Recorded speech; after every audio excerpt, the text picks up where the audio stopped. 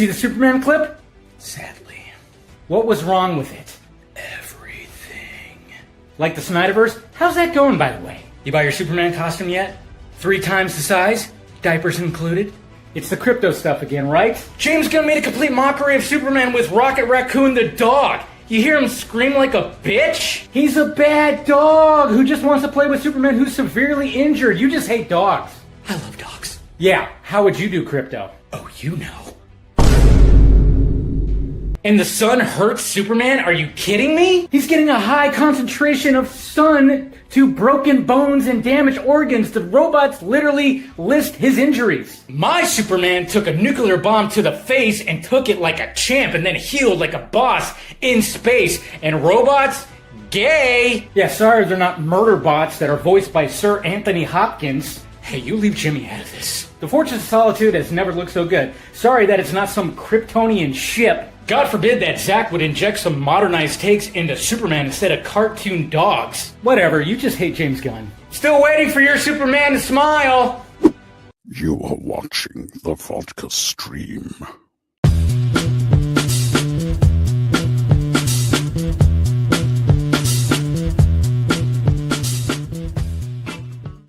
Hey, what's happening, guys? Welcome to the Vodka stream. Ooh, it's a warm one here in SoCal.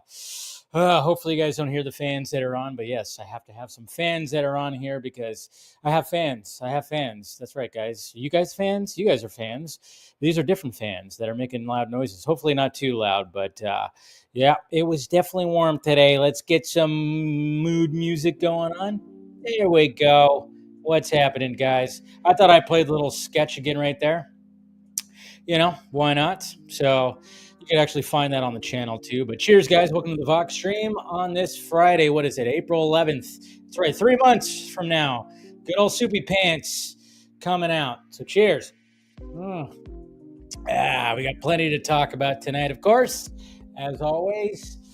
Of course, I'll be talking about some things right off the bat here because I tell you what, never a dull moment.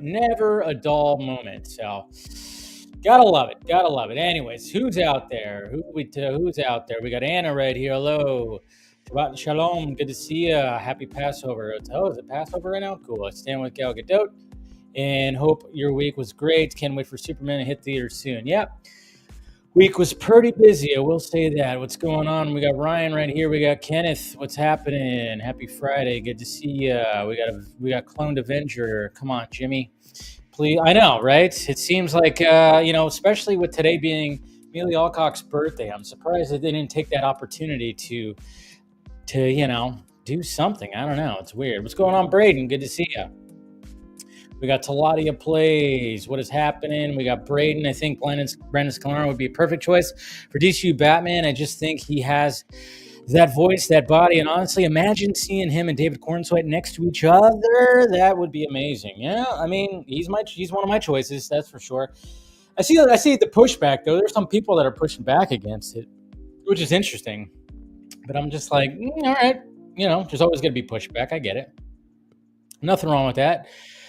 Little friendly discourse out there. What's going on? We got Omega Swiper. People are dumb, not sharing images. Okay. So the movie will be out one day, and you'll share clips of it. I don't know what the heck you're talking about. Okay, interesting. Why not leaked images? So full copyright movie to use. Okay. Whoa, we got a spammer going on right here. Omega Swiper. Hello. A little bit of spam right there. Take that easy. So any moderators out there, keep an eye, please. We don't want no spam. Sorry, we don't want that fake, that engineered meat in the that is spam that is in the chat right there. Versus see what's happening. I just learned that Lobo has a dog. Yeah, he does. He definitely does. The DCU is probably going to be wild enough to do it. I would not be surprised. We got Monique. What's happening? Monique, good to see you. Cheers.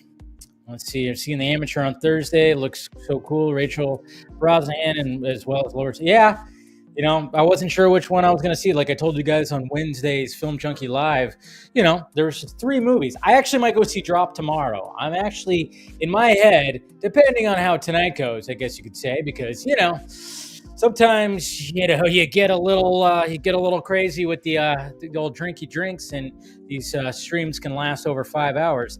I do plan on I have a plan to go see the DC Drop tomorrow, run some errands, to make like a whole morning into afternoon, doing some things. Gonna go to my mom's for a little bit and help her out with something, So I might go see that tomorrow, like the first showing for Drop. Amateur, I'll probably wait till it comes out on.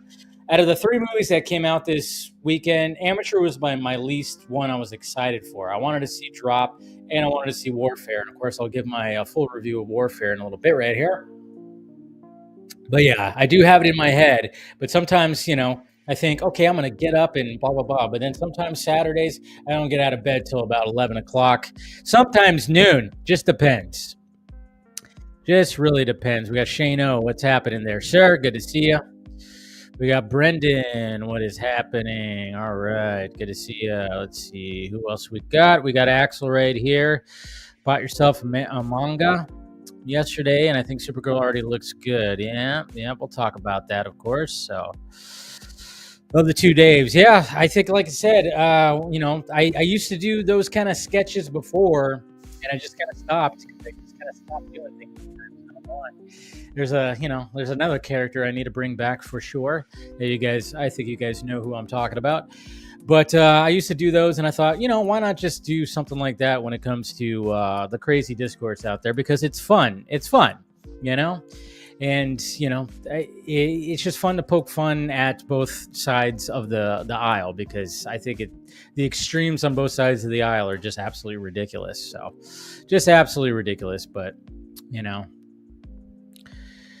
yeah, I know. Yeah. The new karate. I saw that post. Somebody made a little AI video where it showed Snyder and Gunn, and I already had downloaded that at one point, and I just used that for the opening because I thought it was kind of cool. Thank you. Yes, I got some new merch on me. For me, obviously not my merch. But if you remember last week on the Vodka stream, Mr. Good old Mr. Balga, Chris Balga, was wearing this exact shirt, and I was like, oh, man. Before he left, I said, yeah, please send me the link to that. So he sent me the link and got it. I ordered it the next day. It came the following day. I washed it, and here we go. It's nice and soft. You could find it on Amazon. It's a really good Daredevil shirt. I just thought, I just love the design of it. Love all this right there. I got the gray tri-blend version. They have all kinds of versions of the shirts. So yeah, I figured, you know what? We'll be talking Daredevil tonight. Maybe I should have saved wearing the shirt for next week because, season finale and everything. But hey, Cortez, what's happening? Just got through watching the latest episode of Studio. I haven't started watching that yet. I'm going to try this weekend. I don't know. I don't have too much to do, but like I said, I'm trying to make a Saturday of running errands and maybe even treating myself too. I'll probably just do that tomorrow. But I'm going to try to make it a point to catch up on the Studio because I know everybody's talking about it. So what's going on, Jalen? How's it going? Have you seen the edits of David's Superman getting beat up by? Yes, I do want to. And while everybody at this point, I get it's a joke by Santa Bros. But okay, yeah. So on Monday, maybe, I don't know, sometime next week, I have seen a couple of these. I do want to make note on these videos that are going around. I haven't seen all of them, but every now and again, I see them on my For You page, and I've seen the responses. And I think next week, I want to show you guys those if you haven't seen them yet. And I want to talk about those because they are funny. And of course, again, this is why I like to make fun of both sides, both the extreme gun fans and the extreme Snyder fans, because obviously there's always going to be somebody that gets butthurt about jokes. Both sides they hate. It's almost like they like to joke when it's not about their movies or their fandom. What's going on, Mr. Trevino? Salute. Last hour of work and then got to get up early to comic book hunt. Yes. Comic book shop. Yeah, that's another thing I want to do because I've told you guys I've lived in this new spot for almost 2 months. I've lived here for probably about 6 or 7 weeks now. And there is a comic book shop that's in the next town over, which is where my mom lives. And it's right on the main street in there. And I think I want to, since I'm going to go to her house tomorrow to help her out with something. And I think I'm going to stop by there, pick up some books that I've been, probably some of the Absolute Universe books, finally, that hopefully they have the early issues and everything. So I think I'm gonna stop by there and check it out. So that's I just want to make a day of getting out of the house, running some errands. I need a haircut too. Hair's getting a little long. So I'll probably get a haircut too. So yeah, the South Park formula, show both sides and then mock them both. Exactly. That's what I like to do. I like to mock both, you know? I mean, obviously we all have our bias, sure, and we might lean certain ways, you know, but at the same time, it's fun to make fun of both. What's going on? At Daredevil shirt, yes. Thank you again, Mr. Balga, for, I swear, I mean, when I ordered it the next day in bed, I was like, when you sent me the link, I was like, all right, there we go. I'll make sure I'll do that tomorrow. Got it, and yeah, love it. Love the shirt, so absolutely love it. What else we got? Anybody else new there? Cool. All right, guys. And like I said, go ahead if you guys have any questions you want to ask. I did have the Giants and Yankees game on, but it's raining over there in New York. It's like it got up to like 91, 92 degrees over here. It is cold and rainy back east. And I was watching my Giants killing the Yankees 9-1, I think it was, before they haven't called the game yet, but it's like the 6th inning. And another rain delay. So I don't know if they're going to just like call the game or whatever the hell, but hey, so anyways, all right, guys, let's get on with it. Like I said, I'm going to give my full review of Warfare, which won't take too long. And then I'm going to talk about some of the things that came out today, specifically an article from Deadline that has to do with Warner Brothers and, you know, the ridiculous rumors that we constantly hear, not to mention the ridiculousness of narratives also when it comes to fandom. So cheers, guys.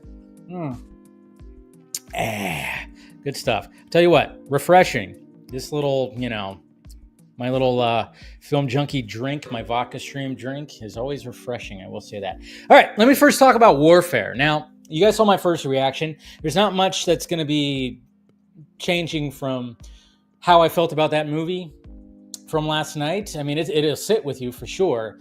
But it was kind of interesting because when I was like, I posted like a little clip of it this morning. So naturally what I like to do when I post a clip for my first reactions, I like to put the trailer underneath, you know, within the video. And it was kind of funny because I looked it up on Twitter to download it from Twitter.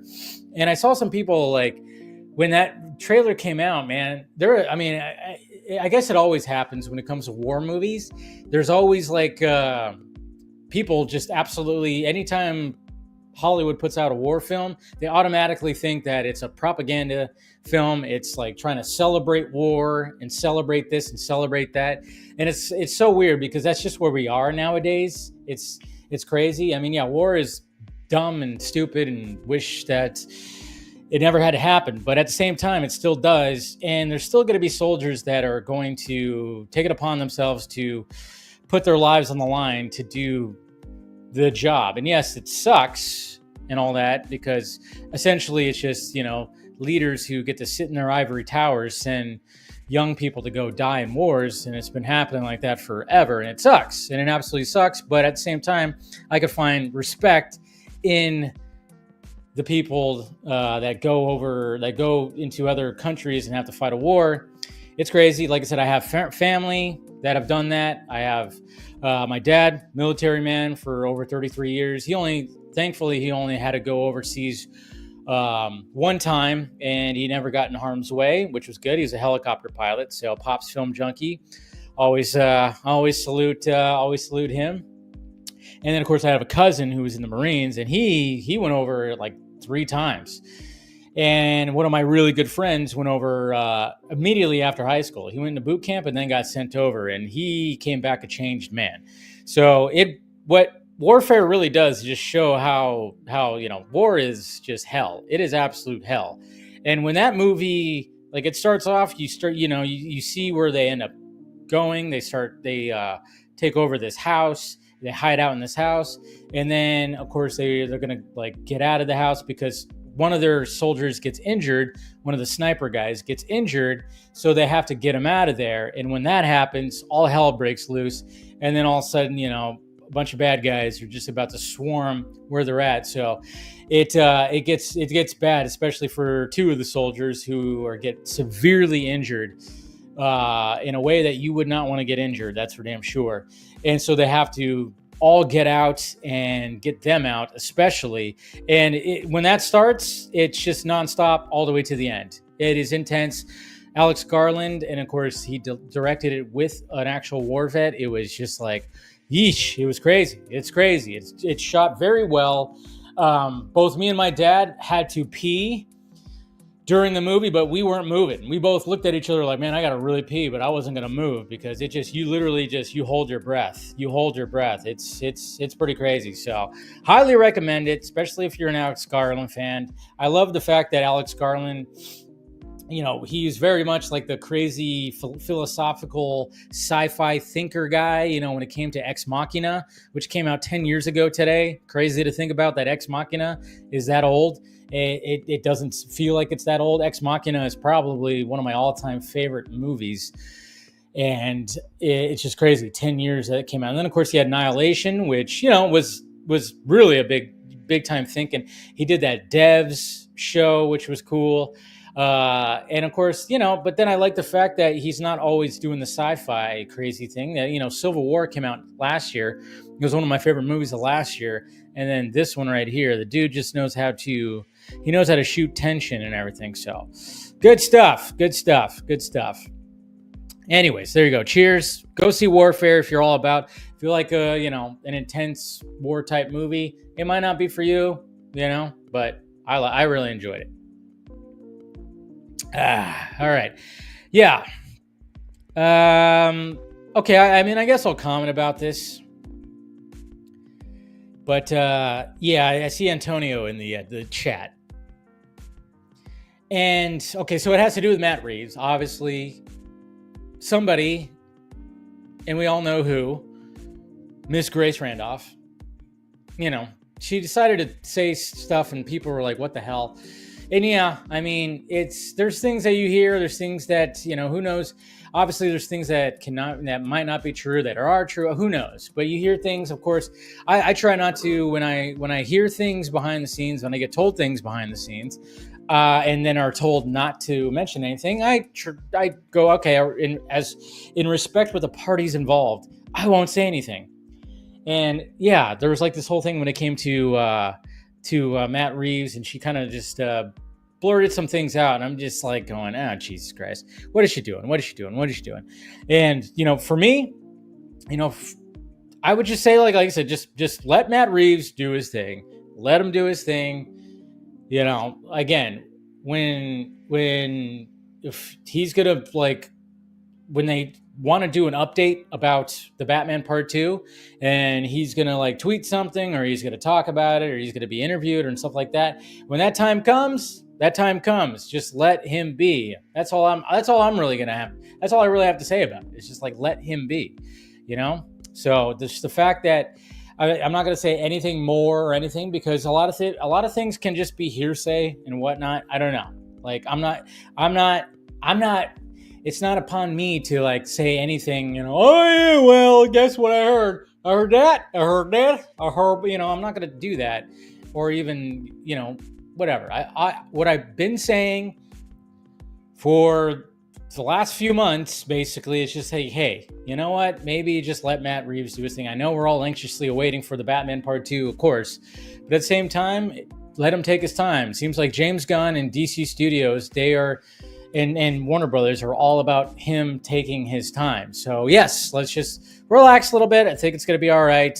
And, if there is, whatever things that could be happening with Matt Reeves, that's for him to reveal, or whatever the heck, if there's things going on. Other than that, who knows? Maybe it just could be like, man, maybe he is taking his time. And I love the fact that people were passing around James Gunn's tweets talking about, like, you know, in reality, sequels can take a long time to get out there. He was defending the fact that it's taken Matt Reeves so long. I know there's a lot of James Gunn haters that really are just anxiously awaiting to hear that the Batman Part 2 is canceled, so then they could blame James Gunn, just like, of course, they blame him for so many goddamn things.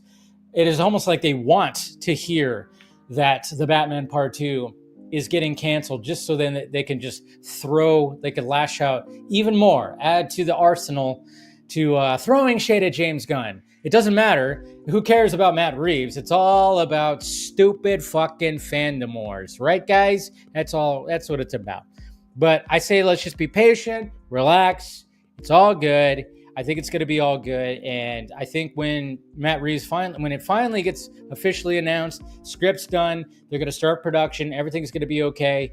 At the end of the year, obviously, yes, Robert Pattinson is looking like he's going to be in Dune Messiah, but it seems like he'll be shooting that in the summer, and then after that, he'll be free to do the Batman Part 2 next. So it's going to be okay, folks. Be optimistic. So should be good. Should be good. Anyways, all right. So first thing I want to talk about, and I'm not going to bring up the images because, of course, I'm not going to be that stupid because they are private, you know, they're closed set images, but I don't know how these images just show up online. I mean, they just do, and there's like a specific, and I will credit, you know, the specific at Unbox PhD is apparently getting all these Supergirl set images, which is very interesting. But set images and also, of course, video, which is just what these images are coming from and everything. But yeah, guys, it's one of those things where you just kind of go like, well, Jimmy Guns, hey, Jimmy Guns, Dave Film Junkie here. Yeah, I would just say like it's Mealy Alcock's birthday, right? She's turning 25 today. Happy birthday, Mealy. Hopefully she's having a good day. But you know, since that it's her birthday today, and I know you know that these images and these videos are coming out, so why not just you know, the official image, just release it and say happy birthday. Can't wait for you guys to see Mealy Alcock. Of course, that's not going to happen. It's 7:30 now, Pacific time. It's not going to happen. But I'm just kind of going like, yeah, maybe today would have been a good opportunity to reveal that costume, because I mean, I don't know how much closer it's going to get when it comes to these set images and photos or these videos. I don't know how closer it's going to get, but I'm just saying you might as well just like done it. I would have thought it would have been a perfect opportunity to release that image. But I will say the skirt is back. The skirt's back, okay? And I'm wondering how the detractors to the DCU are going to push back against this costume, because I don't think there's really anything you could really say. I mean, are they going to say this is too baggy for her too? Maybe. I don't know. Maybe that'll be it. But the costume is 100%. She's got the high boots over the knees. The skirt is there. Obviously, the S, and the golden belts, the cape with the emblem on the back of the cape. Everything's looking really good. She even like when you see the set video and you just see her like walking to one of the ships, I'm like, this girl's gonna she's gonna nail this. She's absolutely gonna nail this. I think Mealy's gonna just do a fantastic job, and I'm so glad that they just went back to the skirt. I think like there's nothing against the non-skirt. Like I know they changed the Supergirl CW show. She eventually did get like a one-piece kind of thing. And then, of course, when it came to The Flash, it was a one-piece thing. And I know there's always like the whole thing of, oh, yeah, well, she shouldn't wear a skirt just because she's a woman and blah, blah, blah, blah, blah. And I get that. That's a whole argument, sure. But at the same time, it's just that was part of the costume of Supergirl. The skirt is part of the freaking costume. I mean, it just is, you know? I get it. You could change it up, sure, fine. And you could be like, no, she got to wear one piece, even though it's like, well, it's still skin tight and still very, you know. All right. Anyways, but I'm just saying, this one's not going to be like super skin tight. Anyways, I'm just saying, you know, I think there's always like the talk of like, oh, they're sexualizing these female characters. And I'm just kind of going, I I don't know. It just seems like Skirt, Supergirl, synonymous, and I'm glad it's back. And they're heavily, of course, basing it off of Woman of Tomorrow, and I think it's going to be something good. Now, it looks like there was like a Lobo, maybe a Lobo that was on top of this tank with her. I don't know. That's kind of up and down. People say it is. People say it isn't. Who knows? Might have been Jason Momoa. I don't know. It all is very interesting. So I'm just happy that the from what I've seen, obviously it's not a clear shot, but obviously you could see it in the thumbnail. You know, I did put it in the thumbnail because I was like, all right. But yeah, Unbox PhD is the one that posting all this stuff. So you want to follow them on Twitter, go for it. But I'm just like, man, you might as well, maybe this weekend, I don't know. Maybe just like Jimmy Guns will wake up tomorrow and be like, all right, we'll post it and just do it. Can't wait for this. And I don't know. Who knows? I'm just saying, but it looks like, I don't think people are going to have a problem with the Supergirl costume like they did with the Superman costume. I think people are just going to be totally on board with that for sure. So, but we could be patient. It's fine because it's all about Superman right now. For sure. But we know that she's going to be showing up in Superman. Of course, right? Okay. Supergirl talk. Okay. Let's talk about this now. Because this is interesting. Very interesting. This article that dropped about 6 hours ago on Deadline. It's always so funny because I always go, what am I going to talk about on the opening of the Vodka stream? What am I going to rant about? Because usually that's what the Vodka stream's for.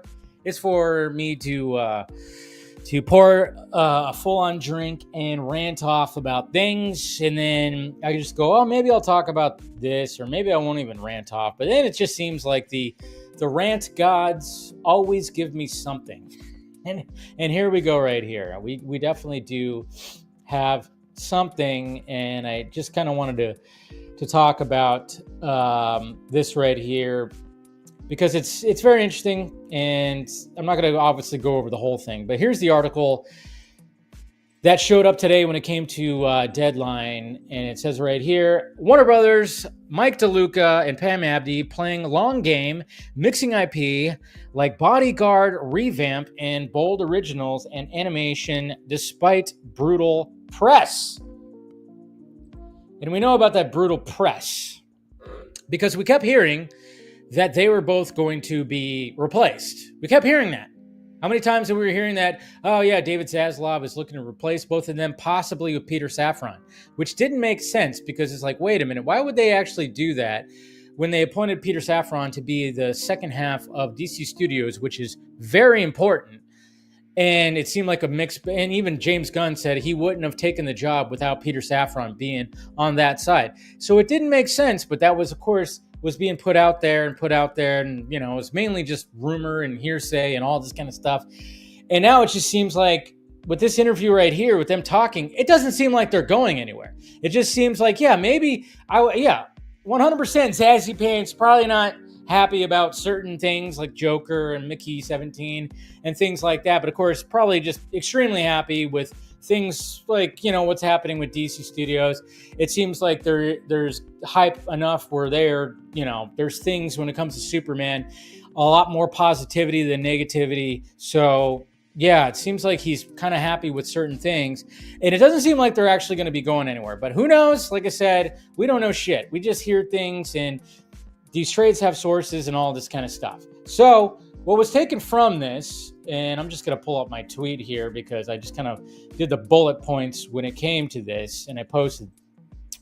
So when it came to this article, it's a very positive, Warner Brothers Discovery article. But at the same time, what sucks is when something like Mickey 17 crashes and burns at the box office, of course, Zazzy Pants and the suits and execs over at Warner Brothers don't want to take a chance on original IP because, fans who always craving for original shit, they just love to just yell into the ether that they want original shit and then don't actually pay for that to go see that original shit, which sucks. But so we have a list of things that are in development when it came to this article. Like, for instance, Drew Goddard's Matrix movie is moving forward, which I'm curious about that. I like Drew Goddard. I mean, he did help, when it came to the Netflix launching of Daredevil for sure. So that's moving forward. Kind of curious. Goonies and Gremlins movies are in the works. I don't really give a shit about those too much. I mean, Gremlins, I was more of a Gremlins fan than a Goonies fan. I wasn't huge on Goonies. I don't think they should do another Goonies. I think it's going to probably be god-awful. A Minecraft sequel, of course, is in early development, which we know that after the weekend it had, and it's probably going to have another good weekend too. Beetlejuice 3 is in development. The Bodyguard remake is happening as well. I mean, I don't know. It's... And I will always love you. Yeah, okay. Who's going to sing? Who's going to be the singer on that one? They better not try. They're going to try to do like they probably won't now. Maybe they won't now. Maybe like a couple of years ago they did. Watch, they do like a race swap. It'll be like a female bodyguard to a male singer. That would go over well, wouldn't it? And then of course they talk about the Batman 2 script not finished, but they do talk about this right here. This portion of the article right here that I want to bring up when it comes to all this is this right here when they ask about Superman. And they ask about Superman, and of course, the Batman as well.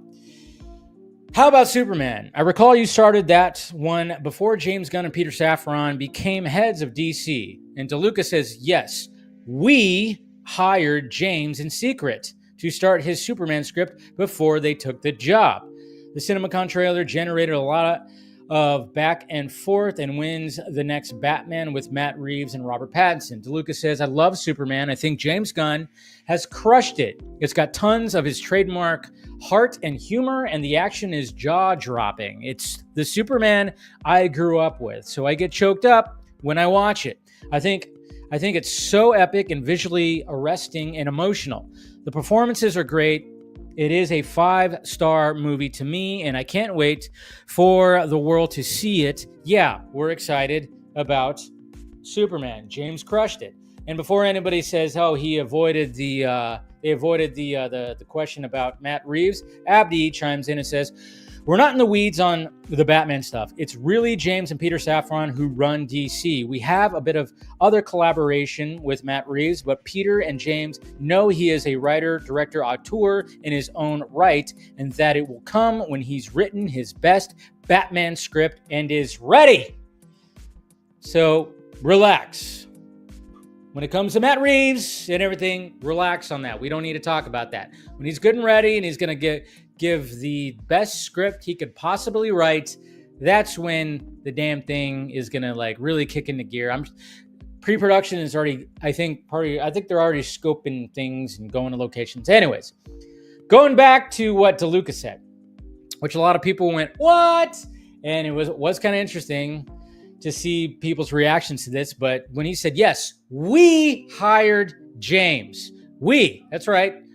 We, DeLuca and Abdi, were part of the hiring of James Gunn.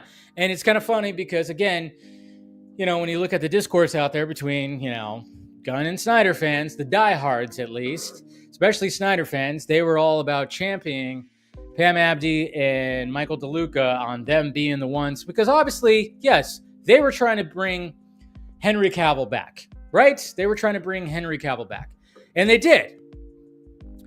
And what's interesting about that, and I've been saying it, I don't know how long, you guys probably, if you guys have been watching consistently, I don't know how many times I've said when people put the blame on James Gunn firing Henry Cavill, he fired him, and I've always said, I pushed back, I'm like, no, Henry Cavill was promised a contract to return as Superman. So when he showed up in Black Adam and when he said he was back, that was the idea. But then, of course, that all fell flat because, well, if you're somebody like James Gunn, if you're James Gunn and you're going to be hired on to do a new Superman movie, and with what's been happening with the DCEU, where it's all over the place, things are getting canceled, things are getting rearranged, would you want to just be like, well, maybe I could still try to, have, whatever shapes they're trying to make this clay into, should I just try to continue to do something? No, he's going to give his fresh take and his idea of Superman and be like, no, I'm going to do this and I'm going to like give this instead. And they decided to go with that instead of just moving forward with the Superman they already had. And of course, people are like going, well, you know, James Gunn screwed over him. And now they're going like, oh, did Michael DeLuca and Abdi did they screw over Cavill? I'm like, not necessarily. They didn't necessarily screw over Henry Cavill. I think they saw the value in Henry Cavill, for sure. They definitely saw the value. Who screwed over Henry Cavill was Sujihara, Toby Emmerich, Walter Hamada. Those guys are the ones that screwed over Cavill. Those are the guys. Because they just wouldn't do another Superman movie after everything that happened with Zack and with Justice League. They just were like, they didn't want to do anything with them. And I kept saying this, was they were the ones that were not wanting to do that. And then, of course, Cavill himself was also playing hardball back at them. So there was a clashing between that, as there should have been. Look what they did to Cavill's face in Justice League, for God's sakes. Look what they did to our boy. It's fucked up. Absolutely fucked up. So you could see why he was playing some hardball when it came to that. And then it was Dwayne Johnson, of course, who was also in the mix as well, because we have to remember that $7 Studio, $7 Productions, whatever, and Jaime, they were trying to get that DC Studios job. They were going to send the DCEU into this whole different direction where it was going to be Snyderverse and part new universe, which was going to be the Rock universe that was going to head out this way.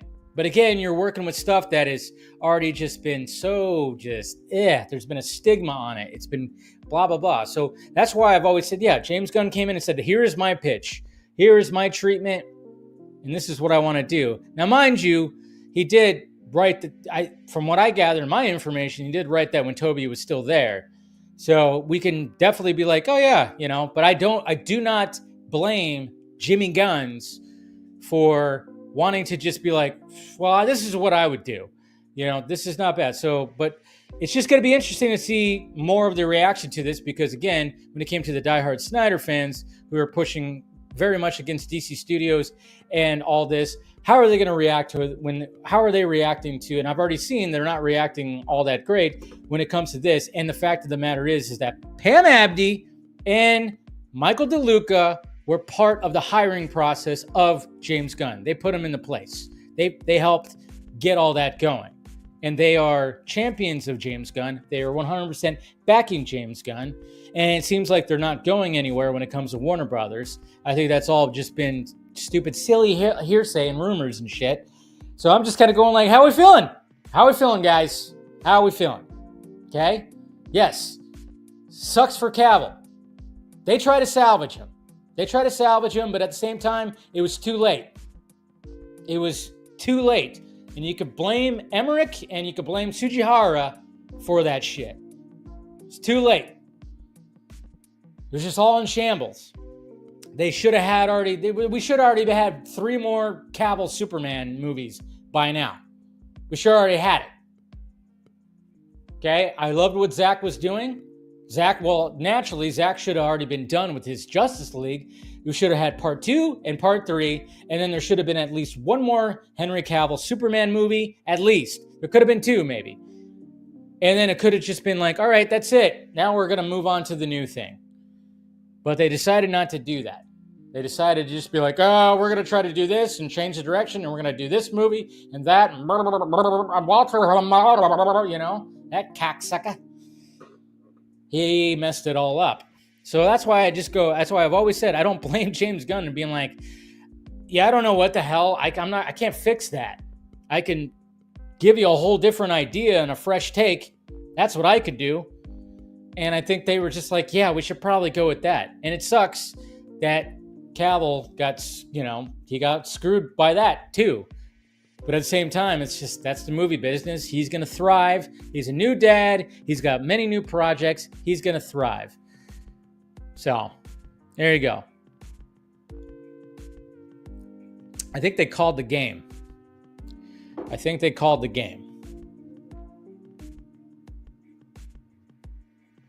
don't know. Looks like they called the game. And if that's the case, that means the Giants won. So cheers, guys. Yay! Okay. Anyway, so there you go. That's just, I wanted to comment on that that article and everything and just be like, it's very interesting. So, oh man, there's already gonna, I already know. And I of course I can't respond, but man, tomorrow, like after I run my errands and everything like that, and maybe I'll do it. My mentions are going to be a mess. My mentions are going to be a mess. They're already starting to become a mess. They're already starting to be a mess. It's going to be interesting to see this whole thing right here. Oh man, it's just, what's so funny about this whole thing is the fact that the Snyder Cut movement, and I keep on, and again, I don't know how many times I have to say it, but the Snyder Cut movement, there was a message there.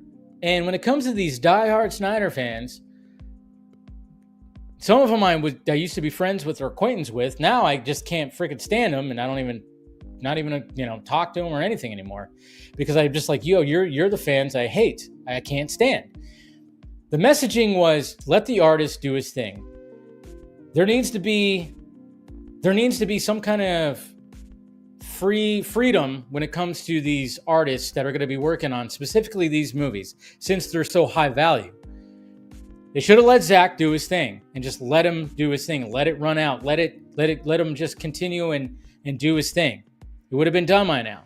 And we've always wanted something like that in place. We now have that with DC Studios. We have that with James Gunn and Peter Safran. We now have that. But the sad fact of the matter is, these guys don't like either one, that specifically James Gunn.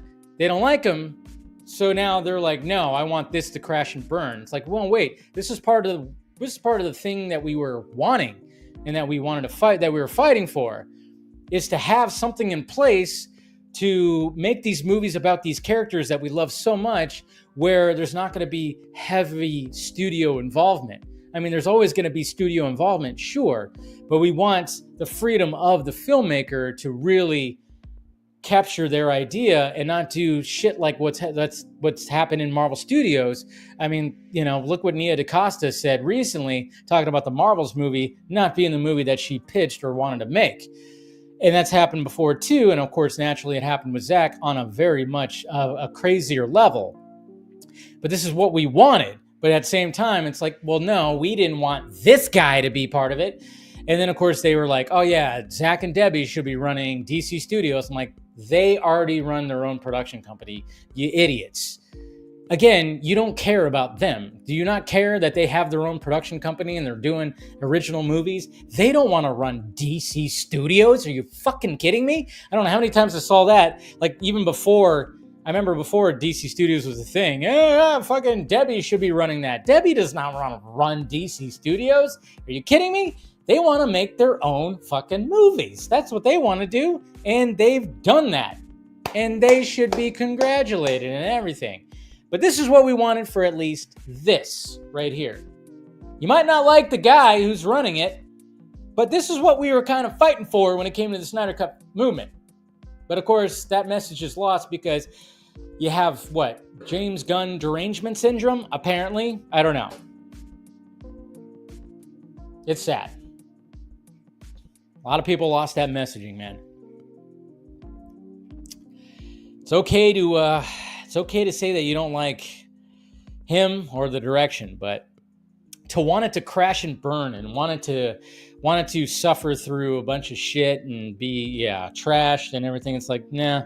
That's why I always say kudos to those Snyder fans that just said, I'm not going to talk about this. This doesn't interest me.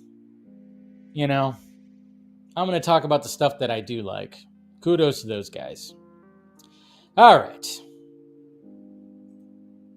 I think I've done enough rambling, huh? I think I've done enough rambling. All right. It's already getting dark. Whew, man.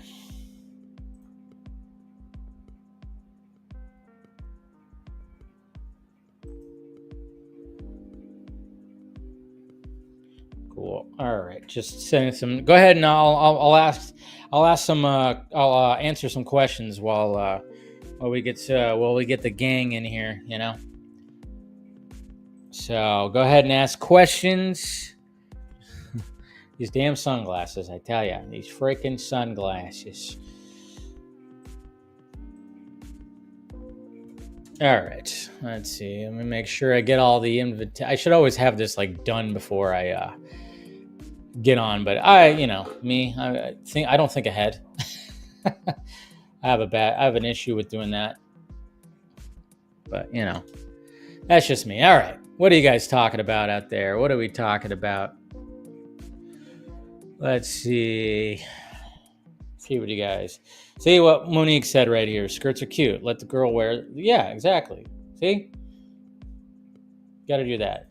She got the Kingdom Come logo too. Yeah, she got the same logo. Same logo as Corin Sweat's Superman suit. So, love the Supergirl suit. It's sexy and feminine. Yeah, she's going to be a little badass. She's going to be a little badass. How are they going to do the bodyguard better? I don't know how they are. Kevin Costner, Whitney Houston, you can't do that. But why are they so toxic? Depends on who you're talking to, but yeah. Dave, when will the Batman 2 script be ready? Don't they shoot this year? Like I said, again, give them time. I can't tell you when it's going to be ready. I don't think anybody knows when it's going to be ready.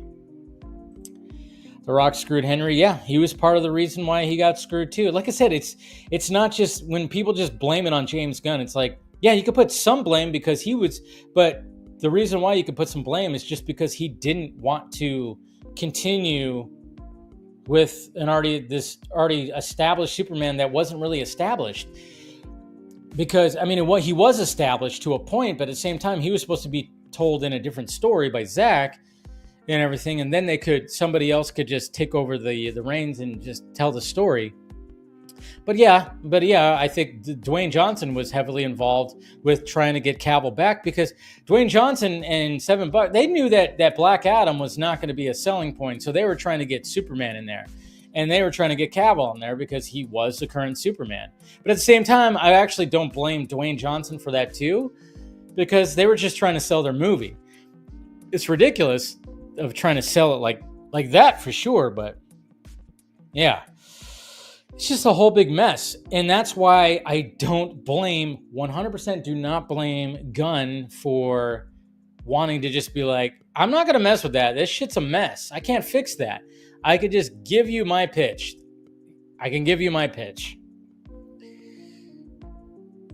No, James Gunn doing right also. Superman is a hope, but Zack did not do right about Clark Kent.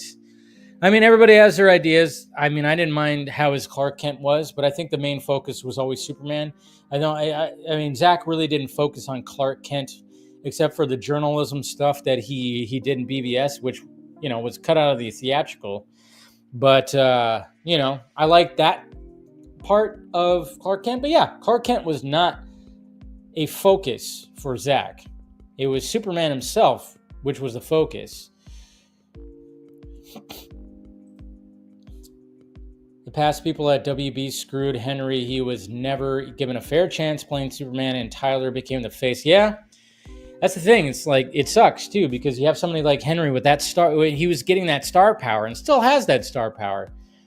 And he just wasn't given a chance because Toby Emmerich and Sujihara, of course, Sujihara stepped down first, but Toby Emmerich, they didn't like the direction that Zack was going, and they just were being stupid fucking dickheads about it. Absolutely ridiculous.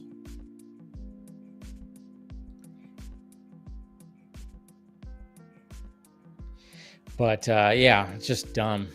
Technically, Cavill was screwed over. Really, was he? He fulfilled his 3-movie contract, so technically Cavill was done. Yeah, true.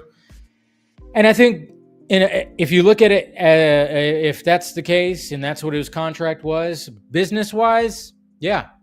And I think Cavill, being the professional that he is, he probably looked at it like that, like, okay, yeah, guess I'm not going to be this character anymore. But of course, it sucks when, you've already announced that you're back.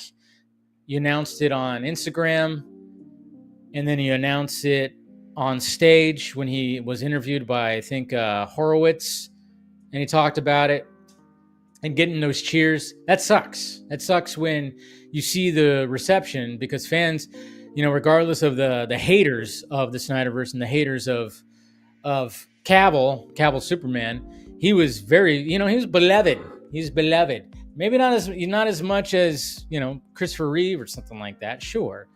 And of course, the Snyderverse very much divisive when it came to that. But I think, naturally people just liked his Superman, and just the way his look and everything just was freaking fantastic. So, but people, Superman fans were, while nothing was happening in the movies, plenty was happening with Superman and Lois. So Tyler Hoechlin ended up being the live action Superman.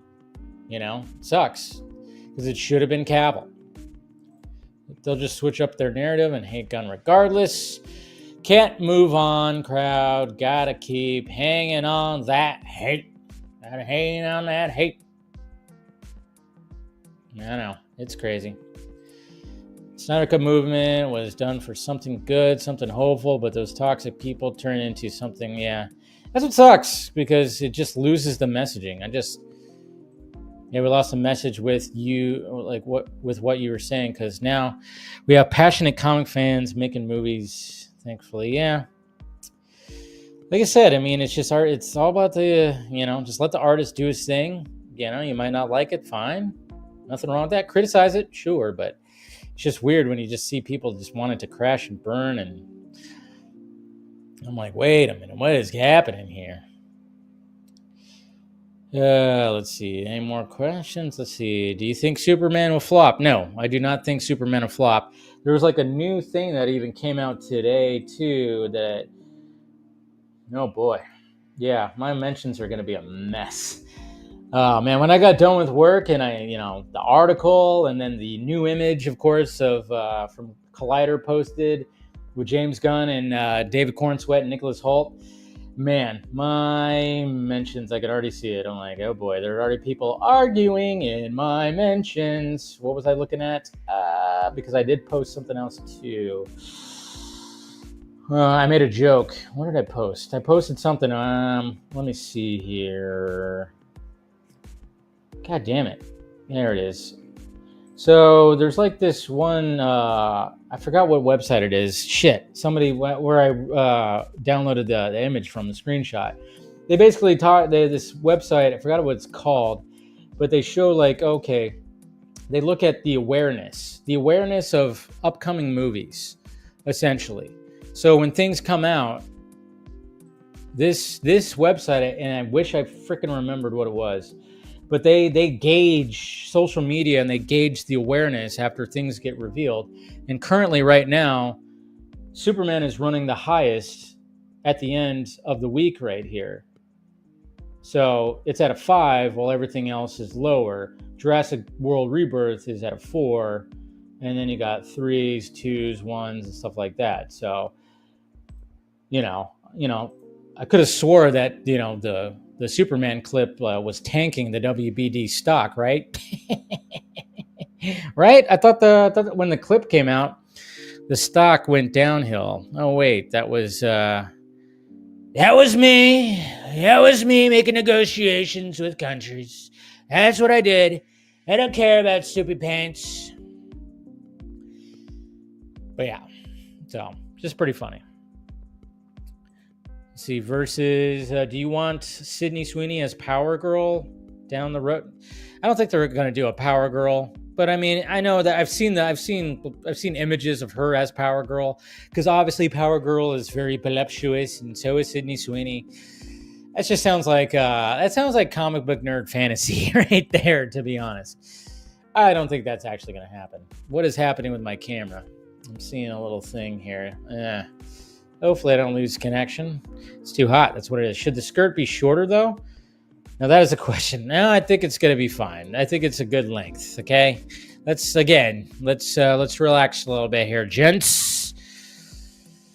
What pissed me off about the... Oh, yeah. Okay, so I think we're good. I think my camera that's linked to my computer wirelessly, it kind of briefly almost lost connection right there. So I think we're good.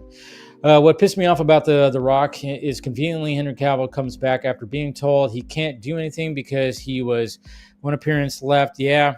There's a lot of things. And what I was told that he was promised a new contract. So they're like, hey, we'll bring you in. You're going to do this. We'll get you a contract. We'll see what happens. And that was Abdi and DeLuca. DeLuca, they wanted him to come back. They were trying to salvage him, but they didn't give him a new contract. They promised him. They gave him a promise of a new contract. So that's why I've always said, the blame can be put on them a lot because they did bring him back, but they had good intentions. I'm not trying to throw shade at them. They just had good intentions with it. But at the same time, they helped in the hiring of James Gunn. That's the funny part. That's the part I go, ooh, that's where it's going to get a little interesting. And I wonder how fans are going to react to that. Hey, we got Real Anarchy right here. Thank you for the $5 super chat. Much appreciated, sir. Brandon Ruth had it far worse. At least we got a few films with Henry. It's very true. Yeah, Ralph didn't. I mean, after the response for Superman Returns, man, they were just going, nope, we're not bringing you back. But thankfully, he did get brought back, and he got his redemption story, and he got one of the best Superman costumes, to be honest, and that was on the CW, which was interesting. He got a really good costume, and he got a cool little arc to go with it. So, yeah, but he did. I mean, he was probably promised the world, too. He's like, oh, this is going to be huge. You're going to be a star. You're going to get like 5, 6, 7. We're going to do crossovers, probably. We're going to give you you're going to be Superman for the next decade. You only got to see it once, so yeah. So, anyways, thank you for the super chat. All right, I think that's enough for me doing that. Start getting the panel in here and having some conversations. But yeah, I think the Giants game. I think they called it. Because as long as you go over 6 innings, I think you're good, and I think they considered them win. I think they considered them to win because it was 9-1. They were, yeah. It's delayed. Let's see. Yep. They called it final. 9-1 Giants. There you go. So they did call it for sure. Sweet. Well, cheers to that. Giants win again. Giants winning. I'm actually going to go see the Giants, not this weekend, but the following weekend. They're going to be here in SoCal playing the Angels. My buddy hit me up. He's like, hey, dude, Giants are going to be in town. And thankfully, those tickets are cheap because, Dodgers tickets are insane because of all the money they spent on, players. So they have to up the prices. And I'm also glad that I don't have to go to Dodger Stadium, which is a pain in the ass to get into and out of to go see my Giants play. And not to mention Dodger fans, well, sometimes they could be, unruly. Angels fans, they're fine. And by the way, the Dodgers are in third place as of right now. It's just, it's for the time being. Still a fairly young season. So that could very much change, and it will change. But it's just, I have to say that now, But the Padres, what the hell is going on with the Padres? What are these Padres doing? Anyways, all right. I'm rambling. Sorry. Can't help it sometimes. First, bring on Mr. Chris Balgo. What's happening, sir? Hello. How we all doing? Good. Your mic's a little hot, so maybe just a little bit. Turn it down just a little bit. It seems a little hot. Looks like you were having a hot conversation over there at Geekverse, huh? Just a little bit. There you go. You're better. You're good. You're good. Too close. A little too close. Maybe that was too. I don't know. But good to see you, man. How you doing? Good to see you. I live vicariously through you all for baseball. I appreciate it from afar. Do you have a team? Have I asked you that? Do you have a team, or do you even care? I was born and raised a Mets fan, and you can just feel sorry for me year in, year out. Well, the Mets aren't bad. So my really good buddy Chris, who's also named Chris, who I'm actually going to the Angels game with, Angels and Giants game. He's a Mets fan. So, I follow the Mets. I support them. They had a playoff run. They just, didn't quite make it. They're a solid team. And I think, they have like one of the most expensive, best players on their team this year. Yeah. So they might have a chance. So I wouldn't, it's not like how it's been, 5 years ago or something like that. I think they have a good shot of making a run. So yeah, what's the old adage? You lose a third of the games, you'll win the third of the games, and then all that matters is the last third. Yeah. Basically, that's what it. And then when the playoffs start, it's a whole new. It's basically a whole new season. Mm-hmm. So you just never know what's going to happen. What's going on, Phil? What's up, gentlemen? How you doing? How's it going? Love that Kingdom Come shirt.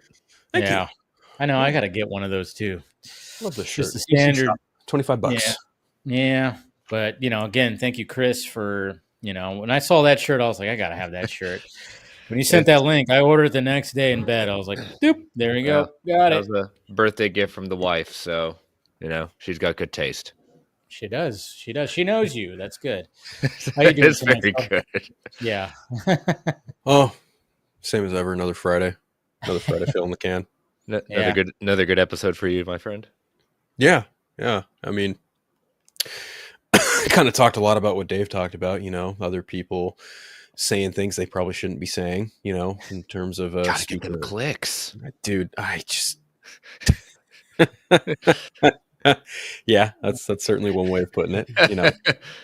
Don't say in the same breath like leave them alone and then like without telling people why you should leave them alone. It's just like you're really not being classy right now. You should probably shut the fuck up. Yeah. What can you do? Yeah, it's crazy, but that's good. Of course, we'll do some Daredevil talk because my God, is that going to be? We got the season finale next week, and it's just going to be insane. And we got Mr. William right here. What's happening, sir? We don't need you at Dodger Stadium. We're doing just fine. And as far as this third place thing, it's like the Padres fans who want a ring in a parade for winning 10 games. So we'll see y'all in October. And yes, your Mets are going to run into a wall, a big blue wall. You're not wrong. see, right now the Mets are in first place in their division. I'm looking at it right now, which is good. It's again, we're only like 12 games in, 13 games, I guess you could say now. But I mean, it is interesting because the Dodgers were they had an undefeated run for a bit. So did the Padres, and the Giants were right. They had a 7-game winning streak at the beginning of the season, and I was like, "Oh, here we go." But I think the NL West is going to be it's going to be a showdown. It's going to be interesting. I mean, obviously the Dodgers are going to be the favorite because of how stacked they are, but it is interesting. It's going to be an interesting year. Nobody cares about the Rockies because the Rockies just suck. Who? Yeah, who's that team? The Colorado Rockies. I put their game on. What was it, on Thursday night or Wednesday? I don't know. I just put it on because it was the only game that was on, and I was like, I'll just put it on. They were getting blown out by the Brewers. It was like 14-2. It was like, and it kept going, and it ended up being like 17-2. It was crazy. They suck, but every other team's got a chance. So yeah, I don't want to go to Dodger Stadium. Who knows? Maybe I'll go to see a game at Dodger Stadium this year. I don't know. I was just happy to hear that the Giants were coming to Anaheim. Much easier to get in and out of that stadium. Much more pleasant fans, and because the expectations are low. You're not stressed out about anything because you're like, ooh. What are we're going to get trout for what, 10 games this season? You shouldn't be stressing out about things if you're a Dodger fan. But some of them just get, they get a little too much beer in them, and then they start saying weird shit and start, yelling shit out. I've only had a couple of friends. I've only had a couple of friends, a couple of Dodger fans fuck with me when I've gone to a game. I had a fan knock my hat off my head one time. He was drunk, and he decided to just knock the hat off my head. And I was like, "Come on, dude, we're all here for fun. It's not." And luckily, their friends were like, "Hey, no." They were like, "Sorry, he's drunk. Blah blah blah. We're really sorry." Most of the time, I've always had a good time. Even when sitting around with Dodger fans, they're mostly great. I'm not saying that. It's just sometimes, and I remember there was another time too where this one dude bumped into me. Big dude. And I was like, "Oh yeah, sorry, excuse me." And then he just kind of like looked at me, didn't say anything, just looked at me. And then his wife went, "Stop it." And he goes, "I don't have to say shit to him." I was like, "Oh my God, dude. Like, what the hell?" It's not because that I'm big a wearing deal. Giants gear? Because I'm wearing Giants gear? Just get out of here. Yeah, dude. I hate those fans that take all the fun out of things. But I love the fans I love it when anytime that I've gone to a Dodgers Giants game, most of the time I'm sitting around fucking awesome Dodger fans, and we'll bust balls, joke around, and do all that stuff, and everything's great. But there's always just like one that just wants to just and it's like and it's usually it's the drunk one. I mean, I go to sporting events all the time. I mean, and it's usually the guy that that's had a little bit too much, and now he's screaming at everybody, and it's just he's. That's why I don't go to too many live events anymore, because of the drunks. It's like people spilling beer on you, spilling their food on you. They're drunk, they're throwing up, and it's like, oh, come on, man. It's like at home, I just I can flip on the TV. My uncle, he's former. Well, they're formerly the Redskins. He's a Chiefs fan. He's a Kansas City Chiefs fan. Brent will love that, but he lives in Santa Clara. Him and my other uncle, like they routinely work, Giants games and fucking 49er games, merchandise, beer, you name it. Well, my uncle, he's a big dude. He's like 6'5", 6'6". My uncle's a big motherfucker, right? And he's Chiefs fan. Well, the Chiefs were playing the 49ers one time, and my uncle's like standing in line for the bathroom, and some guy just fucking behind him is just poking him, laughing, drunker than piss, right? Just fucking with him. And my uncle's like, dude, knock it off. Like, just stop. And guy goes, or what?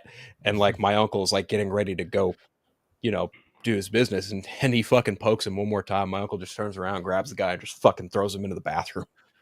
Just right into the fucking toilet. Or basically it was that scene from Walking Dead where Negan goes, I'm sorry, did you just threaten me? Well, I mean, like, you'd have to be really drunk and dumb to fuck with a 6'6" guy wearing a Chiefs hat at a 49ers Chiefs game, So yeah, homeboy learned his lesson, sitting there bleeding in the fucking urinal. So yeah, so ridiculous. Where I'm in North Carolina, you've got the Panthers, and that's all you got to say before you start laughing. But I remember that one of the first times I went to Panther Stadium with at the time my girlfriend, now my wife, that she's from Buffalo. I'm originally from Connecticut.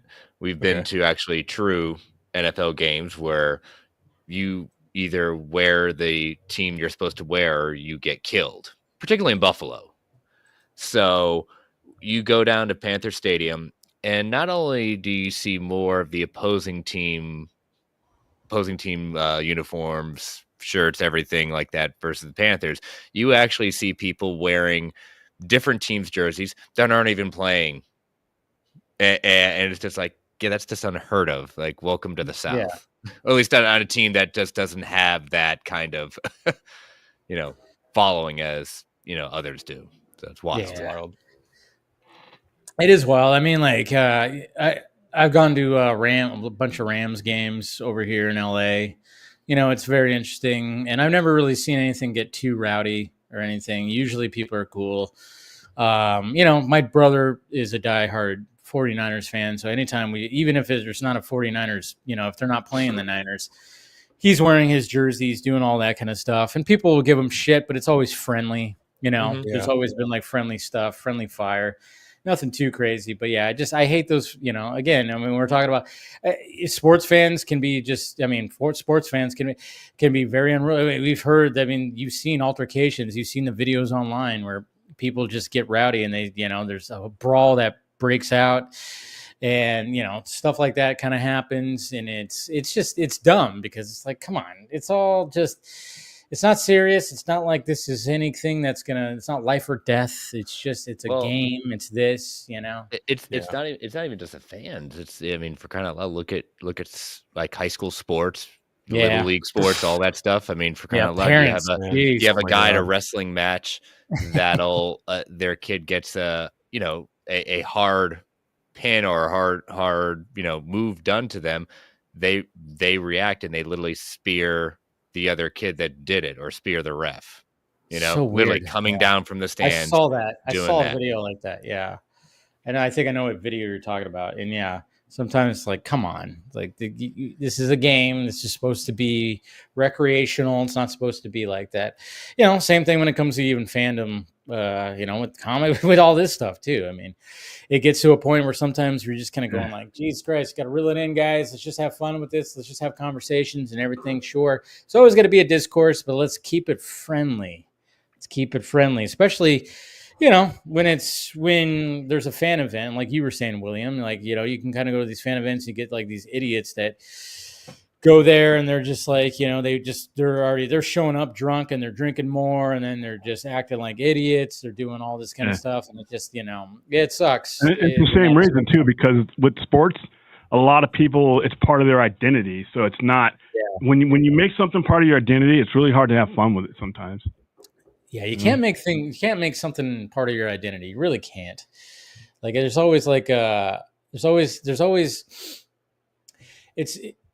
it could be very much, you could love it. Like, now that I live with like my brother again, I mean, he's got all his Niners and Giants, stuff we're hung up down in the living room and den and stuff like that. And it's cool. And I'm like, but he's not going to like sit there and like go to a game and start, I mean, he might get a little heated because he does, that's just him, but he's not going to go overboard. It's not going to go to the point where he's going to look to punch somebody. Some of these guys seems like when you see these videos, they're just waiting to just punch someone. And it's like, come on, that's ridiculous. It's just absolutely ridiculous. Like, what is going on in your life that you just want to like, I don't know, you want to just start some shit with somebody because they don't like what you're doing, or, they want to follow you to a bathroom. And anyways, we won't talk about that. Stuff like that. It's weird. But anyways, so obviously we could talk about right off the bat. I mean, first off, well, we'll get into the stuff that just happened today, but I got to ask how you guys are feeling about that last that Mission Impossible trailer that got released. I mean, come on, go ahead. My second most anticipated movie of the year, and that just started right along. You haven't seen it? Haven't watched it. I don't want to watch it, not That's because fine. I'm not interested. I'm just trying to remain.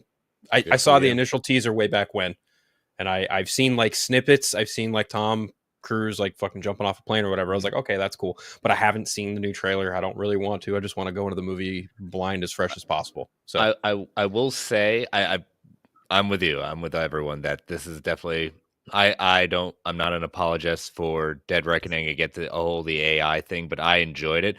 But I think that very first Dead Reckoning trailer, that one where it just seemed like it was our first thing. Oh, Kittredge is back. Like everything, like that one still gives me chills. I'll go back and just say, I did like this was good, but so far I think that first Dead Reckoning one was still like set the tone. Everything is coming back. This one really did it, but that one was like, this is the hints of what is coming.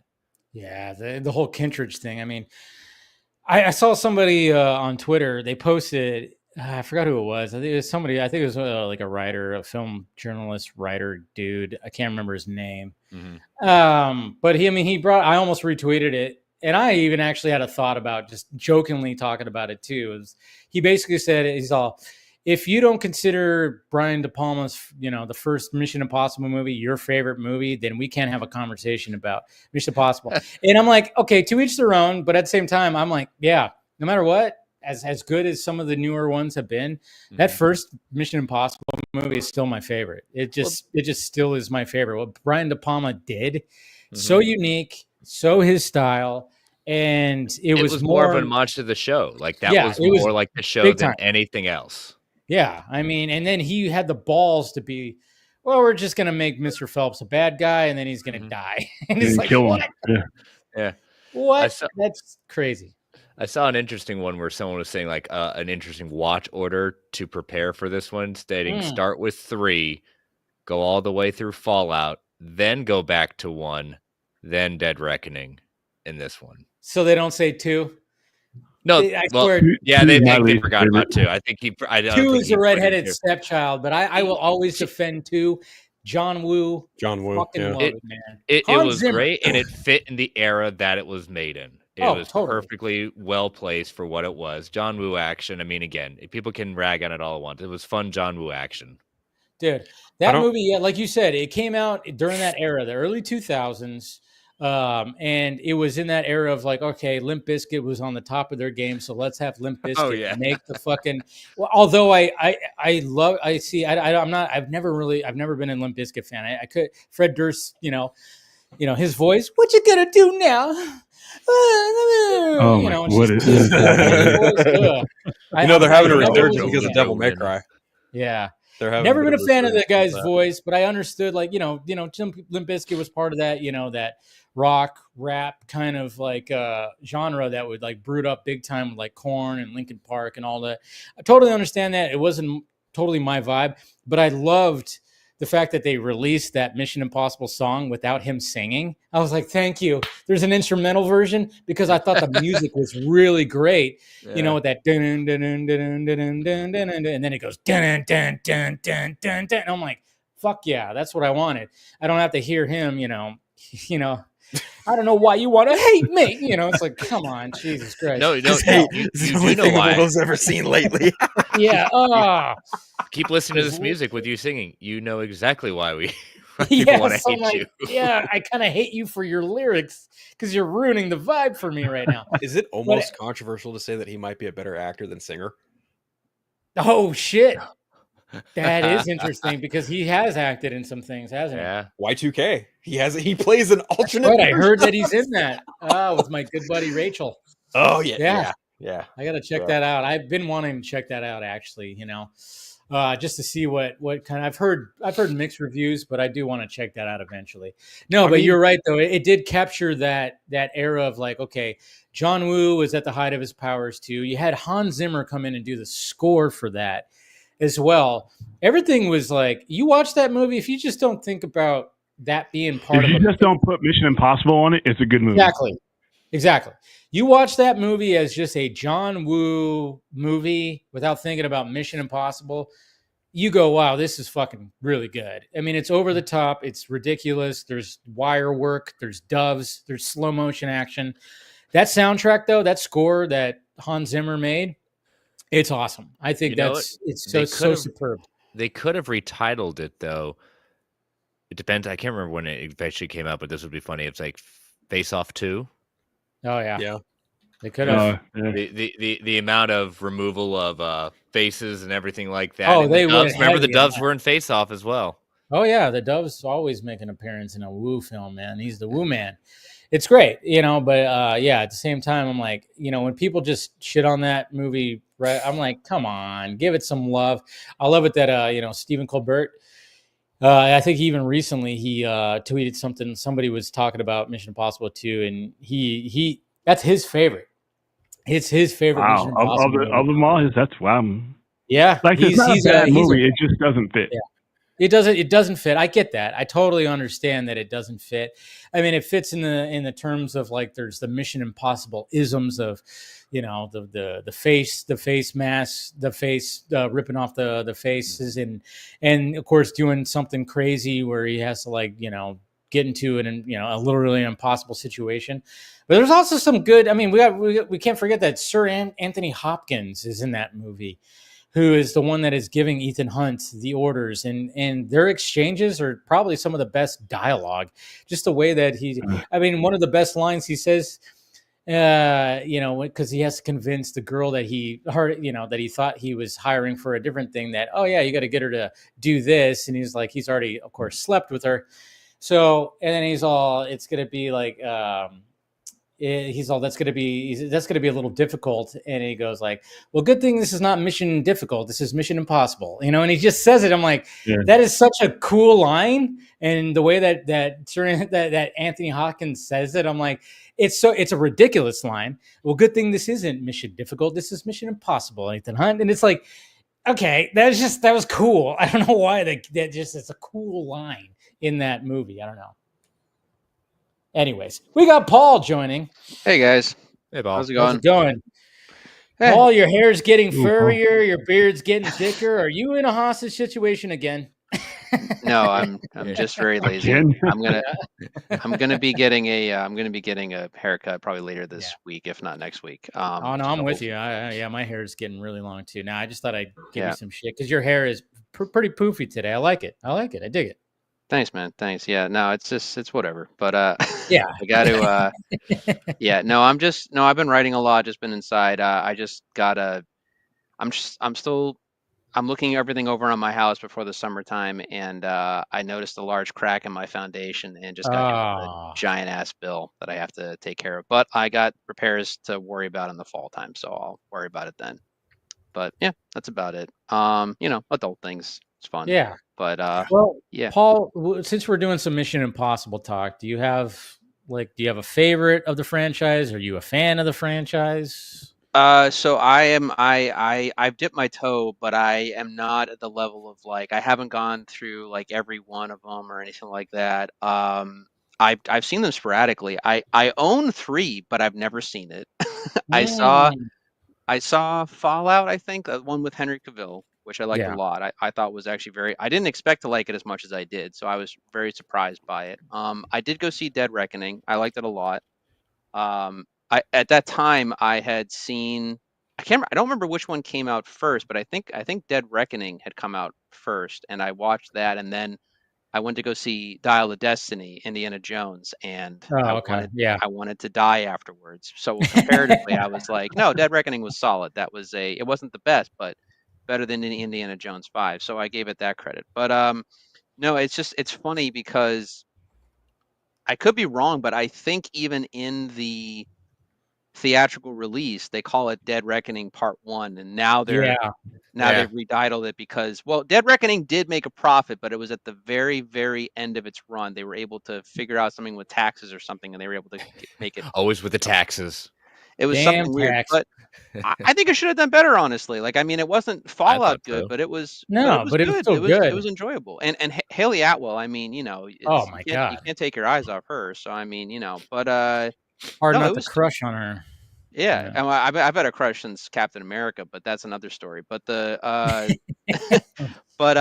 no, I've met her too. I met her at a con years ago, and she's even more Lucky. beautiful in real life. So I can imagine what she even looks like in real life now. It's probably even more so. But no, yeah, I like that Reckoning.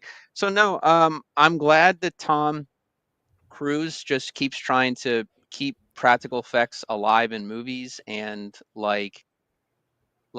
even just aside, parallel, not Mission Impossible, but I remember seeing original Top Gun and not caring for it at all. Yet when I went to go see Maverick, I thought it was one of the best movies of the year. So the fact that he's, say what you want about Tom in his personal life, but that man is keeping movies alive. So you can't fault him for True. that.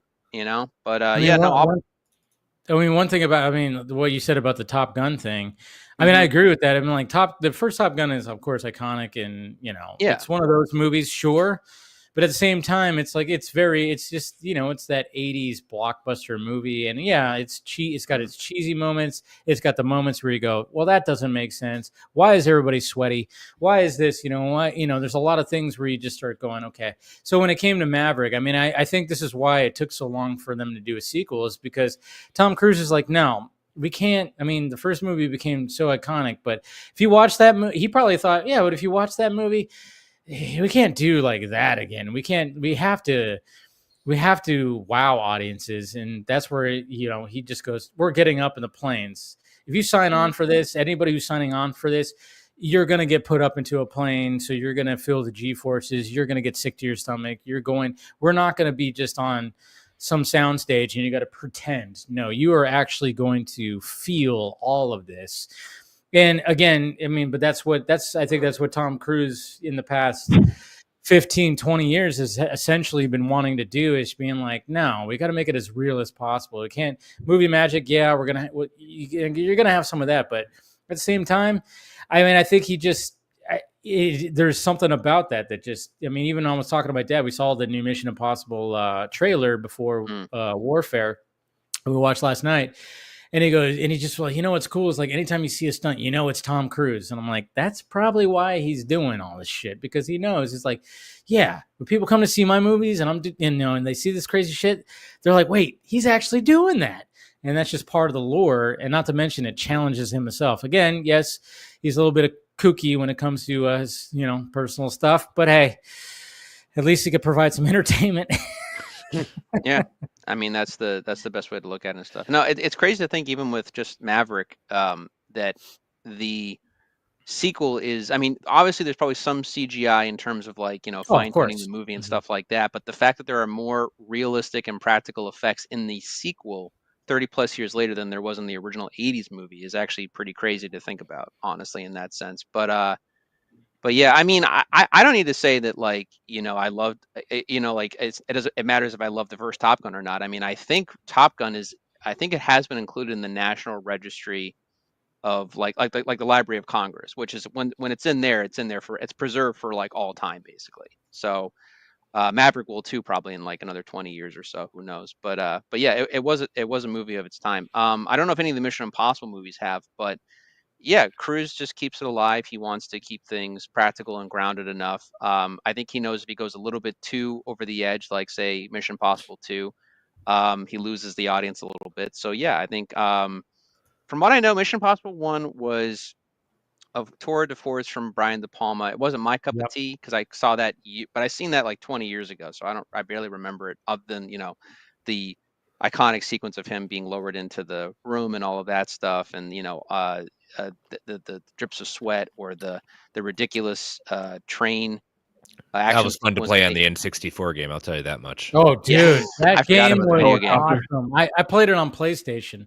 Mm-hmm. Yeah, the PlayStation version. I was obsessed with that game. That game was obviously it wasn't GoldenEye status, but I mean it was that game built was, in the same engine though.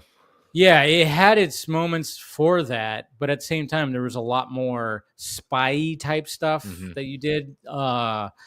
But oh man, I remember playing that game for hours and hours on PlayStation. I loved that. And it was funny because what was interesting about that game, when that Mission Impossible game came out, they created like a theme song for the game. And it was like dun dun dun dun dun dun dun. It was something like that. Yeah. And J.J. Abrams put that in Mission Impossible 3, and then it ended up being the theme for the movies. Like that theme from the game. That's actually from the show. Yeah, it is. Yeah, was it from the show? That's from the show. I had no the original show. Yeah. Yeah. Okay, so that was actually a part of the show. Okay, because I had not heard it. And I haven't really watched it. I've watched episodes now of the show, but I didn't know that certain theme was because they didn't have it in the first one. They didn't have it in the second one, obviously. And then after I remember because I played that game so much, that theme was like in my head. And then I remember hearing it in the third one, and then it went on with the rest of them. And so that does make sense that was actually a theme from the actual original show. I've watched some of the original show, like it's pretty good. I mean, I can see why it was so popular, but I mean, I think I wouldn't be surprised if this is in fact Tom Cruise's like last go at it. I just wouldn't be surprised. I'm like, all right, you're not going to do another movie. I mean, yeah, you could, but you're going to do it. I just wouldn't be surprised if they just go back to doing a show on some streaming service. It just seems like that's probably what they're going to end up doing and get back to the basics of, good morning, Mr. Phelps, and blah, blah, blah. You know, I just wouldn't be surprised if that's the approach they end up taking. If this is in fact going to be, I mean, it is called The Final Reckoning. I mean, I think that's one of the reasons why they kind of renamed it was, this is it. This is all the movies kind of culminating. This is not it. I know it probably. If it makes money, they tried to do that with Jeremy Renner with him taking over, and that didn't work out too well. Yeah, he's not stopping because he's crazy. It's true. Tom Cruise most likely will. It's more likely Tom Cruise in his life will likely die doing a Hollywood stunt than he will go. Wow, we got to put that out there. I'm just saying. I think I don't want it to happen. I don't wish that on him, but I think that's more likely to happen than him aging gracefully into the wind, so to speak. But he's going to space. He's going to do Mission Impossible from space. I don't know what's happening with that. That was announced a while ago, where he was going to film a movie in space for the first movie in space. Mm-hmm. I guess. I'm sure that's still happening. He's bored. Well, he also saw "Thank You for Smoking" a few too many times and saw that scene and said, "You know what? That's a great idea. We're going to do it in space." You know what? I think probably something like that. The reason why it's taken so long, probably because that's heavily pre-production shit right there. You're like, we're literally going to be sending this man into space. I don't know if he's doing like a ton of prep and he's doing all that stuff, and then of course they're trying to make sure like whatever they're sending him up in the rocket and the way that they have to like maneuver cameras and shit in there. Maybe it's just like a whole process that's just been taking forever or anything like that, but I don't know. That is kind of interesting. I wonder what the status is on that one right there. But what's interesting too is like who I feel kind of sorry for, but then again it's like, well, this was now that he's part of the MCU. But it is kind of funny how Jeremy Renner, essentially in Mission Impossible Protocol, they were setting Jeremy Renner up to mainly get handed the baton if Tom Cruise didn't want to continue, like he would be the next guy. Yeah. Same thing also happened when it came to the Bourne franchise, where it's like, hey, now we got a different, super soldier kind of spy kind of dude. Now it's Jeremy Renner, but then it just never happened with each one of them. So it's just kind of like, okay, I guess not. But hey, he ended up getting Hawkeye, I guess, right?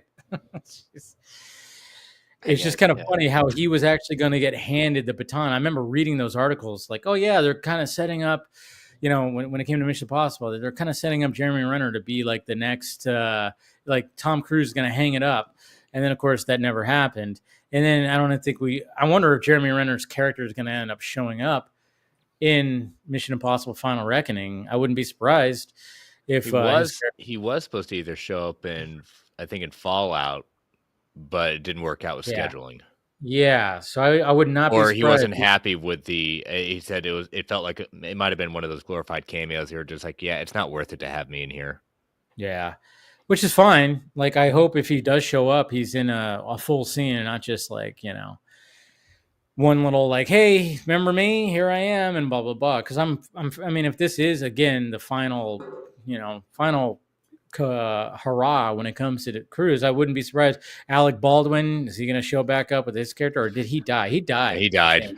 Yeah, he died. Never mind. See, but I totally forgot that. That shows you how invested I am in the franchise. So yeah, that was in Rogue Nation, right? Rogue Nation. No, he died in Fallout. They killed him. Fallout. Yeah. Sorry. Okay. I get the timelines between those two like mixed up, because obviously, see, that's what was kind of cool about the first three. They had like three distinct directors and styles, so you could tell them apart. And then, well, even into 4, because that was Brad Bird. So you had like 4 different directors. And then when Macquarie took over for Rogue Nation, now he's just been doing them. Now it's like, it's all just been like consistent, which I'm totally cool with. Totally fine. But it's just when you watch like those first 4, they're kind of like pretty distinct in different styles. And I did kind of like that approach, but I understand why Macquarie and Cruise just kept going, because now they keep upping the ante when it, I don't know how Macquarie hasn't had his hair fall out yet for what Tom Cruise puts him through. Cruise is heavily insured to the best of my knowledge, but I think he's the most insured actor. Yeah.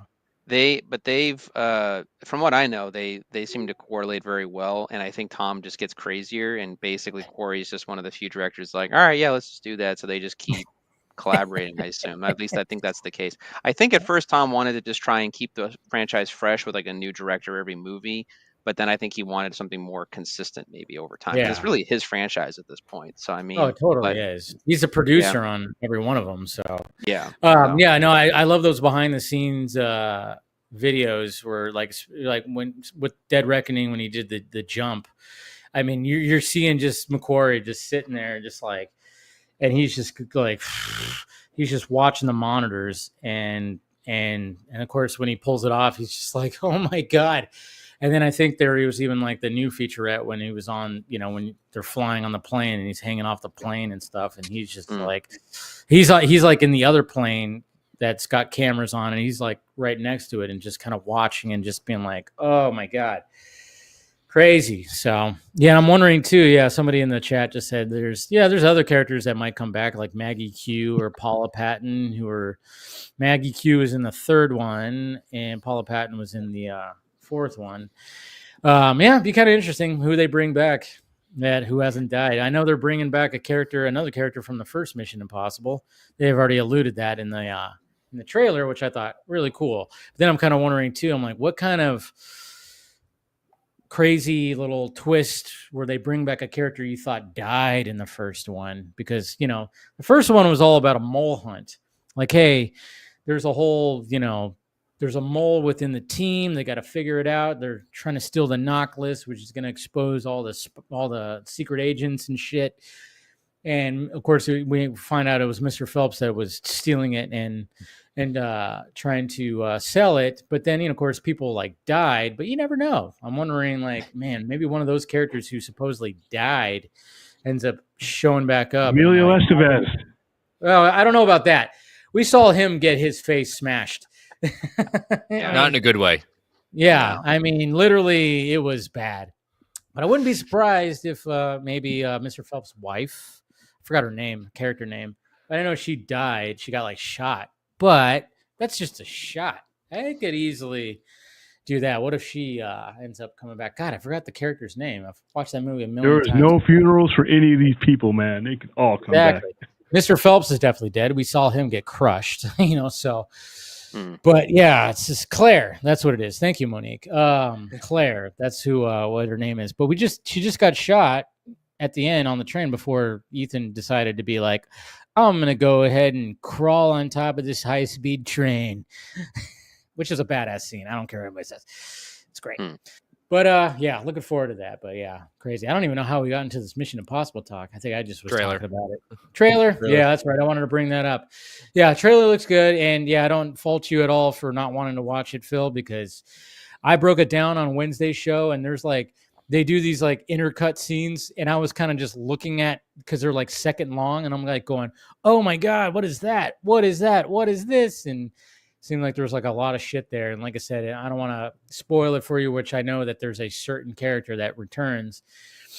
Yeah, but yeah, I don't know. I listened it's my most hype movie to your show, but it's been years since I've seen all of them in sequential order. I think the last time I paid attention was probably from Fallout onwards. So I've seen Fallout, Dead Reckoning, and I might have seen Ghost Protocol.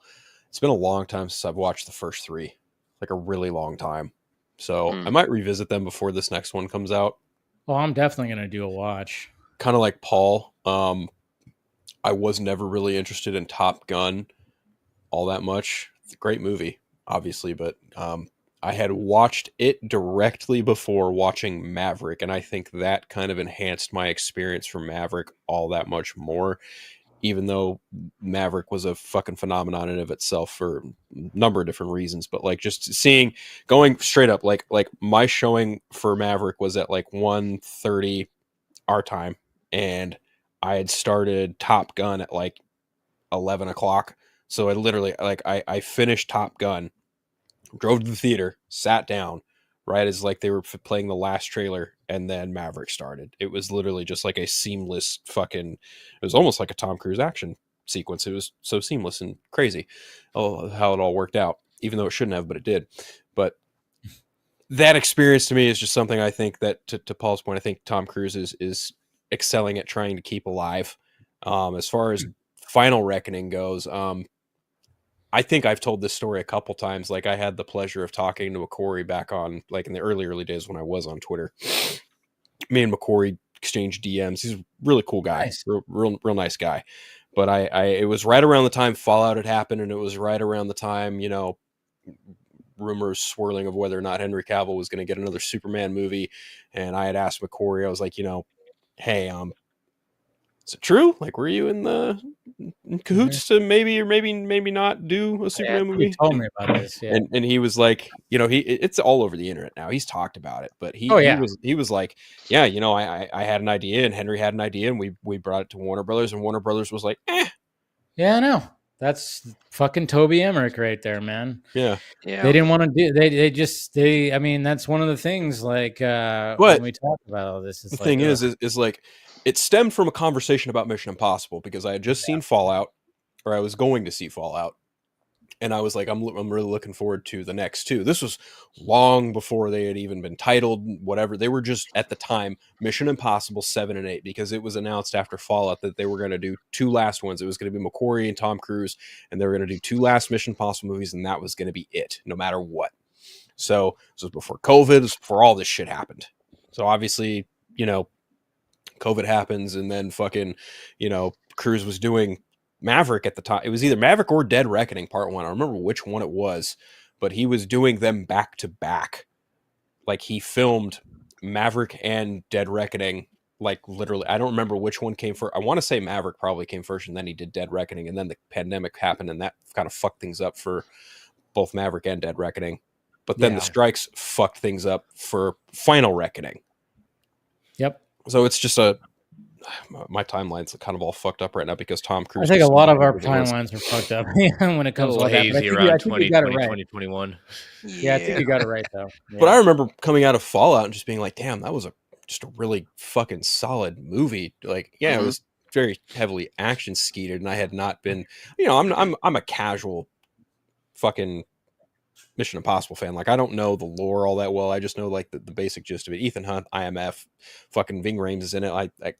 I like who's in it, right? Like I'm a casual when it comes to this shit. So when it comes to like the Final Reckoning being its thing, I'm just like, look, I know Christopher McQuarrie as an artist. I understand who fucking Tom Cruise is. I've seen a lot of his movies, so it's like, yeah, I want to go into this one without little knowledge as possible. Even though I did listen to Dave's breakdown of it. Even though I was just like, I don't really know who these characters are, so it's not really superbly important to me. I'll probably be more surprised when time comes to watch Final Reckoning, but I watch all the other ones in succession before that. Yeah, I mean, my dad was like, "Man, I guess I should probably, I should rewatch the last one before we watch this one." I'm like, "Yeah, that would probably be the one." I mean, and then I was like, "But hey, you're retired. Watch all of them." I'm like, "Do a rewatch of all of them." But you know, I probably will try to do that as well. Just fit it all in like a day. Just like throw them all on or something like that. I don't know. That's easily a day's worth of watching movies. Yeah, and it's just entertaining too. I mean, like, I'm just wondering, like, how many callbacks there's going to be, because I mean, I like I said, it seems like they're calling back. You don't really see anything, of course, reference to Mission Impossible 2, but I just can't imagine they're not going to call back just a little bit of that. Well, I think you mentioned there's like the rabbit's foot from 3 or something like that. Yes. Yeah. In the trailer, because what was cool about the third one was, because with every Mission Impossible, the second act always has Ethan doing the impossible, thing where he has to get something, and he has to go into a very impossible situation to get it. And so when it came to the third one, I thought it was kind of creative because they had to steal the rabbit's foot. And the only thing that they showed was like the fact that how he gets onto the building. They don't show exactly how he's supposed to get in and retrieve the rabbit's foot. It just is he swings from one building to the other, shoots a bunch of dudes, gets in, and then they're like going, "Where is he?" And then all of a sudden he just comes on the comms and goes, "Go, I gotta go." And he has to like jump out of like a very low story window and parachute onto it. And so we don't actually see him retrieve it inside like we do everything else. But it looks like in the trailer, they actually show that. And I'm like going, well, how does that play into this story? Because you actually see him grab it. And I'm like, that's a rabbit's foot. And then even in the new trailer, they show that canister again. And I'm like, okay. So they're really going, okay, the rabbit's foot. Because we didn't really even know exactly what it was, to be honest. They never... Because he even asked it at the end where Lawrence Fishburne's the director at the time, and he kind of brushed him off. Yeah, so we never found out what exactly the rabbit's foot was. That's the beginning of the entity. Yeah, it was just the beauty of that story. First off, the opening of Mission Impossible 3 is fucking great. The masterclass of acting. Yeah, because you got Philip Seymour Hoffman. Yep. Yeah, and then you got them just like going back and forth. It's so intense, and then you know it's one of those, it hooks you so well because it's a scene that you eventually see later on in the movie. It's like a cold open, and it's just so well acted. It's so just like, oh my god, what the fuck just happened? What? Jesus, that was so intense. It's probably one of the best openings of the whole franchise, to be honest. It's so good, That was but the I'm beginning of curious the to see how that changeover. plays out. What's that? That was the beginning of the changeover for how the franchise was going to go. Right. Yeah, Yeah, That was I think it. Abrams' first crack at the franchise, right? 'Cause Yeah, he did 3 and JJ. 4. No, No. Brad Bird did the fourth one. Brad Bird did. Yeah.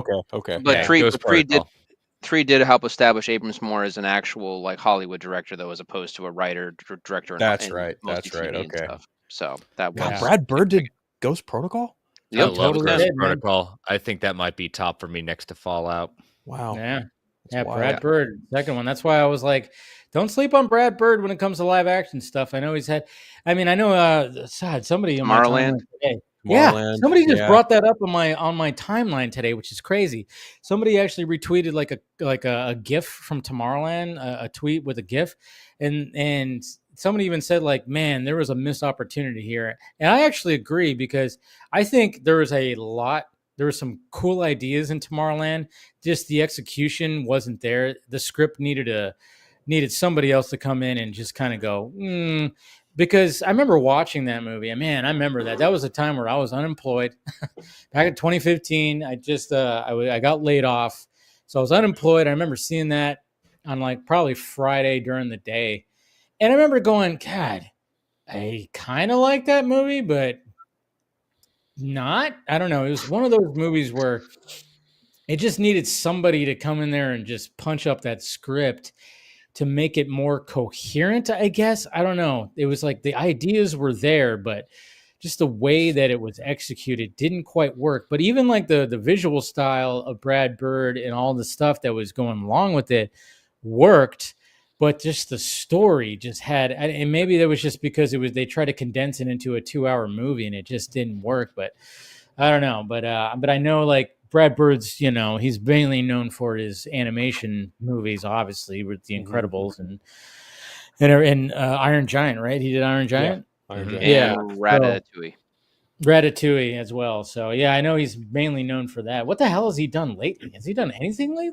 He did Incredibles 2, and I think he's working Yeah. on Incredibles 3 as far as Yeah. Is he gonna be doing 3? Yeah. I mean, yeah, that they makes announced sense. they announced 3, I think, at one of the Disney conventions a little while back. They were showing all Yeah. the new Pixar Yeah, things. they're doing 3. Yeah. Hopefully And it's it better makes than sense. Superheroes are still popular, so it makes sense for them to continue. I mean, I liked Incredibles 2 just fine. It doesn't. It's really weird because as a kid, I didn't love Incredibles 1 on first viewing, but I love it more every time I rewatch it. And then Incredibles 2 is the opposite, where I really liked it the first viewing, and I don't like it as much when I've rewatched it. But they're still both, really good movies. It's just depending on what you're more in the mood for, I guess. Mhm. I have not been a fan of Incredibles 2 since I watched it. Matter of fact, I have avidly abstained from rewatching it again because I just think it's just so copy and pasted of the first one. They just shifted focus from Incredible Man to Last Woman, and I just, Yeah. I No, I get that. don't think it's Definitely. bad. I just think Yeah. it doesn't hold a candle to the first movie.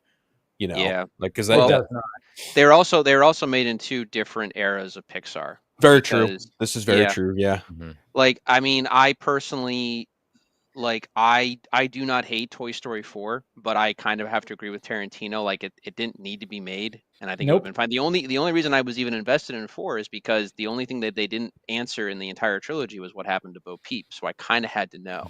And I think Sure, for the yeah. most part they made it work. If I tell anyone, if you're watching this series, consider the 3 to be the main story and 4 is sort of like an epilogue. That being said, Yes. I didn't exactly love how 4 ended, but now they're doing 5, so I'm only curious about 5 because I kind of wasn't satisfied with how 4 left things off. So I'm curious as to what they're gonna basically do. But I Mhm. really hope that that's it, and like just stop Just do no I more. know, right? Tim Allen and Tom Hanks are both basically this close to retirement at this point. Like, just I don't you know. I love Woody and Buzz, Nah. but like that's they'll never Tom retire. Hanks, maybe, but Tim Allen, he's working on a new show with Kat Dennings. That just got renewed it's for a popular. second season. It's apparently really Tim popular. Allen is like the king of sitcoms because Yeah. he's had 2 successful sitcoms. I mean, Last Man Standing, I mean, it did get canceled, but that was for other reasons. And then all of a sudden it was like, it didn't even make sense why it was canceled. And I think it was just because he leans more right. There's a lot of political stuff that was, So some things, and then Fox, of course, being more right-leaning, they picked it up and it was still very successful. And it went on for like 8 or 9 seasons. I never really got into it. My mom got into it and so did my dad. I never really got into that one. I was a big Home Improvement fan. Actually, I did a rewatch. Last year I was rewatching because it's all on Hulu and fucking love that show. And then I haven't even watched the new show, but apparently it's a hit too. So I'm like, shifting gears. Yeah. I mean, apparently he just knows sitcoms and knows what's going to work. Cause I think he knows how he wants, because no matter what, I think all 3 shows have always geared around him, where he literally gear being, pardon the pun, the fact that he is a gearhead. It's always revolved around him and his love for cars and building and stuff like that. So it's always worked, I guess, when it comes to that. And I guess this one's, I didn't even realize Sean William Scott is part of the cast as well. Really? Mm-hmm. He's always underrated, I feel, as an actor. Oh yeah. No, he also had some substance issues that he was dealing with too. And that's why he disappeared for a bit. Yeah. If you watch him in what was the movie? He played in a movie called what do they call that in hockey, where they have like the dude that goes out. Oh, he's like the goon or something like that. Goon, or like the goon. Yeah, that's exactly. They made 2 of those. But if you look at him in there, oh man, he is chunky. He is very chunky. And I remember hearing that, he basically became like an alcoholic. He looks great now. I saw him on a podcast and he was talking, of course, about the new show. He looks just like he looks like how he did and pre that. But yeah, he kind of fell off a little bit, but then he got back into shape. He's no longer, of course, drinking or anything like that. So he looks good again. But it was funny because listening to him on that podcast and talking about how, obviously he moved to Hollywood, was going around in Hollywood. And then of course he got American Pie.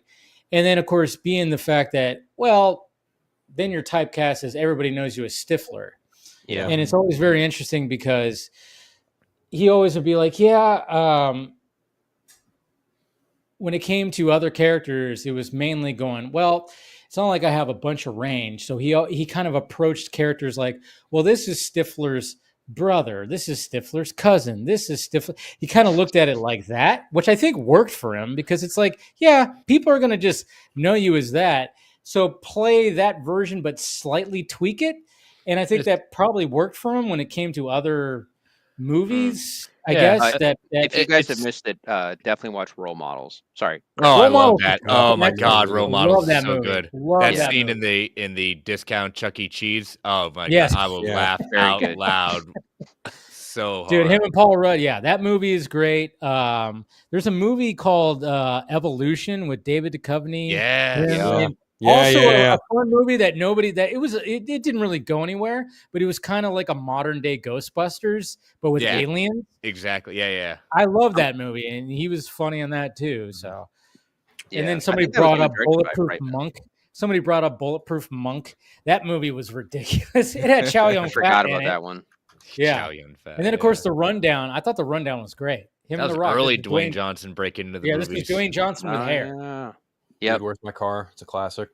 Oh, that was actually a good movie. And that's one of the movies I've walked out of. That one was just too much for me. I think which one? Dude, Where's My Car? Yeah, Dude, Where's My Car? I think it wasn't Sean William Scott. Absolute worst movies ever made. It was Ashton Kutcher. I think I walked out about halfway through and asked for my money back. That was the only time I've ever done that. I got my money back. I got mine back for that. Oh, I did. I had to go. But... Yeah, I had to go because it was an Army. We were on AT, and I got outvoted for that bullshit movie. And I got I'm sitting through this bullshit, and I'm like, I'm getting my money back. I don't care what kind of the baby threw up. Somebody was crying. I don't care. I'm not going to go throughout my life saying I paid for that movie. I was Dumb and Dumber bad, and Dumb and Dumber might be the dumbest movie I've ever laid eyes on. And that was what Wait, dude me my car bad. if you're talking about the original Dumb and Dumber, I mean, okay, I guess, but the original Dumb and Dumber to me is still one of the greatest comedies maybe ever Yeah, made. I'm it's sorry, so man. great. Now, Dumb and Dumber or the Dumb and Dumber, Dumb and Dumber 2. that Those I'll give you ones, not so points on great. wanting Yes. to not watch again or whatever. But, No, Dude, yeah. Where's My Car was like, it was just too stupid. Where it was just like, I remember It's very But Dumb and Dumber wasn't? No, it was. Dumb and I don't think Dumber anyone's fucking saying classic. it wasn't. I think it's just a matter No, of how it much was- dumb can It you was get with it. It was a clever. It was clever. It was clever. Listen, dumb. It was clever it's dumb. very hard. It's very William, hard. There's a reason why people say this. I know, I get it. You can laugh at us, but there's a reason why people deem that one of the best comedies because it had a clever way of showing stupidity, as opposed to Dude, Where's Yeah. My Car, which was just straight up stupidity, and then it turned into Right. what, aliens and shit. Whatever the Yeah. hell it turned into, I only watched it once, and It started out with aliens. And now you're reminding me why I walked out of the theater. yeah, see, that's just that it had just. I remember watching. I didn't watch it in movie theaters. I remember watching it. I watched it when it was on TV, and I went, "Yeah, this is not for me." Like, I mean, I didn't understand why the whole big lure of it and everything. And I'm actually, I'm glad they didn't make a fucking sequel to that. I know there was like always talks about doing that, but because it did make a splash, which was weird. So in my It gave us opinion, Jennifer Garner. That's about it. Yeah. Oh God, she was in it, yeah, wasn't she? That was one of her first big movies. Remember Yeah. her it. being- It's No, so, only like, it's only redeeming quality. I never hated the movie, but I understand the hate around it because, like, I'm with Dave. It's too stupid, but like, I get people that like the movie. I had a neighborhood friend that loved the movie. He was younger than I was, but that was like one of his favorite comedies because it was so stupid. But on the other hand, Dumb, but yeah. but on the other hand, dumb it's brilliant. No, it's just dumb. no, it's just dumb. But on the other hand, I believe, I could be wrong, but I believe the same people that were involved with that movie also went on to do Harold and Kumar, which is a better. movie 100%. Yeah, by a mile. I will agree with that. And then definitely I think, agree with and then again, those same guys went on to do Cobra Kai. So if we don't have Dude, Where's Your Car, we may not have Cobra Kai. So I look at it. That's the thing. That's the way you got to look at it. That's a good way to. I had no idea. That's a pivot. That's amazing. it is a that pivot, a but total that's pivot. Hollywood. I had no idea. The it was only the way same to look guy. at it. I had no idea. It was the same guy.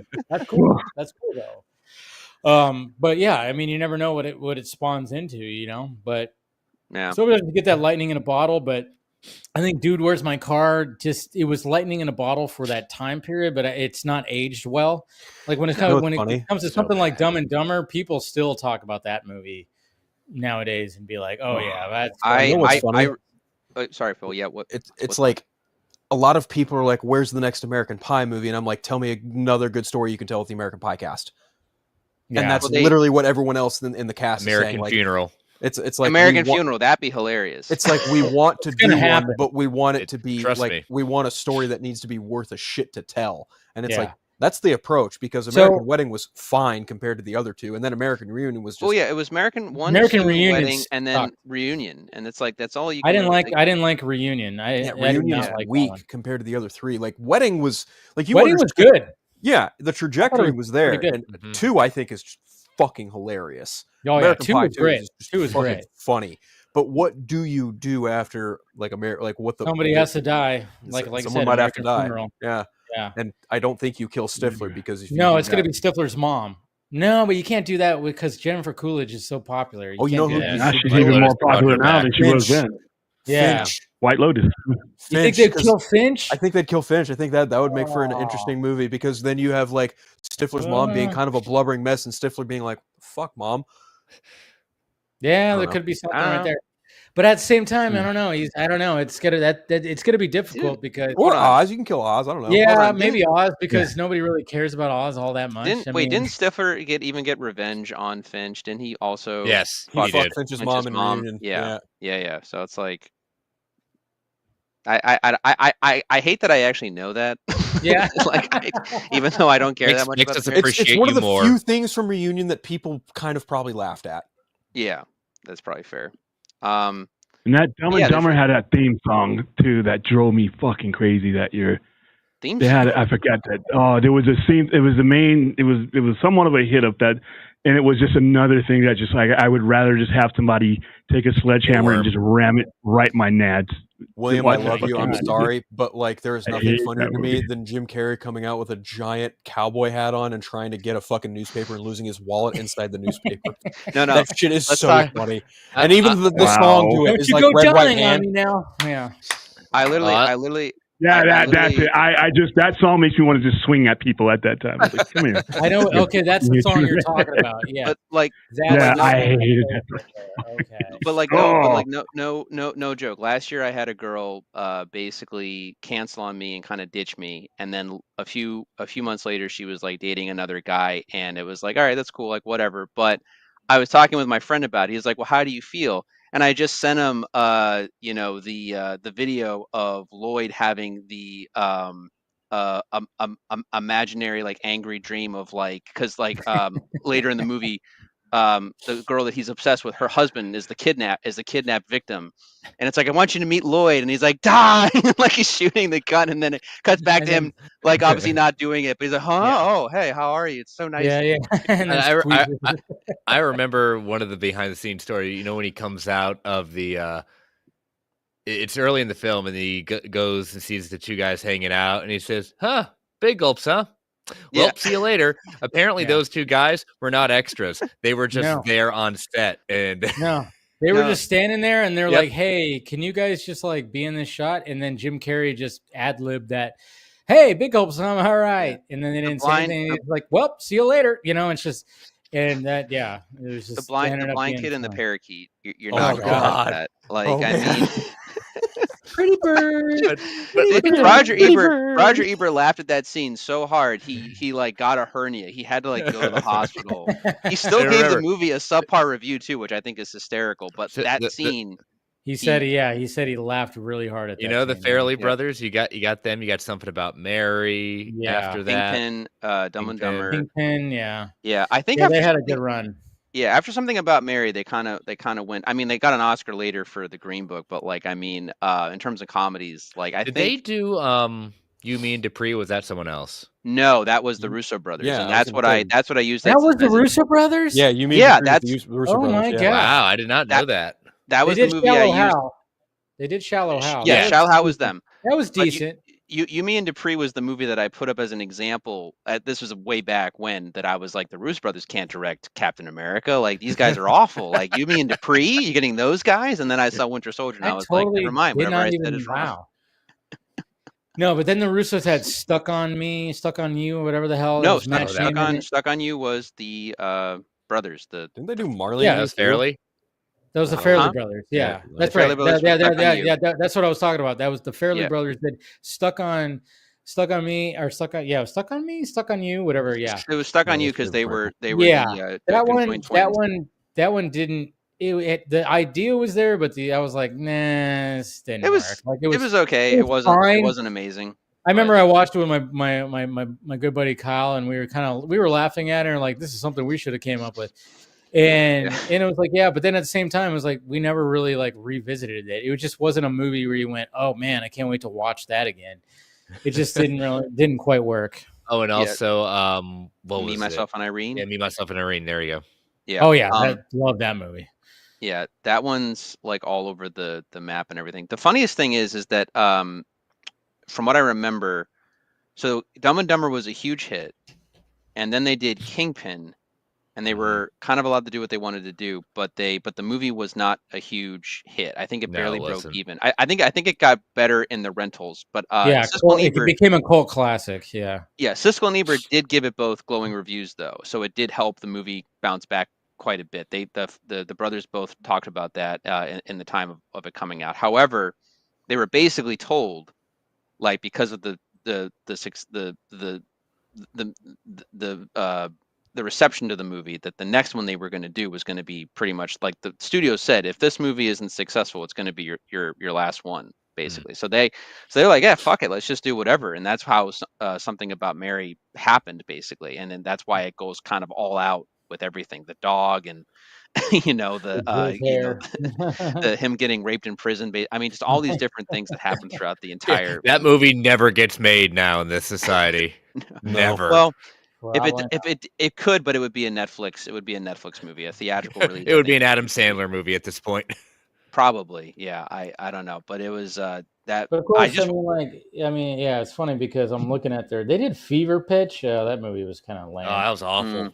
Yeah, that movie was. Well, pretty Jimmy But I'm not a Jimmy Fallon fan, so that wasn't for me. Yeah, and then Drew Barrymore, that was just a little too whatever. Drew Barrymore is best when she's with Adam Sandler. They did the Heartbreak Kid, which was. I don't know. Drew Barrymore did a really great job in Batman Forever. Sugar. Oh hell yeah! Yeah, but she wasn't acting opposite of naughty. I know. Naughty. Funny, but we now track this thing. Oh, she wasn't so bad at this. Yeah, she didn't open her mouth too much in this one, so that maybe that's why. I don't hate Drew Barrymore as an actress. I think she's fine. Yeah, no, she's decent. Oh, and she's in Charlie's Angels. Yeah. So like when it comes to the Farrelly Brothers, I mean, obviously the Dumb and Dumber, Kingpin, which is now a cult classic. There's Something About Mary, which is huge. Me, Myself, and Irene was also good. And then they did a movie called Osmosis Jones. Do you remember this animated movie? Oh yeah, yes, I do. Because they turned it. They did they did a sequel series on, I believe it was either Fox for Kids or I think it was Fox. It was Kids WB, and it was called Ozzy and Bricks. Yeah. Oh, I know full well what that movie is. Yeah, the TV show. The TV show actually had it actually had a better premise in some ways than the movie did, which I didn't mind the movie. It's fine. I used to re-air on Cartoon Network all the time when I was younger. But the TV show was not a bad idea because basically they leave Frank, him and they go into Hector. Yeah, but who's a young kid, but all of the cells are also new too. But because they're the older cells, they try to tell them all the time, well, we know this because of this, this, and this, and the cells don't usually believe them. So every episode they have to convince the younger cells essentially that we're gonna get fucked over. This is a new thing here. We gotta counteract it and stuff. So it's like okay, so that was. It was also a pretty solid just not only animated show, but like it had a couple like. Oh, it was almost semi-educational in a way because they had one episode dedicated to like the effects of smoking on teenagers, and the way they interpret it was like, Ozzy and Drix are kind of like, in a way, they're like the main characters. They're also like cops, like good cop, bad cop type of shit. But they're also in a way kind of weird superheroes. Weirdly enough, if that makes any sense, because it's all inside bodily organs and shit. But the way they did the episode was like Hector kind of gets addicted to smoking cigarettes. He keeps it from his family, and like the effects of nicotine, like you see it how it affects the body, fictionally speaking. And like the way they depicted nicotine was like it was easily like the worst thing Ozzy and Drix had ever had to come into contact with. And they like just the way they wrote that show and the way that they told, certain stories and the way it catered to the upbringing of teenagers was just actually really, really solid in a lot of respects. And in many ways, like Paul said, it's better than the movie. So. But yeah, I totally forgot that they did that. Because like after Shallow Hal, which I think was fairly popular, and that was like an interesting in Charlotte. concept. Charlotte locations in there. Oh yeah. Oh, nice. And then of course they did Stuck on You, and then Fever Pitch, and then Heartbreak Kid, which was. Then they did Hall Pass. I remember going to see that. About that one. That was I actually like that movie. That yeah, it had its moments. Yeah. Hall Pass with Owen Wilson and was it Jason Sudeikis? No, Jason Sudeikis is in there. Yeah. Okay, yeah. But then they did the Jenna Three Fisher, Stooges movie. They did the Three Stooges. Oh yeah, that was rough. So I've heard really bad. I've heard the movie is bad, but what I have heard, and I'm not counting them including themselves with Jersey Shore, but I have heard in terms of like a modern movie, like they do keep true to like how the Three Stooges were. It's just that the Three Stooges exist in that time capsule of being a 1930s, black and white, goofy slapstick, and doing that in with modern film and modern actors. It doesn't translate as well unless you're, doing Harry and Marv running around a house getting attacked by Macaulay Culkin or something like that. What was so interesting about the Three Stooges movie, I remember like they were trying to do a Three Stooges movie for a long time. And originally Jim Carrey was attached at one point, and Sean Penn was also attached. I think Sean Penn was going to play, I think who was he going to? I think he might have Sean Penn was going to play Mo, and I think Jim Carrey was going to play Curly, I think, but he was going to Curly. gain weight, but then they couldn't do it because Yeah, there was just and I forgot who was supposed to play the Harry. I forgot who was gonna. But there was like 3 different actors that were notable that were attached to that movie, and then it fell flat. And it was Sean Penn and Jim Carrey and somebody else. Can't remember who. And then of course it went to Will Sasso, Will Sasso, Sean Hayes, and Chris Diamantopoulos. That guy. That guy, that same actor, that he's also in Silicon Valley, but he looks entirely different because he's got a beard and his hair. Oh, that's him. You're right. And Will Sasso was on Mad TV. Yeah. And now he's Mandy's dad on first Young Sheldon, but now George and Mandy's First Marriage. He's the dad. He's Mandy's dad. Yeah. He's always going to be Mad TV for me, or someone ever doing the Randy Newman impersonations. They even had him. Yeah. Will Sasso's fucking funny. He's a funny guy. He's good. He's very man. consistent. Yeah. Sorry, I just got a total fucking sidebar, literally a sidebar, because I'm looking at IMDb, and you know how the computers they're listening to us. Yeah, I said at the before you guys came on, I'm going to the Angels and Giants game, not this Saturday, but next Saturday, the 19th. So I get a sidebar that is saying like, hey, it's Star Wars weekend at Angel Stadium, 19th, Big A Millennium Falcon night. So I might be getting the Big A with a Millennium Falcon on top of it if I get there early enough. Nice. Okay. Nice. Dope. Sadly, Friday they have a drone light show that's going to be happening, so don't get to see that. But hey, I didn't know it was Star Wars weekend, so there you go. That's sweet. Revenge of the Sith is coming back for its 20th. Yeah, we're planning on seeing it. I know my brother and my nephew big time want to see it. I might see it, but that's the same weekend as the fucking Account 2, and I'm like counting 2. I'm like shit. Oh shit! Sounds like a double header. Accountant 2. Accountant 2 comes out. Accountant 2 comes out on my dad's birthday, so I'm like, do I go see the movie or do I go buy my father a bottle of Jack? Like which? Hey, Bill, why not both? Why not both? Why not both? Why not both? Bills. Bills. I saw someone sent me something. Details. There's early screenings of Accountant 2, I think, on tax day on the 15th. Okay, you know what? Yeah, I could do that. Oh, yeah. There you go. All for the clutch hit. Yeah. Well, I'm gonna try and see it as early as possible. I love the Accountant 1. So, and John Bernthal, Ben Affleck, I'm there. I don't. Oh yeah, that movie's going to be fantastic. But going back to the Farrelly Brothers, they after Hall passed, they were part of movie 43. Remember that? Oh yeah. Well, everyone. I still think that was a movie that everyone owed somebody money or something, and they got forced to make it basically or something. That was like one of those where it was just like so many different kind of styles, so many different. I think James Gunn also directed one of those. He did. Did he do the dick nose one? Movie. No. What was it? Didn't like Hugh Jackman have like a dick nose or balls on his chin or something like that? Yeah. He had ball chin. I remember watching that one time and I went, what the hell is this? Like it just, that was like something where they're like, let's take the most outrageous ideas and let's take the most popular people. And God, did that not work? That did not work. I remember watching that movie in the fucking theater, man. Oh I didn't want. I watched it. Yeah, I did not watch it in the theater. Clarification: I did not pay for the ticket. My friend did. Well, that's good. Right, and exactly. You guys are solidifying why I'm still not watching that movie, dude. It is one sketch after the next, and you're just left going, "What the fuck did I just watch?" After every single one. Was it trying to be Kentucky Fried Chicken? Is that what it was? I think it was Kentucky Fried Movie. Yes, it was trying to be movie, pretty much. It was totally trying to be that, and it didn't work. And they were just trying to go out for like the crazy gross out factor, and it. Yeah, it did not work. And then, of course, the point of the whole movie at that point. So. Yeah, and then of course after that was Dumb and Dumber 2, which it was cool to see Jeff Daniels and Jim Carrey back. But the story was like another road trip story. Let's do this. And it just, I don't know. It's too far, too late. And then, of course, Green Book. Then they took like some time off. And then they made Green Book. And then that's when they started getting to the serious, stuff. But then, I don't know if you guys watched Ricky Stenicki that came out last year on Amazon. No, I've had it recommended to me, though, multiple times. Not bad. So, it's not bad. I watched it. and it's enjoyable. I actually thought I was like going, all right, I'm gonna watch this. Let's see what it's like. And to be honest, it's actually not bad. Cena is very likable. He's very over the top. There's some really funny moments that he has. I like Andrew Santino. He's a comedian who's one of the friends. I watch his podcasts and I like his stand up. So, and then I didn't really know any of the other guys, but it's not a bad movie. It's not terrible.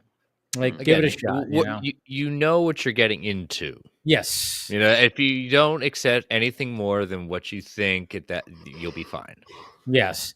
And that's what that was. I knew it was going to be like stupid and ridiculous, but John Cena just sells it. He sells it for being like the big guy that he is. There's like a moment because he's like plays this dude who's just trying to just get by, and when they first come across him, he's just singing these random songs. You know, he's got this performance that he does at this casino, and when he's singing these songs, they're so ridiculous. I just couldn't help but laughing. But then there's times where it's just like, yeah, there was just lines where I went, all right, that was fucking funny. Like, what the hell? That was actually pretty damn good. So yeah, I mean, give it a shot, you know, if you do that. But then other than that, they haven't really done any. They have two things. Oh shit. Damn. So they're actually, or at least one of the Farrelly brothers. There is a movie based on Sylvester Stallone pitching Rocky and making Rocky. I just saw a story about that. Yeah. So they are actually, or at least Peter Farrelly. I don't know if the other one. I'm just looking at one of them because, apparently going to be directing that. That actually intrigues me because I'm kind of curious of how that plays out. And then I'm going, Jesus Christ, who do you get? How do you okay, so when it comes to biopics, and I remember hearing, I think it was Jamie Foxx that said this during an interview when he I think it was when he was, because Jamie Foxx was actually supposed to play Mike Tyson in a biopic. I don't know what happened with that. I think that fell through. But at the same time, I think like during an interview, because he already had played Ray Charles, and he talked about how, you can just go in and do an impression of the person, but sometimes that could just not play out because obviously Jamie Foxx does incredible impressions. He was on In Living Color, and you do that for comedic value where it's so over the top that people laugh. But if you're going to do a biopic, you have to reel it in. You can't just go, full-fledged because then people don't take it seriously. You can't do a caricature. If you're trying to do it, if you have any respect for the person you're doing it, not trying to make it a comedy. Yeah. Exactly. So that's what I'm curious about, who they get to play Stallone, because you can't just have somebody go in there and go, hey, yo, you're going to be doing this. Let's do it. And he just does like an over-the-top, But that's what he did to do Rocky. You listen to Stallone, he doesn't. He's not even like that. Even back in when he was coming up. Yeah. But at the same time, you have to have somebody who can reel it in and just kind of do a regular impression, and just can't, because anytime you hear somebody do a Stallone impression, it's very over the top, like what I just did. Yeah. And so you have to. I mean, that's the thing about doing a biopic. It's like, you can't. I mean, it's, I don't know. It's so interesting when it comes to like biopics because they could hit and then they can miss. And then sometimes they miss. And I don't know why they missed. I'm talking to you, Rocket Man. I thought Rocket Man was great, but some reason loved Rocket Man. It didn't capture the eyes. I thought it was actually probably a better movie than Bohemian Rhapsody, to be honest.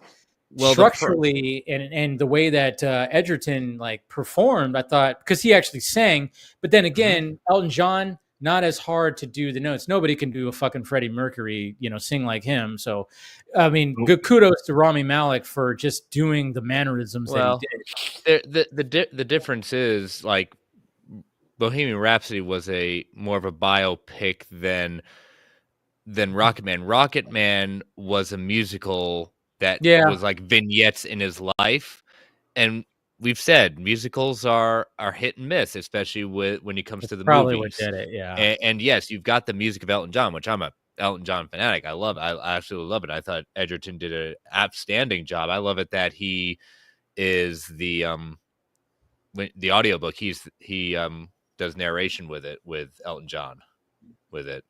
Really? I did not know that. That's cool. It's great. There was No, there was it's something absolutely part of it, like maybe there was an added interview or something like that. But I think I remember hearing that too. Yeah. so, but I wish that movie got more praise than it did, because it was actually pretty excellent. I thought it was just a creative way to do it instead of your standard biopic. That's why I really appreciated it.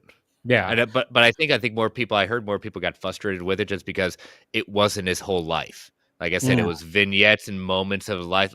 A lot of it dealing with, the danger of how he got really into the drugs and then in over his head with the celebrity. And then it ends when, he makes that comeback with I'm Still Standing, and it kind of just ends there and it says, oh yeah, this was the rest of his life, Yeah, it's interesting. Yeah, but I wish it got more praise. Yeah. But hey, we got Austin joining right here. What's happening, man? What's up, guys? I'm sorry. I totally thought I could fit a nap in, and that nap went way longer than it should have. So, nothing wrong with that, man. It happens. Don't worry. But Naps yeah, are good for the soul, dude. Don't worry about it. Amen. Loving that Batman poster. Loving that Batman poster behind. I know. I do love it. Pretty awesome. Ty Templeton. Yeah, I think so, yeah. Yeah, that's what it looks like. It looks like Ty Templeton's art. Yeah, it's the version, but it's got like all the. It's kind of hard to see because it's dark, but it's got all the villains on the. Wow. Let's zoom. Yeah, you can't really see it on there. Yeah, it's hard to see, but I can see the Phantasm right there. Phantasm, Riddler, Harley. Yeah, that looks like the cover of like one of Ty Templeton's recent Batman animated series adventures. Yeah, when they I gotta brought back, read those. I want to read those so bad. No, they're pretty good. I think I fell off at some point, but no, they brought Paul. I think what they were doing is they were just continuing. They were continuing it, and you were like, "Oh, this is cool. They're doing this," and then you realized they were also doing it too because then they wanted to utilize the designs to then make more of the Batman action figures that were selling like hotcakes. So it was kind of like a, help us out, we'll help you out. And so but Paul Dini came back to write a lot of them.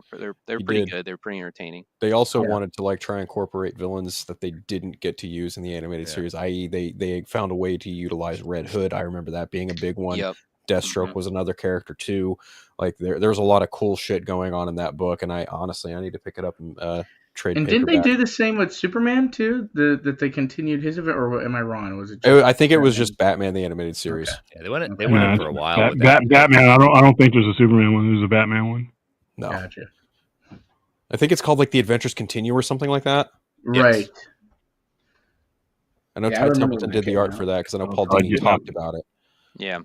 I think they definitely have it on DC Universe Infinite. Okay, that makes sense. I'm not going to get a subscription to that because I already have enough of that. But if I could afford $8 a month to read DCUI, I would. There's no judgment. I'm not judging you at all. I know you're not.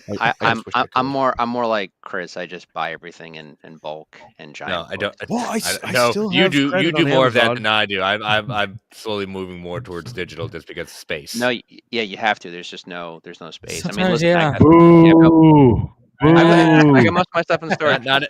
Not everyone has the loveliness of your shop, William. I'm just buying one book a month at this point, and it's only absolute Batman. I mean, that's the thing. That's the thing is like, when I'm all about physical like media, I'm all about it. But like when it came to DVDs, and then when it like dipped into HD DVDs and Blu-ray, I still have boxes of like all that stuff. But at the same time, I'm like, I never had anywhere to like put it. Sometimes when I see people just showing their entire wall, I'm like, where is that? Where do you put something like that? I'm like, I get it. It's great. But at the same time, sometimes I'm just like, hey, here's my remote. There it is. Boop, push play. And it's like, but I get it. I totally freaking get it. And then when I get to that point where I do have, my own place and a dedicated room where I could literally have it where it's decked out looking like a fucking old school. This is one of my dreams, ladies and gentlemen, is to have a room in a house where you can where it looks like a video store. I'm talking about having the fucking I'm going to have an adult section too, and with like the roads and everything. Oh yeah. Oh yeah, Oh, I'm yeah. gonna have it like labeled action, drama, fucking That's a animated. man cave right there. I want That's something like that. I've thought about this. If I ever get to that point where I can have like a dedicated room that looks like a video store, fuck yeah, man. That's what I want to do. And I'll eventually get to that point. But right now I'm just like going, fuck. I mean, when digital became a thing, I just was like, and I was sharing a Plex server with somebody at one point, and we would just like it, when you could buy movies and put them in there and stuff like that, we were sharing that stuff. So I was like, I had stuff that I can just get it right here, or I provided that or something like that. So it was just kind of cool to like, oh yeah, this saves. But at the same time, I do hate the fact that sometimes it could just be wiped out of digital, yeah, with certain forever, and then you Yes. don't have it anymore. And then people who have it physically, you always have that. And plus, there's something really cool about physical. Not to mention when it comes to books, comic books, I like to actually hold on to them. Looking at a screen, because I look at screens all day, it's kind of nice to take a break. But at the same time, I totally understand Chris, because I mean, you and Scott, I mean, Jesus Christ. Yeah, I mean, I would love to, because I'm the same way, where it's like I resisted digital for a long time. Like I would go and buy the DVD and then upload the digital copy, so that way if I'm out or whatever, I can watch it on trips or whatever. But that would be the thing, is that I'm getting the physical, then that comes with the digital copy or what.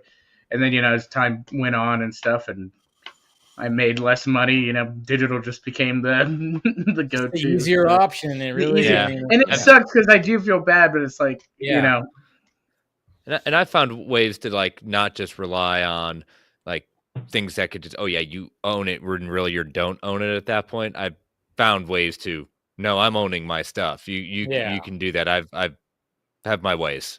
There's ways. There's definitely ways. The other great thing is too, like, I don't know, here in Vegas, I'm sure out there and everywhere there are, but like I do find like little places that sell used DVDs or used all that type of stuff. You can go to Record City.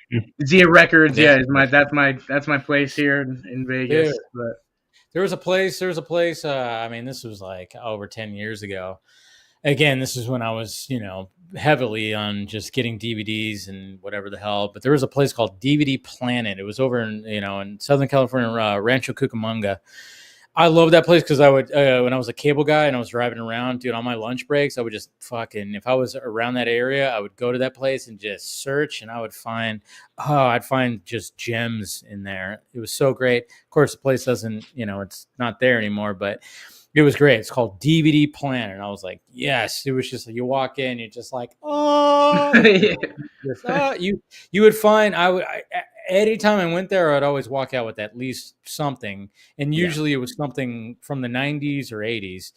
That was a movie. And that's what, with my boxes that I still have of all my DVDs. Yeah, it's just, I love that place. But yeah, I get it. But at the same time, it's just the convenience is kind of nice. It's kind of nice with the convenience of just going up. It's right there. Boop, boop, boop. There you go. But at the same time, you lose something with it a little bit. But it's interesting because Scott and I were actually talking about this on DC Fanimated on one of our little tangents. Or maybe we were talking about it post stream. But, obviously Scott's big on physical media stuff. And he got like his latest get that he got like the Godfather soundtrack score on record, on vinyl. And it's so interesting because vinyl is very relevant now. CDs, cassettes, nothing. Like nobody cares about that shit anymore. But vinyl, that came back with a vengeance, where people have literal I bought my mom like a 5-in-1 thing and got her a couple of records, and she was like, fuck yeah, I even thought about getting a record player because there is a sound. I mean, how, quoting Nicolas Cage in The Rock when he got the Beatles, when he got his delivered Beatles record, these sound better.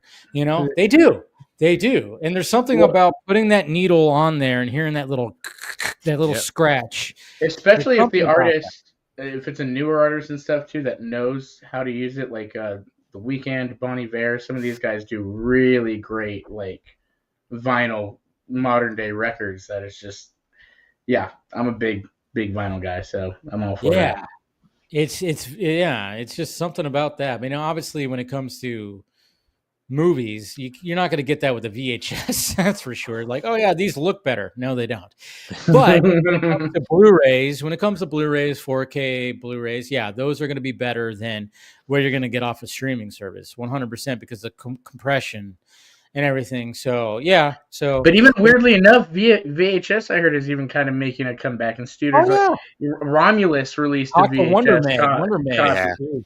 Yeah, Terrifier has a VHS all the time. Yeah, she when you follow her on Twitter, she always is going to places. She has a whole big, huge VHS collection, and it's just, I think it's mainly just to have them, just because. There are some of them like I know I used to have like there's some of like the Disney VHS that they are crazy, like worth some crazy amounts of money. Like, the collectors. When they came in those big, huge plastic book kind of covers. Yes. I hated those things. Again, I was not a Disney, person growing up. And my mom bought all those movies, and I probably only watched half of them, but I hated those. I hated, like, anytime Disney came, but then there would be like a movie, because Disney made The Sandlot, so it came in that big fucking plastic monstrosity, and I hated prying open that thing. It was like, okay. Mask of the Phantasm had it too. Yeah, You're right. Oh my gosh. Yeah, so I like the sleeve. The sleeve was cool because you squeezed it just right, and the tape just slipped right out. I was like, As a kid, I always felt that the plastic cases were more protective of the actual VHS, because I found VHS is sort of like flimsy and a little bit like break sometimes. So I think Disney knew like, hey, it's kind of like a storybook, but it also really protects the VHS. Yeah, that book became popular for. I remember like even DreamWorks did it. Shrek and Spirit, the horse movie, were in that case too, because I still have Spirit around somewhere. I remember having Toy Story in those. Yep. And I used to watch that all the time as a kid. So you guys want to hear something funny? I have a friend, Leif, that collects Laserdiscs. Oh yeah, those, dude. I remember when Laserdisc was a thing, and they were huge. Some of them were huge. I remember being like, we never had one. I never had one at home, but I remember at my school watching something, and then of course you had to flip them. They were like on both sides, and they were like almost the size of like vinyl, like records sometimes. Of course, they eventually got smaller, and then of course DVD just became a whole thing. But it was just so crazy, like, to see that. I remember watching. We were watching something. I think it was in my film production class. Teacher went up, it slid out, and then he just flipped it over. I was like, "What the hell is that?" Like, the CDs were already a thing, and it was like, "What the fuck? Like, that's that big?" Like, they were big. It was weird about the spacing, because you would have a movie even like Star Wars that would be on. It would have to be split on the disc. So basically, you put it into the reader, and then the reader would just, because it's not going to flip the whole disc. So the reader would just change from one part of the disc to the next part of the disc and just read the other side, essentially. So, but even a regular hour and a half movie would still need like the flip or whatever, or the to do the intermission or whatever you want to call it. So it was weird. But no, like, he'll watch them too. Like, he has the players. That's pretty cool. That is pretty cool. A handful of years ago, we were watching original 1990 Ninja Turtle movie, live action, classic film. And it was funny because he had a younger girlfriend at that time, and she was Brazilian, and she had a very thick accent and stuff. Nice. And she'd never seen. I think she knew what Ninja Turtles was, but she had never seen the movie like at all. So, like, he and I have watched it like 100 times, but we're watching it again, on seeing what it's like on this laser disc, and we're watching it, and she's watching with us, and Splinter comes on to the scene, and she looks at Splinter, because the origin hasn't happened yet. You see the origin later in the movie, but she looks at Splinter, she looks at the turtle, she looks back at Splinter, and there's a pause in the dialogue, and she goes, is he a beaver? And it had never occurred to us. So we just like lost it. We just like completely started. We were laughing so hard. We had to stop the tape or the disc. And she thought we were laughing at her. We weren't, but we had to compose ourselves and explain that we had seen this movie like over 20 times, and it never occurred to us that the puppet looked like a mutated beaver instead of a rat.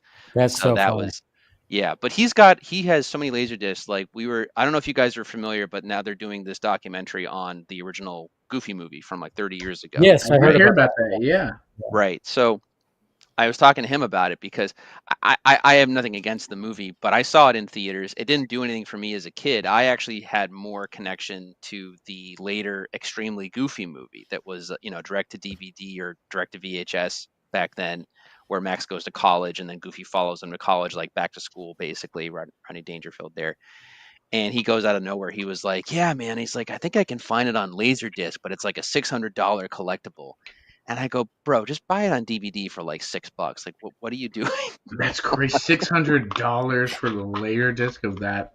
For Extremely Goofy movie, yeah, or for something like that. For like you said, the direct to DVD version, like that's wild. Yeah, well, the DVD is probably like $6, but like the laser disc, yeah, special collectible, like What was that one that they tried to make pop? It was right before Blu-ray. Was it HD? It was HD DVD. HD DVD, yeah, so HD DVD, from the best of my knowledge, from what my friends have told me, because again, I don't follow it. I don't follow like the specifics as Watch well. Tropic Thunder. They explain it. Oh, they do. Yeah, remember, like, what's his name? Jay, whatever the hell his name is. Jay Baruchel. Yeah, he starts going. He talks about it when they're talking. He's all because of porn, and then yeah. Oh no! And then they thought they had, but then so he has a good explanation. It's just so funny because it's such a random thing, but it's like, wow, that's how like the reason why Blu-ray is the thing and HD DVDs like that. I learned it from Tropic Thunder. The thing is though, like they don't. I don't know if they. It's been a while since I've seen Tropic Thunder, but I think I saw it like 2 years ago. But still terrific. But they don't. I don't know if they really go into it. I know there was a whole article about it on like crack.com and stuff. But porn is the reason. Like they don't talk about it out loud, but it is the reason why the media field changes the way that it does. You guys ever wonder why our phones have giant ass screens? That's why. Like, yeah, don't get me wrong, it's for communication and seeing and touch and all that, but no, it's when you can't get to the computer. It's because of porn. Like, you gotta keep that. You gotta keep that off your computer. Keep it on the phone. Well, no, I don't. I try not to watch porn on my phone. But like, regardless, I'm just saying it is a factor. Like, why things go to digital, the way websites are even designed. Like, takes. I wish I was kidding, but it's true. You can look it up. I mean, it's crazy because it's such a big industry. Right. And it's crazy. But Chris, I know you got to take off. You got some fatherly duties to do tomorrow. Yep, got some work in the morning, but as always, gentlemen, pleasure. Sorry I couldn't hang around too much, Austin. I didn't want to make you think that I was taking off when you Well, came I mean, in. before you take off, give me your last minute thoughts of Daredevil episode 8 leading in. We can definitely see where the show made the change. Yeah. In more ways than one. As I say kind of last week, if this is, this was a nice preview. If the finale sticks the landing, I'm more excited for the direction of what season 2 is going to be. It's a great setup. I said it last night on Marvel Alliance that we see the more Matt resists trying to fully embrace himself of that he can't be Matt Murdock without Daredevil. We see exactly when he becomes as unhinged as he does with Bullseye. And I made the proponent that no, he didn't just want to beat Bullseye. He did that on purpose to get him out. And that's how unhinged he's becoming. He's becoming too reckless and lives are going to get lost with that. So that's when we're going to get our boy, Mr. Castle coming back saying can't protect the women, Red. Yes, That's gonna be it's gonna be. I can't wait to see them team up. Obviously, we know that that's happening. That's gonna be pretty awesome. But thanks, Chris. Yep. As always, gentlemen. Appreciate you. Thank you all. Care, bud. Talk to you soon. Later. Bye-bye. Well, man, take care. But yeah, back to when it comes to just like media stuff, it is interesting. And then it's like where does he evolve from here? I mean, obviously there's it's so weird. We're in such a weird spot now where it's like, where does it evolve now? I mean, it really can't evolve anywhere else besides like being just directly shot into your brain, Matrix style or something like that. Well, what's the next thing is 8K. Yeah, I mean, everything gets clearer. Everything just gets more crisp and clear. Right. That's about it. You know what's so funny? Sorry, I just wanted to say, like, I think I've talked about this before, but you know what's funny? It was like when I took Earth Science in high school, my teacher, Mr. Monaco, this dude, little dude. We always found out he was one of the most boring classes I've ever had.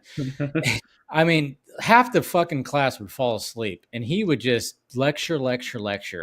It was those 80s movies where Ferris Bueller and shit like that. It felt like that. It felt like that because he would just lecture.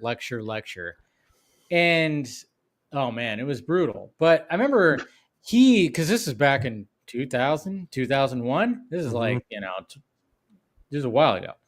And this is about, obviously CDs and everything were like the thing. And I think even burning on the CDs was like the newest thing. You can actually record on a DVD or a CD.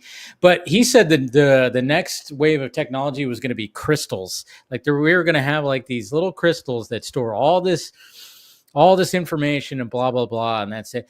Essentially, he was kind of right, but not crystals. It was just USBs and shit like microchips, but he was saying like, oh yeah, there's going to be like crystals. And I remember just going, so we're just going to have what? Like these fucking little rocks that have information on them. Like I remember just being in like listening and going, wait, because I'm thinking like crystals, like, okay, so we're gonna have like these like infinity stones, like the Fortress of Solitude. I mean, what are we doing here? Like, what? Like, is he like, is it gonna be like you that? just tap in the thing? Yeah. I remember just thinking that. I mean, my initial thought was like rocks, or just like, oh, it's just like what Superman has in Fortress of Solitude. I was like, it seemed like, maybe that was going to be the comment, but then it all just went to, just chips. I got lucky. I had a cool Earth and Science teacher. He took us to see Interstellar when that came. That was a class field trip, and I remember I sat next to him, and as they're doing the like equations on the board, he was like trying to figure them out and stuff. I'm like, oh, this dude's fucking smart. Like, yeah, he was like very much into the like whole idea of that. We're gonna run out of resources at some point, and this and that. And I was like, oh wow, yeah. So dude, I love that movie so much, but every time I watch it, I go, this fucking movie scares me. Yeah, we're all gonna die. I'm like, oh God, can you imagine? Like, it might get to that point where. Oh yeah, no, I think that's probably the thing about it is how plausible it actually is. Is that is very much. Yeah, we have to leave the planet because I know. Man, I just had flashbacks to my Earth Science. I had 2 Earth Science teachers because the first one we had got fired like 3 months into the school year. Then we got transferred to a biology teacher who had like a minor in Earth Science, and that's why she was qualified to teach the class. So it was all sorts of whack. Like the initial teacher we had, he was kind of an asshole, so I'm not surprised he got fired. Like they handed him his pink slip, and he was like, "Sorry guys, I'm not your teacher anymore. You guys have to go to this classroom now." It's like, dude, I shit you not. We all get walked in the class one day, and he's just like, "Yeah, sorry, I'm not your teacher anymore. I got to get my shit up at the end of the day. Go to this classroom. Miss Moore's your new teacher." I was like, fuck it, whatever. So we walk in, and literally Miss Moore's like, I'm a biology teacher. I have a minor in Earth Science, so I'm qualified to teach this. But just know that my lesson plan for the entirety of the school year was catered to biology. I have to do this week by week. I am building the plan like as we speak. So just bear with me on this. She was like, "Yeah, first week, just do your homework for your other class while I figure out what the fuck to do for the rest of the semester." Oh man. man. That was interestingly enough, that same teacher that took us to Interstellar, he got fired about 6 months. Oh, geez. I think Why? he was a little too lax. He had also he was the teacher that let me start the film club with him and all this, and he's a very, very lax teacher. Yeah. What's crazy about that, because my brother's a teacher. He's a math teacher in high school, and he's tenured now. So when teachers get tenured, you really have to fuck up royally to get to lose your job. I mean, I'm not saying maybe some of these teachers weren't tenured yet, but once you get tenured, like it takes. He told me, he's like, yeah, I work with teachers. He's told me many times, it's like, I've worked with teachers where I'm like going, how are they still here? But they're tenured because they're not fucking up enough.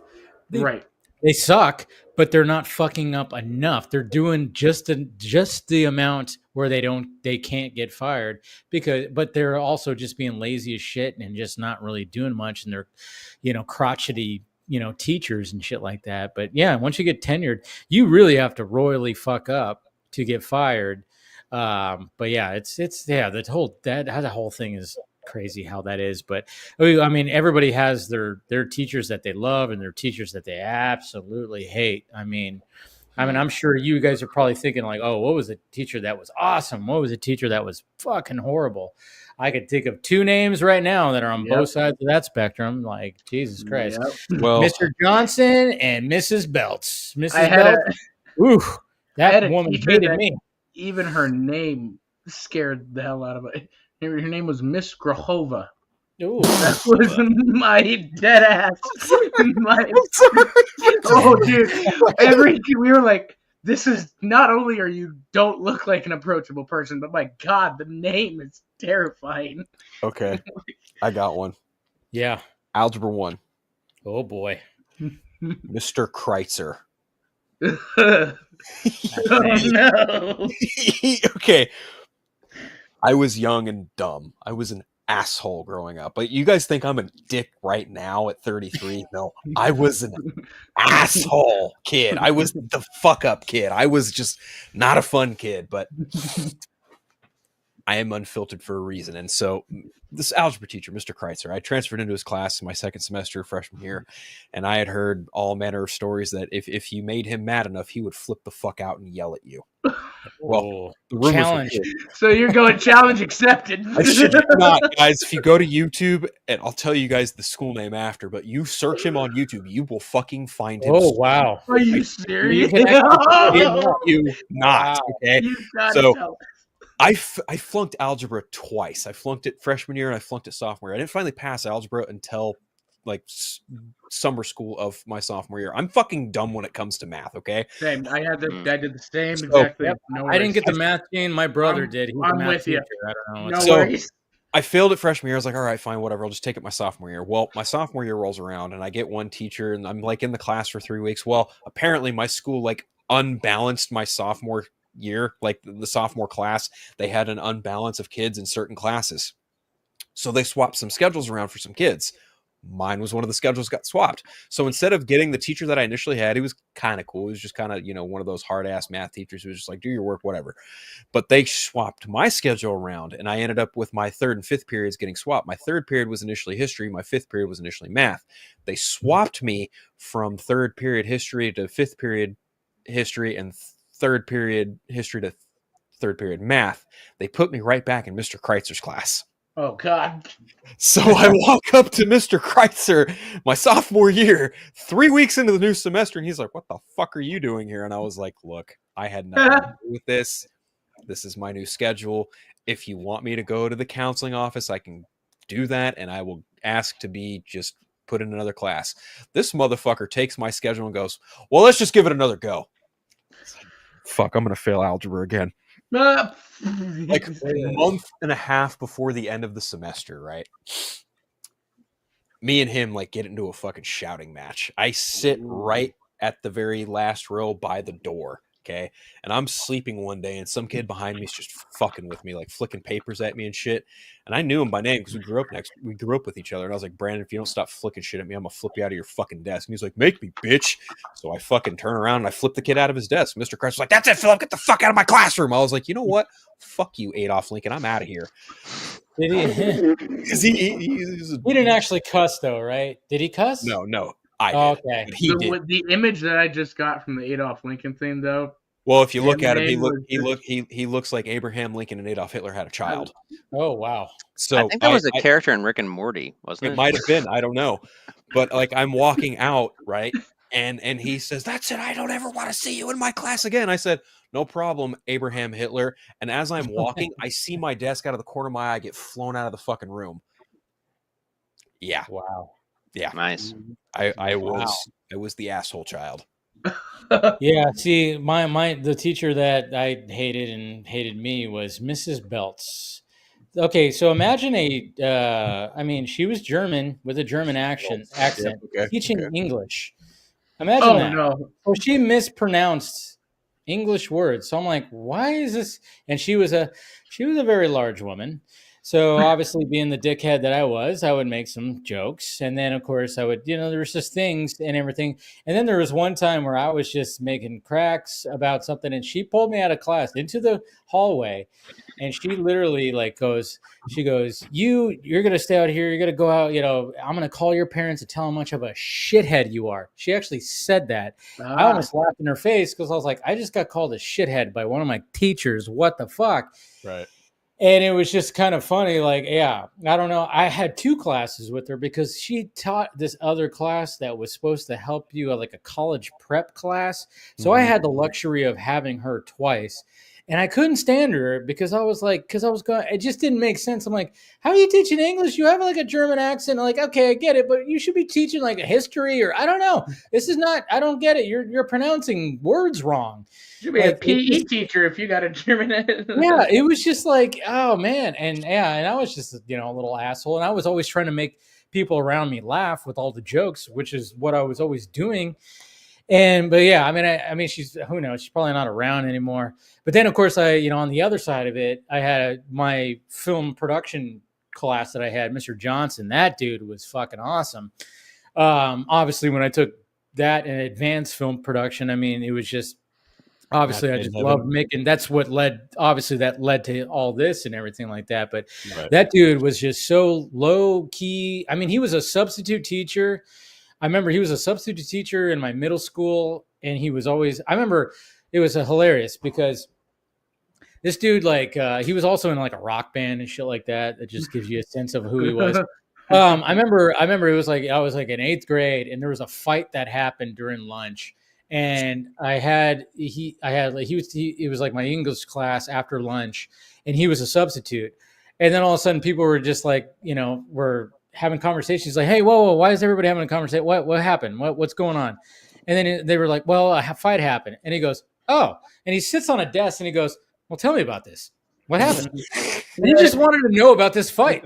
He was funny too. He was a funny guy, and he was like a substitute teacher. And then all of a sudden he became, he was like a history teacher at first. I didn't have him for history when it came to high school, but then he became the video production teacher. And then I had him, and I was like, sweet. And then he taught me how to edit. He taught me the board, this was before digital. He taught me how to totally do that and everything like that. And I remember when I made my first little spoof kung fu movie, and I did all this voiceover and sound effects stuff that I couldn't do. Me and my buddy couldn't do on our own. So I was like, all right, if we record the tracks and then I can go into the editor. And he sat down and watched it, and he laughed his ass off on how funny it was. And he told me because I kept in touch with him years after, he said that he would always show my movie to his class every year because of how good it was, at least, for high school's sake. Yeah. And I was like, yeah, that's why that guy was my favorite fucking teacher. And if it wasn't for that guy, I probably wouldn't be doing this shit now. It's great. So Mr. Johnson, cheers to you. Same deal. Nice. Unfortunately, my video production teacher, he passed away like 3 years out of me getting out of high school. He was a great guy. Oh, man. He was coach of football. He was just a phenomenal teacher. He had a fucking Batman tattoo. Oh, well, there you go. Yeah, like it was match made in heaven. But Coach Adams, may he rest in peace. Man, I remember learning how to edit on a fucking macro machine. That was, those were the days. This was back on VHS too. Like this is the nitty gritty before digital really took off too. It was something fucking wild. But yeah, that's it's funny how Dave and I have like similar origins there. That's pretty. Well, even myself we too, did not like video production teacher we love. It's very, very crazy. Maybe. Oh yeah. I mean, yeah. That's what's so great. And then of course, there's so many teachers in between where it's like good and bad. I mean, yeah, I've had some other shitty ones too, but I mean, Mrs. Belts, she's the one that stuck out. That I remember her when summertime came and like I had her class last and I was at the door and I pushed the door open. And this was like junior year. I pushed the door open. Karma, this is what happened with Karma because I had her for that college prep class, not once, but twice. I also had her for senior year and then I had her for English as well. But I pushed the door open and I yelled out in the hallway, I'm free! I'm free! And I yelled it out because I was just like a fucking, I was a little idiot, was doing that, and I wanted her to hear it. And I just wanted everybody to hear it. I'm free, But yeah, and then of course Karma hit me because then I had her for that college prep class again, and then I had her for English class for my junior year. I was like, okay, I'm somebody hates me. Like Karma. I had the extra step with my film production. Same thing, very close to my film production teacher and stuff. And we had I went to a private school, so we had I graduated with like a letter or whatever in film production because I was in it for 4 years. But he would. Because I was also the known stoner of the school, he would warn me when they were doing the tests, the random tests and stuff. So he would go the extra mile and be like, "Hey, don't smoke this week," and I'm like, "Appreciate you, thank you." Yeah, that's awesome. Nice. Yeah, that's what they should. William, do you have any teachers? Any teachers you remember? We're doing the teacher sharing anything? It's really hard. I mean, it's been a while. So, like I said, I was about to say, we only had one teacher back in the early 1930s. So I'm just kidding. Hilarious. Let's wait till the short jokes come out. There, yeah. Send them on over, man. It's fine. We're busting balls. I didn't have too many teachers that I hated, or I had some that influenced me earlier on, like first, second, and third grade. For the most part, once I got into high school, I was just fighting to get out of high school because it was just the biggest 4 years of waste I ever had because I didn't see it. I was learning math that I to this day have not used. What the fuck was trigonometry or calculus? To this day, if I need calculus, I got my I've never right used here, geometry to this day. So yeah, dude, I failed geometry in my 10th grade. I failed it. Miss Rounds, who she didn't like me either because I was in the the back row and me and this one dude, I can't remember his name, but me and him used to just joke around and talk shit all the time. And then it was funny because the next year, a teacher that I really liked in junior high, her name was Miss Olson. Funny. She was a funny teacher. I just loved her personality, gelled with her. I would joke around with her and then she got married and she became Mrs. Ford. And she taught geometry. She had the most easygoing fucking geometry class. Like she would play music, like classic rock music when we would just have to like, oh yeah, just start your homework and blah, blah, blah. I passed with a B+. And yet I failed with this other one. And it's just sometimes it can just be who you're, sometimes you don't gel with a teacher. It's not going to work out. I didn't gel with the previous teacher. But then, of course, I was just joking around, with this. I forgot what his name was, but I would always just try to make him laugh because he had a big laugh. And I was always just like saying shit like laugh. I was like trying to make him laugh. And I just ended up failing the class. Huh? Were you the class I clown? was not really I wasn't a class clown. I always kept it to one person. I always you're sitting next to me, I'm trying to make you laugh. I didn't try to really make the whole class laugh. I always it was like, if you're sitting next to me and you are like, okay, I like you, I'm going to just try to make you laugh. Yep. I never really had like the whole, class doing the whole thing. Although anytime I did a presentation, I always got the class laughing because I would always try to do something funny. I remember one time where it was like history and I had to like fucking present this video thing that me and somebody else did. That dude didn't show up, so I had to do it all on my own. And the first thing I did was I had my backpack, and I just, for some reason, I was like, this is gonna break some ice, and I just lunged the backpack over my shoulder and slammed it onto the desk, and the whole class laughed, and I was just like, yeah, I had a feeling I would do that. And then the teacher was like, it's all right, nothing broke. And I looked over and there was a statue that was wobbling. I'm like, and I started pointing at it. I'm like, maybe. And then everybody started laughing it too. And I was like, and then of course I presented the video and everybody laughed at that. But no, I was never like the class clown. But if you sat next to me, I'm like, yeah, sorry, you're going to fucking hear me say a lot of things. Yeah. I never tried to strive to be the class clown though. I don't know. It was like not something I was trying to do, but yeah, if you sat next to me though, for sure. You guys want to hear a funny one? We had a mock election my senior year in government class. Yeah. And we had to divide up half the class, political party, etc. And we all had to choose treasury, secretary of state, whatever. My stupid ass got nominated for president. Oh boy. That's kind of what very similar. Our political party was called fucking stupid, but it still makes me laugh to this day. The Blueberry Yum Yum Party. Oh, what? I shit you not. The Blueberry Yum Yum Party. And this is circa 2010. Obama is 2 years into his current presidency. And I went up against a friend of mine who is a person of color. So it was literally fucking reverse. The election results were the reverse of what happened in 2008. The white guy won instead of the black guy. And it was just like, fuck, man. Oh, and everyone gave me shit for it. They were like, and I was like, just don't, okay? I don't even want to take this fucking seriously. This is a government class. Like I just but I think go. That's kind of the point, at least because we had a very similar situation because ours, when I was doing it, it was the Trump was running. Okay. And all that and stuff. Yeah. So it was a very similar thing where it's like, I think really when you look at it, it kind of shows how stupid it all is, and stuff. And so for kids to be doing it in that format, it's very much of kind of like a spoof of the reality of like, no, this is how dumb it kind of is and stuff. And my buddy I ran against, we're still friends to this day. And I remember it clear as day when the election results came in. Like my teacher was like, Philip won, and my buddy was just like, he only won because he's white. Everyone fucking laughed. Everyone fucking laughed. It was just like, oh my god.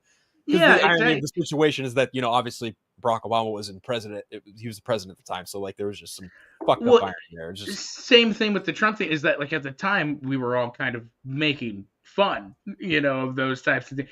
Then it became reality, and that was a whole different story. But it's weird. I think how I feel like that's high schoolers might have a better grip on just how dumb it actually is in that sense of the mock government thing. I really used to love that type of stuff. What's really funny is like people exaggerate and clown some of the theater experience and how people get overhyped and over fucking out of bounds of shit when something like say Avengers Endgame happens and Cap pulls out Mjolnir and fucking everyone loses their mind, right? Well, now we're literally in 2025 when we've got people bringing actual fucking chickens into movie theaters. Yeah, what's going on with that? I was watching your Minecraft rant today when you went off on the shit. Oh my god, dude. I was dying. Exactly. I was getting ready to run errands, but I don't mind people having a good time. Like when the initial videos of people celebrating that whole thing, cool. But then when it got to the point where people were just literally taking bags of popcorn and throwing them, and Phil made a good point on his show too, where it was like the director said something about him like, are you that oblivious to like how, but like this isn't a fun experience for everybody when this is happening. Yeah. This is annoying as shit. You know, like, Yeah, like Jared Hess came out and was just like, I don't understand why people are having the cops called on them for like throwing popcorn and shit. I'm like, are you fucking serious? Do you not see the problem here with like being absurdly ignorant and rude in a fucking movie theater? You think throwing popcorn is okay? Like, what the fuck is wrong with you? Yeah, no, and not to say that like we obviously. I remember our group of friends back in high school and saw the first 50 Shades of Grey movie as a joke, and we honestly walked out about 45 minutes into it because we were laughing so hard, annoying the rest of the theater, knowing we were gonna get kicked out. Okay, So we're just gonna leave. What? Me and my buddy, this was probably like 2007, 2008. We took our girlfriends Oh no! to see Twilight New Moon. Okay? Oh my God, I did the same thing. I did the same thing. Dude, I And did you the two same were thing. laughing your asses off right there. Oh yeah, I was laughing. Oof. It was in that moment I realized, damn, I like Robert Pattinson because he's getting paid a fuck ton of money to act in this shit. Hot fuck. I felt bad for the guy, but at the same time, he's getting paid to be kind of an asshole to Kirsten Stewart. And I'm just sitting there going like, damn, he's being a fucking asshole. And my girlfriend's like punching me in the fucking shoulder, like, stop it. I'm like, what? He doesn't fucking want to be with her anymore. Like, when? You know, like, boo-hoo. And she's like, you're such a fucking asshole. I was like, you brought me to this fucking movie. She's like, you paid for it. I was like, you wanted to see it. Anyway. You did this.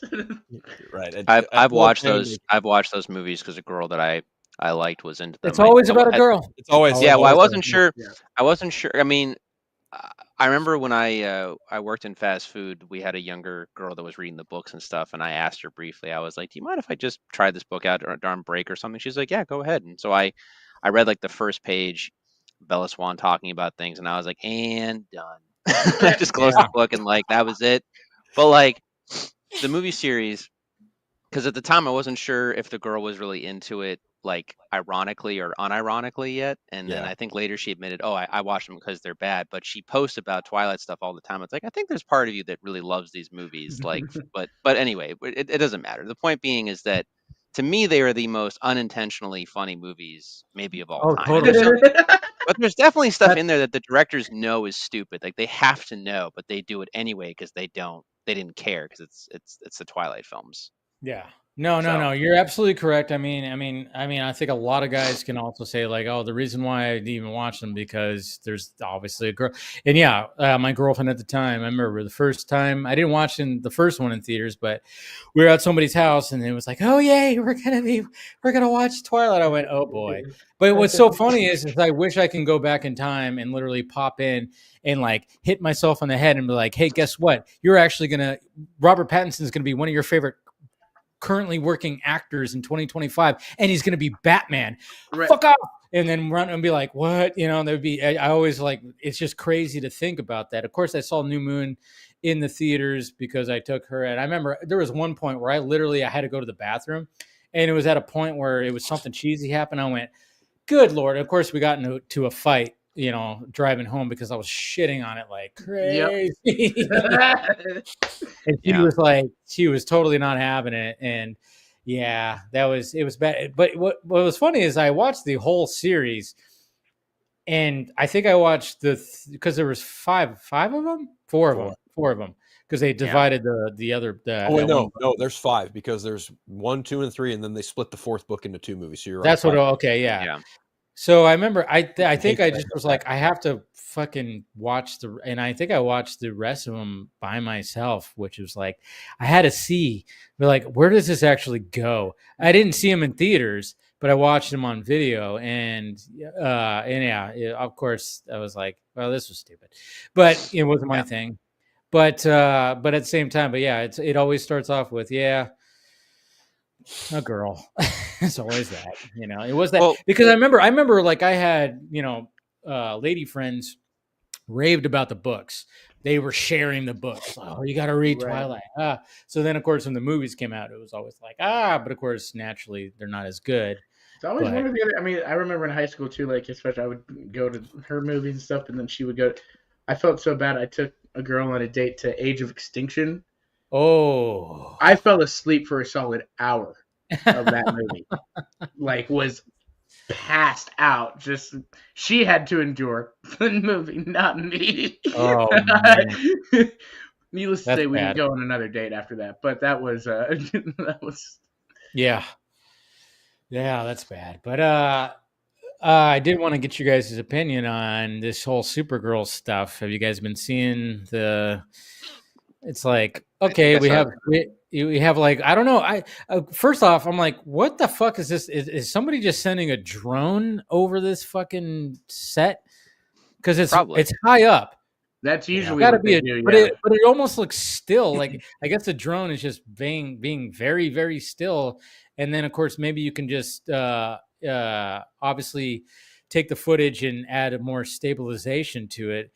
Because I'm just kind of going like, unless somebody's just propped up on a fucking hill and just telephoto lens down, I mean, it's crazy how and you know, and then I'm just kind of going like, okay, we can essentially see the entire costume. Skirt is back, great. Everything's looking good. I mean, it's still Long not boots. crystal. It's not, yeah, long boots all the way up to past her knees. It's very much the Woman of Tomorrow costume, with the, of course, with the Kingdom Come S, but I'm just kind of going like, man, it was Amelia Alcock's birthday today. It's already coming out. Just post it, Jimmy Guns. Post her, just post like a shot of her. I don't know. I have a feeling it's not the full costume. I don't think we'll get that first official. It's not going to be for a while, probably. Yeah. If I'm being honest, I do think that she probably will cameo in Superman. Oh yeah, she totally is. No, instead of a photo of Supergirl today, we got another photo of Superman and Lex Luthor, James Gunn. Did you see the funny edit of him holding them as? Oh, dude, yeah. Oh, there's a hilarious. Dude, I'll pull it up right now. It's hilarious. Bill will laugh at Somebody this. did a good editing job, and I was like, "Oh, who did this? This is hilarious." Look at that right there. God damn it! Yeah, that's so freaking awesome right there. Oh my god! And you know what? Okay, I said this in my show. The cynical part in me looked at this photo and went, "Okay, I bet James Gunn went, okay, guys, this is where we're gonna recreate Superman 78, and it's gonna be fucking amazing." But that's the cynical part in me speaking out. It's a cool looking photo. I know people are like, why is James Gunn and all this stuff? And I'm just like, well, I mean, he is the name. I mean, that's the fact of the matter. Well, it's the same thing. You can't get mad at Zack Snyder would be in all the photos of his movies. So when you get Christopher to that Nolan, point, how many times do you see director, Christopher Nolan directing? No, because Nolan is the name. He's the name. Exactly. They're selling the name. I mean, I think it's actually kind of cool that the director is a selling point, because I love that. I love it because if Quentin Tarantino was making one of these movies, every picture would have Quentin Tarantino doing a directing and talking. You would see when Multiverse of Madness came out. He almost made Star Trek. He almost made it. Dude, if he was making that Star Trek movie, every image that they were trying to put out there would be him. Like, look, it's Quentin Tarantino directing a Star Trek movie. Same thing with Sam Raimi when he did Multiverse of Madness. It was all over the marketing. Sam Raimi's back with Marvel. That just shows you. I mean, people have to realize, like James Gunn or not, he is the name. He is the name that is attached to it. He created a name for himself in the comic book space with Marvel Studios and Guardians of the Galaxy, where it's a recognizable name. So, yes, naturally, he is going to be a big part of the marketing. He just is. I mean, and none of his past really is. They're not names. They're not names. Yeah. You know, it's funny you guys mentioned it's funny you guys mentioned that, because I see Rachel Brosnahan's name thrown around more in association with this movie than any other actor associated with it. Her name is probably, I would say, even the biggest name, and Nicholas Hoult has made a name for himself in other shit. Hell, he's even been in fucking X-Men movies, and I still see more articles pertaining to her and her getting asked a bunch of questions about this, as opposed to David Corn sweatering. Admittedly, she does have that amateur movie out right now, so she's getting more press. And stuff. That's what it is. But you're 100% right. I do agree with you in that she's very much the center of attention, besides James Gunn himself. I have a feeling that once they reveal who Jor-El is too, that will also be a big probably talk of town. But there's not a lot of big names in this movie, so it's kind of like the whole marketing has been from the director of Guardians and James Gunn. I And mean, that's the thing. I mean, and I get it. He's he's a goober. He's a big dork and everything like that. But at the same time, it's like, I mean, he created that name for himself, so he's gonna do it. And so when they released that image, I'm like, I didn't. Of course, when I posted it, people were like, "Oh, it's James Gunn featuring," But it does give you a good idea too, I think, for general audience of like what they can kind of expect. It's like it makes me think of Man of Steel trailer. Too. It was like from Zack Snyder, Watchmen and 300. You're like, oh, this is gonna be some gritty, serious shit. So you get a good idea when they do that type of thing of the type of movie that you're going to be getting for general audience because they're associating it with what they're known for. Yeah, no. I mean, that's just what it's just going to be part of it. And the people who don't understand that, I mean, I get it. You don't like the guy, fine, but it means like he is the name, he is the selling point. And I mean, even sometimes like, with junkets and when I see interviews, I'm like, Jesus Christ, reel it in a little bit, Jimmy, because he's a big dork. He's excited. I get it. And here's the image, of course, full on. And it's kind of interesting because it's like what exactly is happening right here. I would say that everything from the trunks up looks good. But when it comes to the costume looks, I like I said, it's growing on me, but still the undies still are like, I wish they weren't there. But hey, I am liking that Lex costume, the vest and the suit. No, that Hulk, very much. Hulk looks awesome. I mean, look at that cake. Look at that cake. What are you doing, dude? Man looks like he's wearing a diaper. Okay, I had to make a joke. He does look like he's wearing a diaper. Good for him. I know. Yeah, the trunks still I'm not all about, but at the same time, I get it. Fine. Yeah. And it was kind of funny too because I saw some people like going, "Oh yeah, it's the Superman pose," because there's Christopher Reeve who also is like who's like standing just like that, holding one wrist. And I'm going to make a joke. I'm already like I'm already like have it set. Maybe I'll make it tomorrow and tweet it out if I find like the images both because I saw somebody posted. I'm like, it's a Superman pose. I'm like, no, it's just Superman realizing that his underwear is on the outside of his costume, so he's holding his hands down like that, like he's guarding his like weird. So I might post that tomorrow. Super Bowl. That's gonna piss off the trunk lovers. I gotta balance it out, guys. I can't just piss off just like the diehard Snyder fans. I gotta piss off also the other side too, which I like to go after as well. So I might do that. I don't know. Tomorrow I might post it. So, like I said, Cody in the chat, why do people hate the trunks? I don't hate them. I get it. It's a part of Superman, but I just in modern day, I think they just don't work. I'll be honest. I think I'm the indifferent one because I was never the biggest Superman fan. Doesn't matter. Yeah. I will say that these trunks, I'm not crazy about just they look a little too big. Yeah. Well, they're almost like boxers. They're not. It's not like the Superman like. They're almost like boxers.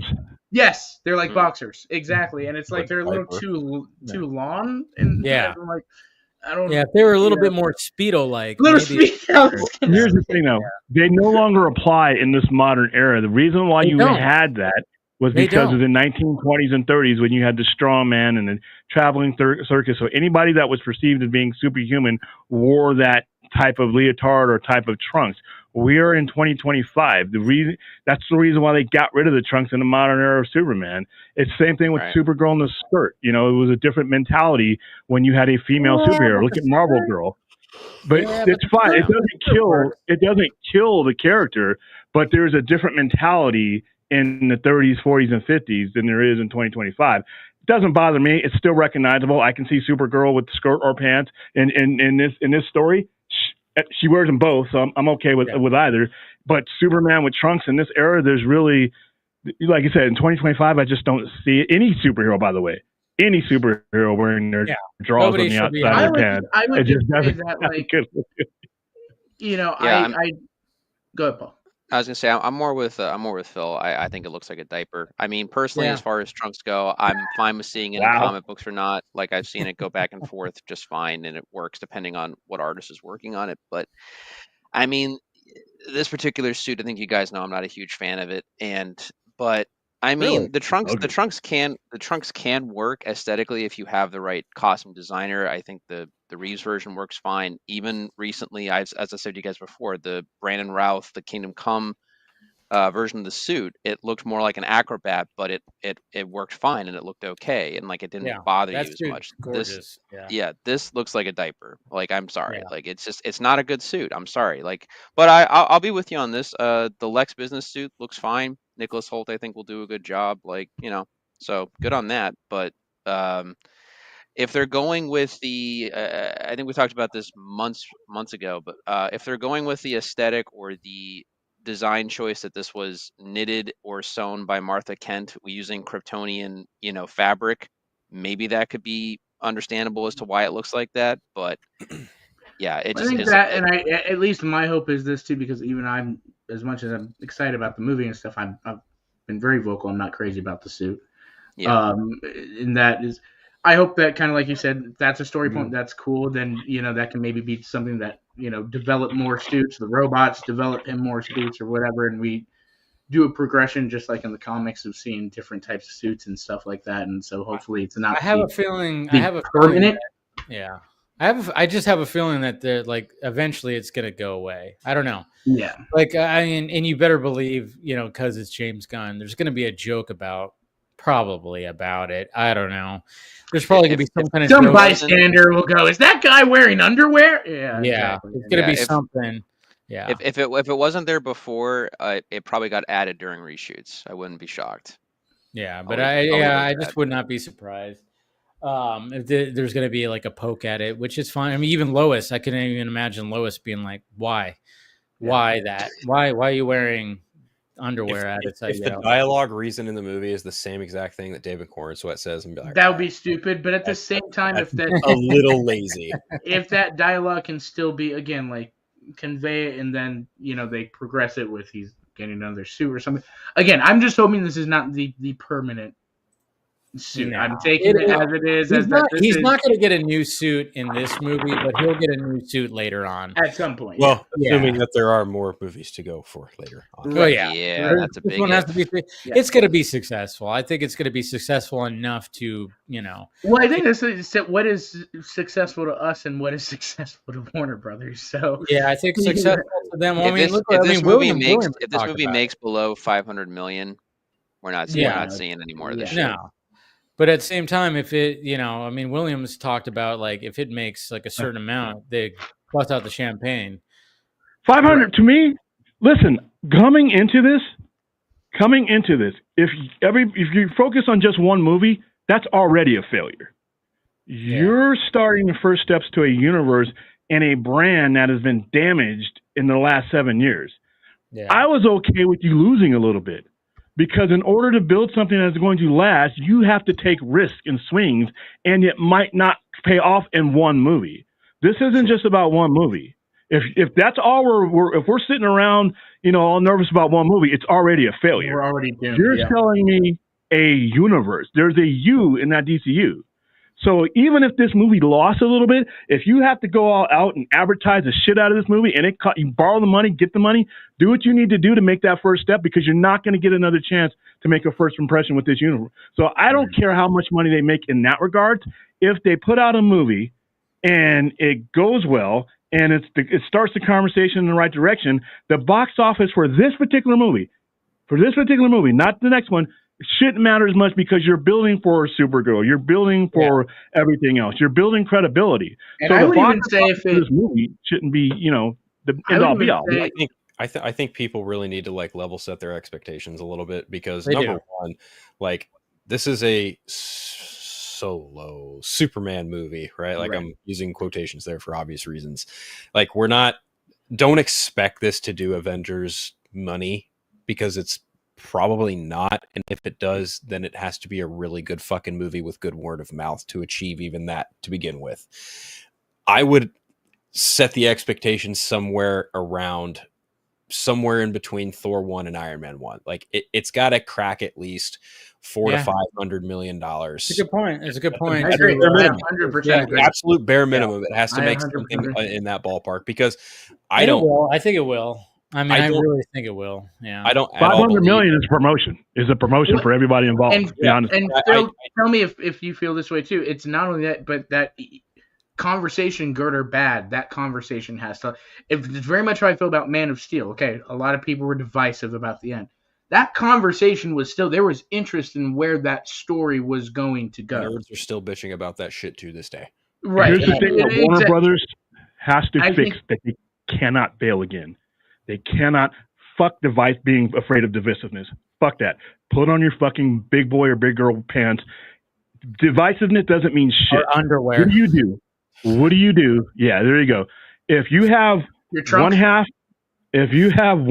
that is for you, and you have one half that is against you, I don't care what you're selling, whether it's drugs, popcorn, or cereal. You choose the side that's giving you money. Fuck the other guys for now. Do what you can along the road to bring them over with. But because if James Gunn puts out a movie and it's divisive, so fucking what? You narrow in and you put your roots on the people that are going for you. Everybody else, right? Exactly, will come along. But what happened with Superman and BVS? Everybody brings up, well, it was divisive. So what? So what? Yeah, that's what I'm saying. I don't think divisive was a bad thing because just in general, the mistake that they cannot make is because just because half the audience doesn't like it. Guess what? Your accountant doesn't give a fuck about them. He's counting the ones that gave you the money. Focus on them. And even then, BVS proved it. Yeah, it made more than $873 million. Well, and then what did Zach say when it came to DVD sales, when it came to the Ultimate Cut? Because people were going like, oh, wait, there's a longer version. And then even people like went, oh, wait, this is actually better. Holy shit. I'm not saying that that's what the James Gunn's going to approach. But at the same time, there is nothing wrong with having divisiveness in a movie like this because it keeps the conversation going. And like you said, William, too, is like there is a universe that they're trying to establish. This movie does a really awesome opening weekend, and it crosses that $500 million, and I think it's going to. I don't think it's going to make $1 billion. Some people are saying it might. And you know what? It might. You never know. I think it's going to be pretty close to Man of Steel box office, if I'm being honest. But at the same time, it's going to make I think it's going to make the money that they're going to be at least be like, all right, we're good. And then of course we got Supergirl and the buzz for Supergirl, even with all this stuff that's happening. There's, people are still going, holy shit. And then people are going, wait, we got a Lantern series. Holy shit. There's things that are already in place where people are going, hey, they're actually finally taking this shit seriously. That's why when I brought up that article, and then talking about it, that Deadline article with Pam Abdi and Michael DeLuca, which again we always get wrapped up in. We always get wrapped up in. Very good article. Yeah, we always get wrapped up in this fucking back and forth shit, and then we're hearing that, oh yeah, Zaslav's going to get rid of those two. It doesn't sound like that's going to be the case. It sounds like maybe that was bullshit when that came out, by the way. Yeah. What? I said that was bullshit when that rumor came out. That was bullshit. It was absolutely exactly, especially when they said Peter Safran, he might appoint Peter Safran. That's where I started going. That doesn't make any sense. So, when you read this article, you go, okay, these two aren't leaving. Yeah, they had some missteps, but that's what every studio does. But it seems like when they had the win, which is the Minecraft movie, and then there might be some wins in the future, and the fact that they were heavily involved, and then of course. Now people are going like, oh shit, they were heavily involved in hiring James Gunn to be the DC Studios co-CEO. A lot of people were like, what? And I know that they hired him for Superman and then he got the job. Yes, right. CEO. So it's like, and what's weird is that that's the big thing too is everybody looked at last year was Pam and Abdi did Joker 2, and that was the big failure of Warner Brothers last year, and blah blah blah. But again, like you said, it's like they didn't greenlight it though. That's a big distinction everyone's making. That's the big thing. Yeah, they didn't greenlight it. And then number two, it's like, all right, so what do you want to happen in a situation like that? Studio head is going, well, first one made $1 billion, make the damn sequel. Okay, so we can either take it away from the creative, like we've done a few times in the past, and we've seen how that happens. Aquaman in the Lost Kingdom. Zack Snyder's Justice League, fucking all these, to name a few. Does it like, you know, or let the guy do his thing, and at least, as much as I didn't like the movie, Joaquin and Phillips owned that was their movie and that was their intention and what they wanted to do, and I actually enjoyed it, so I was fine with it. But it's not. But I'm. That not, was a good script away from being another $1 billion hit. It's just the script. It's just the story doesn't work because there's too much of what I saw in the first movie.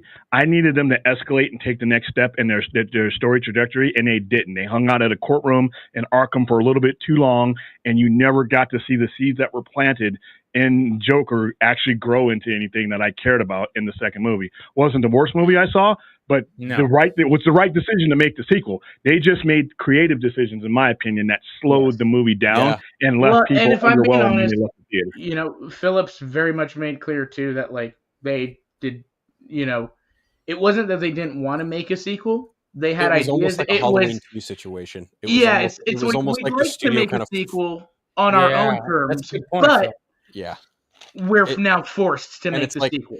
Like, even to William's point, I think the biggest hang up with that film, just from a general audience perspective, is obviously fans were going to go watch the fucking movie one way or the other. I mean, here we are talking about it. I think the biggest sticking point is people were more curious about the how this version becomes the Joker, right? Like, they were way more interested in that. The why of it, the dissecting of it, the courtroom bullshit, being in Arkham, the singing, no one gave a fuck about any of that. Well, I think that's the thing, is that I said it after the first one, was like, if you would have left that first one alone, I think it works really, really well. But now, if you're going into the second one, I think most people are expecting, like, okay, how does this connect to DC? Yeah, you know, and the greater story.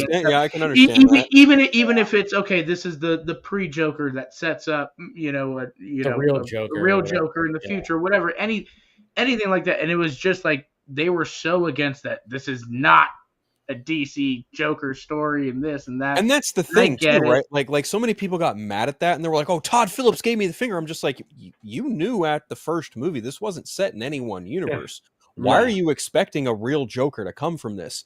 That's your own expectation getting the better of you. Or the Joker to come from this. Yeah. Sure. Yeah, absolutely. It's so fucking just fanboys being mad for fanboy shit they shouldn't be mad at. It's fucking ridiculous. I think there was also the case too that after Joker's one success, Todd Phillips basically, said to Warner Brothers, because they were probably talking about getting that sequel as far back then, but he was like, "Look, in my opinion, you should do other stories. You should do a Luthor. You should do a Penguin." I mean, obviously they took that to heart with, the Batman verse. But he was like, "You guys should do more Elseworldy stuff," and Warner Brothers was like, "No." That's the thing. Is like, and I remember like that was pre-James Gunn, by the way. Yeah, pre-James. No, that was all pre-James and stuff. And I was like, I don't think you'll ever see Elseworlds shut down like that again. And again, it's weird because it's like, of course, you're a studio head. The movie makes $1 billion. You're like, how can we, it's R-rated. R-rated, right? And it's R-rated and all that. At the same time, how can we capitalize on a movie we didn't have faith in to begin with? Yeah, exactly. And at the same time, cost him $500 million. Toby, I don't know. Toby how much lowballed that budget, and then it came back and bit him in the ass. No wonder he got fucking let go. That dude is and at the same time, I think that's where I do think like there was a little bit. Again, I don't hate the movie. I don't think it's the worst thing ever or anything. And I get but the Todd choices. Phillips was like a little bit of doing this. I do think there was a little bit of it because at the end of the day, he very much, and sure, Warner Brothers could have said, "We'll find another director or whatever," but he could have walked away. It's like even you look at Greta Gerwig with the Barbie stuff and all that, and she's like, "I'm not doing a sequel to Barbie. I have no interest. It's not happening." They're of course begging for it because it was so successful and all that. But I don't know. I do feel like there was a little bit of like from Todd, like, "Okay, you guys really want to force me to do this? This is what I'm going to do." And I was like, I would have moved on from him. I would have moved on from him, and if it were possible, I would have sat down with Joaquin and said, "Listen, let's find another project." Who else? Yeah. We're going to give you this bag of money. who else, because that really hurt the story, because they needed the story that was needed for the escalation from the original Joker. I thought that should have been directly connected. That the moment he's escaping Arkham, when he kills that doctor at the end of it, it should have been the same relatable escalation. Because what made Joker work is because everybody that was sitting watching Joker could see things in their life that just escalated out of their control. Right. They weren't bad people, they weren't awful people, but awful things happened to them. And guess what? That's what happened. That's what happens to people, and they can all relate to that. And that could have continued out. I mean, I needed to see cops, I needed to see detectives, I needed to see all kinds of stuff. And then if you want to end it there, then kill him. But the way that ended, the problem, if you're gonna, I say, do as many sequels as you need, as long as you still have a story to tell. Yeah. Joker had story to tell, and they just didn't tell it. That's the biggest problem. Yeah. Not that the sequel was made; they did not tell their story. That they didn't really have a whole lot of heart to tell. Well, and that's my thing, because like. I think that maybe if it were given more time, because like Todd did say during the first Joker and stuff, like, yeah, we discussed other stories with Arthur and this, and so I'm thinking, okay, well, maybe if they wouldn't have pressured them so much to like, you got to fucking make this movie and all that, give it some time and let them really develop that idea. But then I feel like it was so like, you got to do it now, and then Todd was like, all right, we'll do it now. Who apparently also has ideas? That's their mentality too. That the problem with the pre-gun mentality is that they don't see the IPs as stories. They don't see what they're doing as storytelling. They see them as money, because that's what they do as exec. The thing about having a DC studio head is he views it that way too, because he's part of the business, but he also understands the dynamic of the story.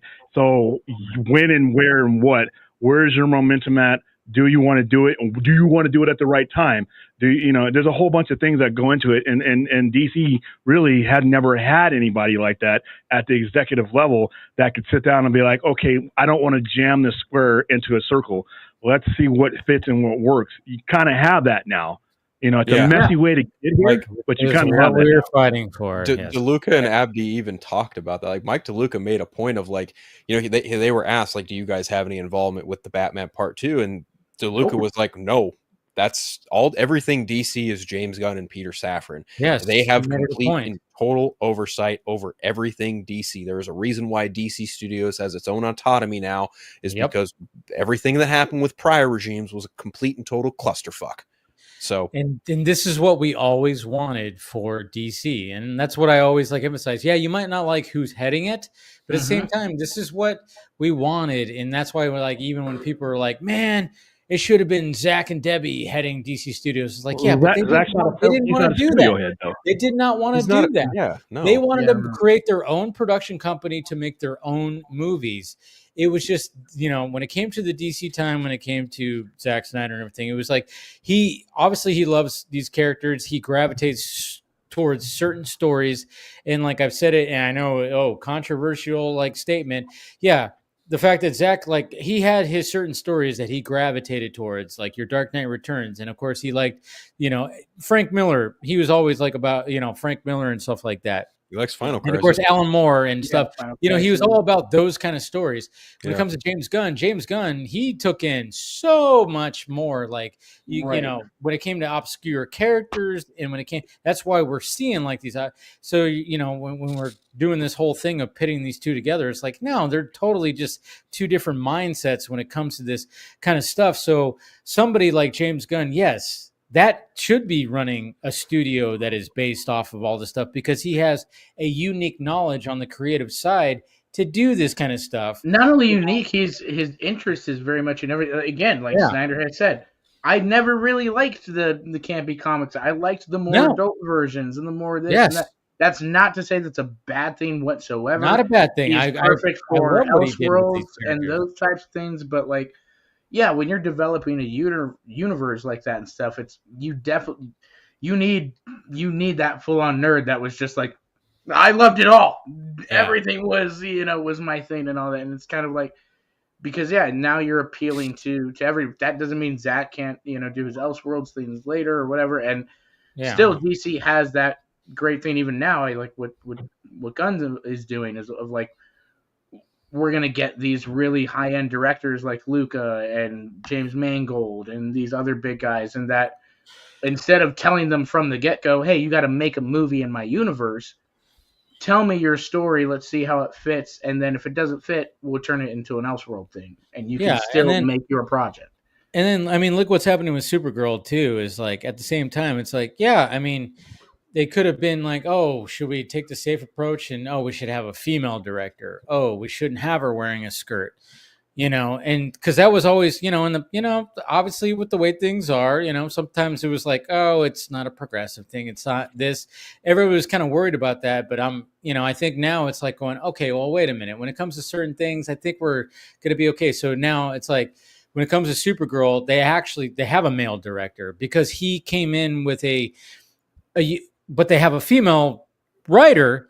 And when it came to both of them coming together and looking at what they're going to do with the script, James Gunn went, "You guys are good.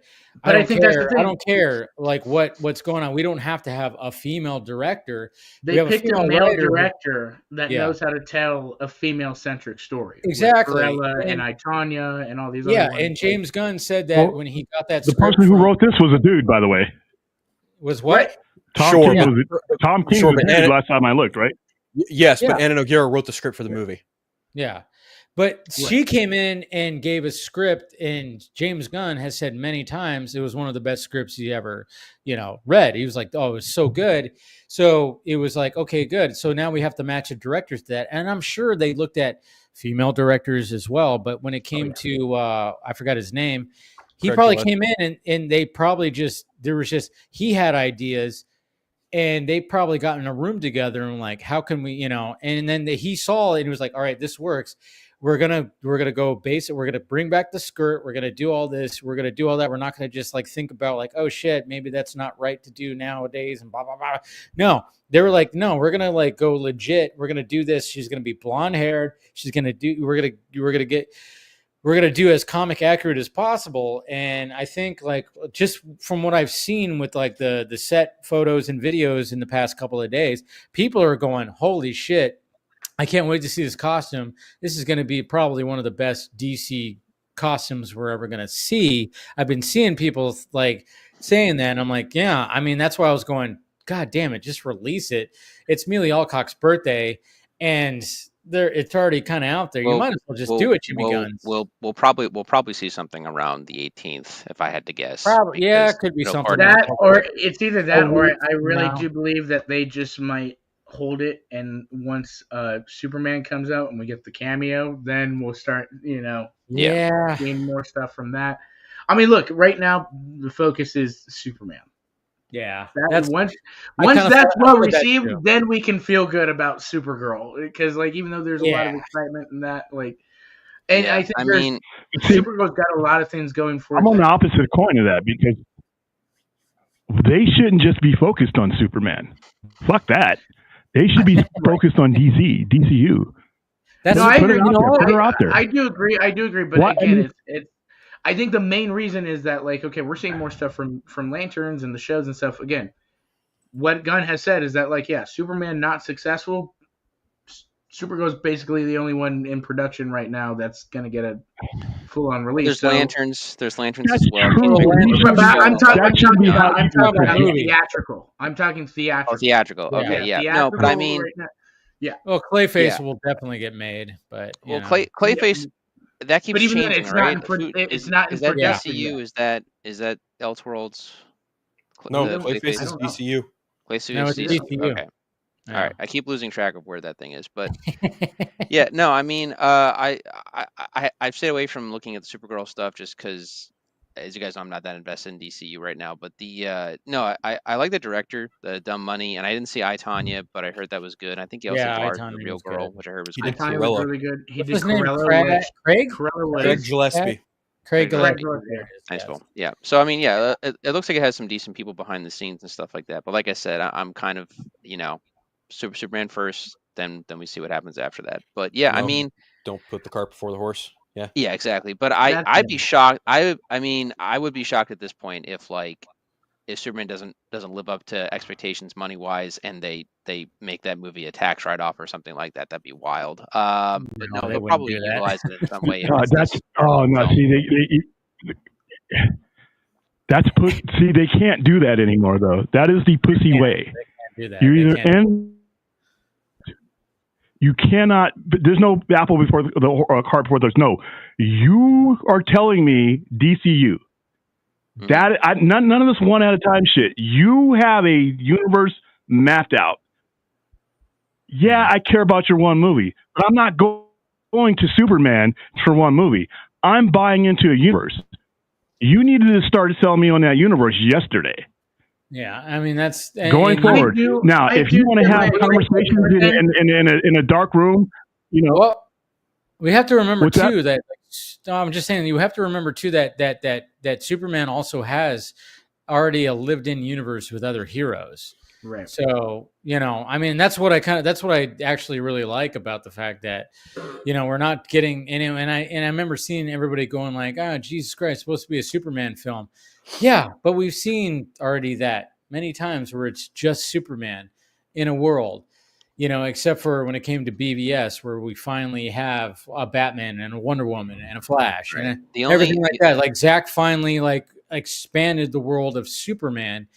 And now, we get a reboot, and then all of a sudden it's like, okay, well, we're not going to do an origin story, but we're going to have a movie a movie where Superman is living in a world where there's already other heroes that are present, but we're going to do hey, we're going to have Hawker, or we're going to have a guy, Gardner Green Lantern, we're going to have Mr. Terrific, we're going to have these other characters. And I'm like, cool, thank you. That's something different. We're not going to have. And when I saw people complain about that, I'm like, okay, so you just want the same fucking origin story told again? I don't. Well, it's not even that. It's you get the same complaints too from the anti-Snyder people back then. They're like, oh, he's not smiling, or he's bleeding, and he's doing this, and that's why I made that joke in my sketch. You have to develop this character. Okay, he's in a lived-in universe now and stuff. And now I think the idea is with Gunn is that okay. We know where Superman gets to in the overall comic. He is the most looked up to superhero. Other superheroes look up to him. He is the beacon of, hope and example of what to be as a hero. Well, what is he 3 or 4 years into it when there's a lot of questions and there's a lot of but all of the heroes are around and they don't know how to react or respect him and stuff, and he's just trying to. So it's again kind of same type of mentality. We're going to challenge the character in a certain way, and not make him be that Superman you expect him to be right off the bat. But that's part of developing him as a story, and so we're just doing it in that more lived-in universe now. Sorry, Phil. No. Go ahead. I won't shut up. You first. Go ahead. Okay. No, I'm just reiterating old points, but I'm just saying I think the only challenges right now, or at least from what I'm reading from leaks and from what because again, I don't care about spoilers, but I'm not trying to also spoil the movie for anyone that's listening. But from the only thing I think that James personally has to worry about in terms of the movie itself, as well as general audience reception, is two things. Primarily that the movie does not feel overly cluttered. I've seen it done very well, and I've seen it done very badly. Spider-Man: Homecoming to me is, I think, a good example of something that has a lot of shit going on in that movie, but it does it very well, where it's kind of evenly paced out, and it feels lived in, and it's done well enough where you're like, okay, it's a Spider-Man movie, but there's all this other stuff going on in the background. And then I've seen other movies where it's a whole mishmash of just what the fuck is happening, like The Flash, or I think there's other examples that I can't think off the top of my head right now. I would just to your point, as much as I love Gunn, right? Guardians 2, I think, is a good example. There's a lot happening in that movie that doesn't, whatever. Oh yeah, and three does feel a little bit more focused, but yeah, I mean that's the big problem, because as much as I love Mr. Terrific or Metamorpho or Hawkgirl or whatever, I'm hoping it's more of a montage of them just kind of showing up, because they're essentially, from what I can tell anyway, from what I put together, it seems like it's Max Lord's, Justice League, so to speak, or whatever he's going to call them. Yeah. So they might show up as like another form or some form of the authority or something. But again, depending on how that's paced out. The other issue that seems to be a big problem is the way that the movie seems to be paced, which is more of the sort of format of the all-star comic book, which is fine in a comic, but does it work in a film? And I don't know how That's a true good it is question. or what the case was, if this was originally meant to be a HBO Max like movie or something, because the pacing seems more episodic. I guess that's the best way to put it. So making it into a movie, and like I said, the general audience, it depends, because I think there are fans that like the more campy, fun Superman, or the more like more like bright, I guess, Superman you could call it. But like again, there's others that like the more grounded take that kind of Zach was kind of leaning more towards, because that's the comic books that he grew up liking. So it just depends. Personally, I don't feel general audiences or adults are kind of gearing towards that, and it just depends. It just depends how the movie's going to be overall received. Personally, I'm not really on the supporting side of that. So I mean, but again, that's my personal taste. So we'll see what happens when it comes out, and we'll just have to go from there, basically. I But mean, what's interesting about that, because I mean, there's a lot of things going around, and then the fact that it might play out in kind of almost like an episodic way, and I'm like going, all right, I like that, because you know what else played out in an episodic way? Zack Snyder's Justice League, and I really like the fact that that he did that, and I mean, obviously his original intent wasn't supposed to be like that, but he did.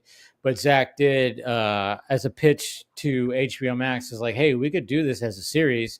If you want, we could do it like a mini series. And they said, no, we can't do that because of, all contractual the obligations. Yeah, all that stuff. So, but they still kept it like that. Oh, was that why they never? Was that it was the rights to Sergio? Yeah. Okay. No, Zach But they 100% still pitched it as a mini series. Yeah. they still commissioned a intro for the miniseries, though, that you can find Oh online. yeah, you could. Yeah, like that. Yeah, I remember. Yeah, I remember that. I remember. Yeah, Yeah. mother boxes and shit like that. But It was I really- always thought too, like, because I remember Zach talking a lot about that, like, maybe after the movie came out, they would recut it for the series format and stuff. Because I know, like, the movie can be into, like, diehards, us will all watch it all day. But yeah, it's hard to convince even my friend that likes comic books. They're like, hey, there's a 4-hour Justice League. He's like, well, the thing is like I said, it's like, or Dave was saying, it's episodic. There are chapter headings, so it does make it easier. And honestly, I bought it on physical.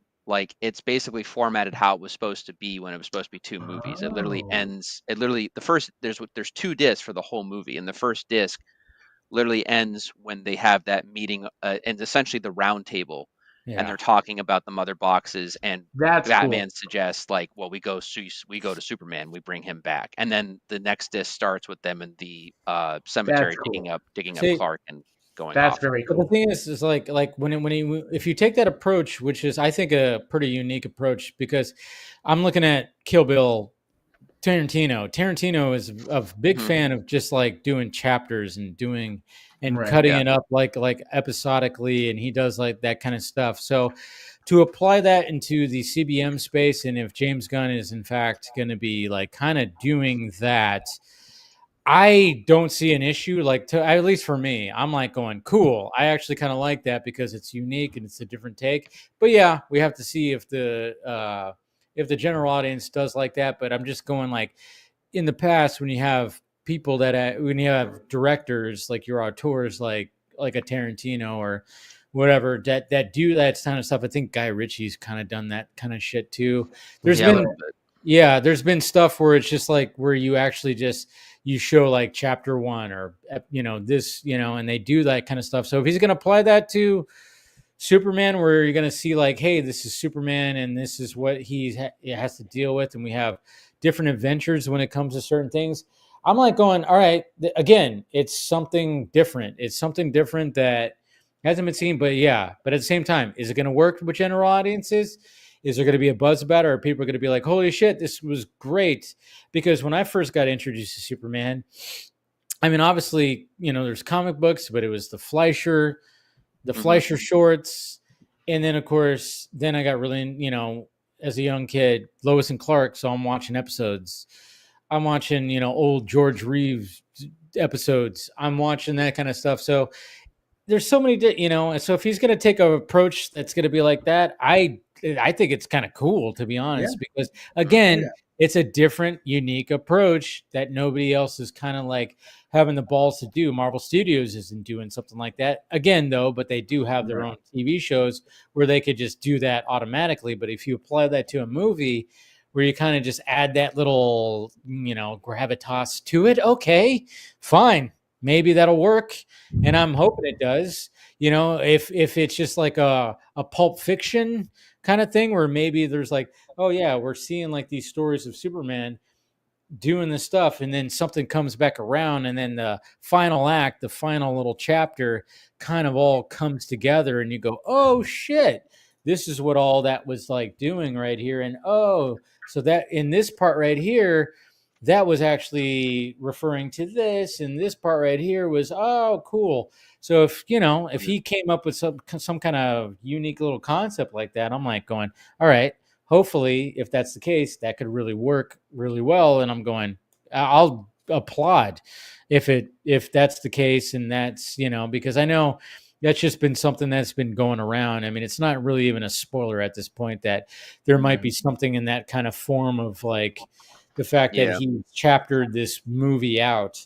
And I think it would be really interesting. This is an idea I have. I don't know if something they would do, but it sounds like something that James Gunn would try out. But like, do you guys remember? I don't know the last time any of you saw the original Superman 1978, but you remember that it opens on like kind of black and white, but it opens on that curtain that opens up, and then you see a kid reading an old comic book, and then it opens the comic, and then it goes into the comic. And then that's the beginning of the movie pretty much, but it's him kids narrating. They don't have to do that, but that does seem like a very much Gunn type of thing to do. Because even with like, movies like the Suicide Squad, and that's what I liked about it, is that like you do little things like that, like in the Suicide Squad, where it's the Suicide Squad versus Starro. Movie pauses for a second, like a comic book. There's some movie that has done this, but it's basically where the kid sees his life as like a comic book or something. But if Gunn wanted to do chapters, it would be interesting if they had it stylized so that every beginning of like a new chapter, as opposed to a chapter heading like in Zack Snyder's Justice League, it's actually like a comic book cover, right? Like stylized or whatever. And then they open that up, and then you go in, and then it's the beginning of the next chapter, so to speak, or something like that. I don't know. That's an idea, but is that hokey? I don't know. Yeah, it's a weird thing where it's like I like that idea, and I hope they can pull that off if they do. But I'm one of those people where I'd like to know, kind of like, I don't know, not that there is more to to see that in a movie, like a more episodic type story like that. I think it's definitely harder to get away with. Like, you got Sin City and these other types of things, but to do that with a Superman in live action, that's a risk. I think it's totally is. But at the same time, that's what we need for the character, because it's like, how do you inject something fresh? I mean, a decade and a couple of years ago, Zach injected, some fresh takes into Superman. Mm-hmm. I mean, again, I'll always say that first Man of Steel teaser is just such a beautifully crafted. It's one of the greatest comic book teasers. It really is. And when you go like, wait a minute, this is Superman, the guy that flies and is basically, the greatest superhero, and somehow this is a fucking art house movie. What?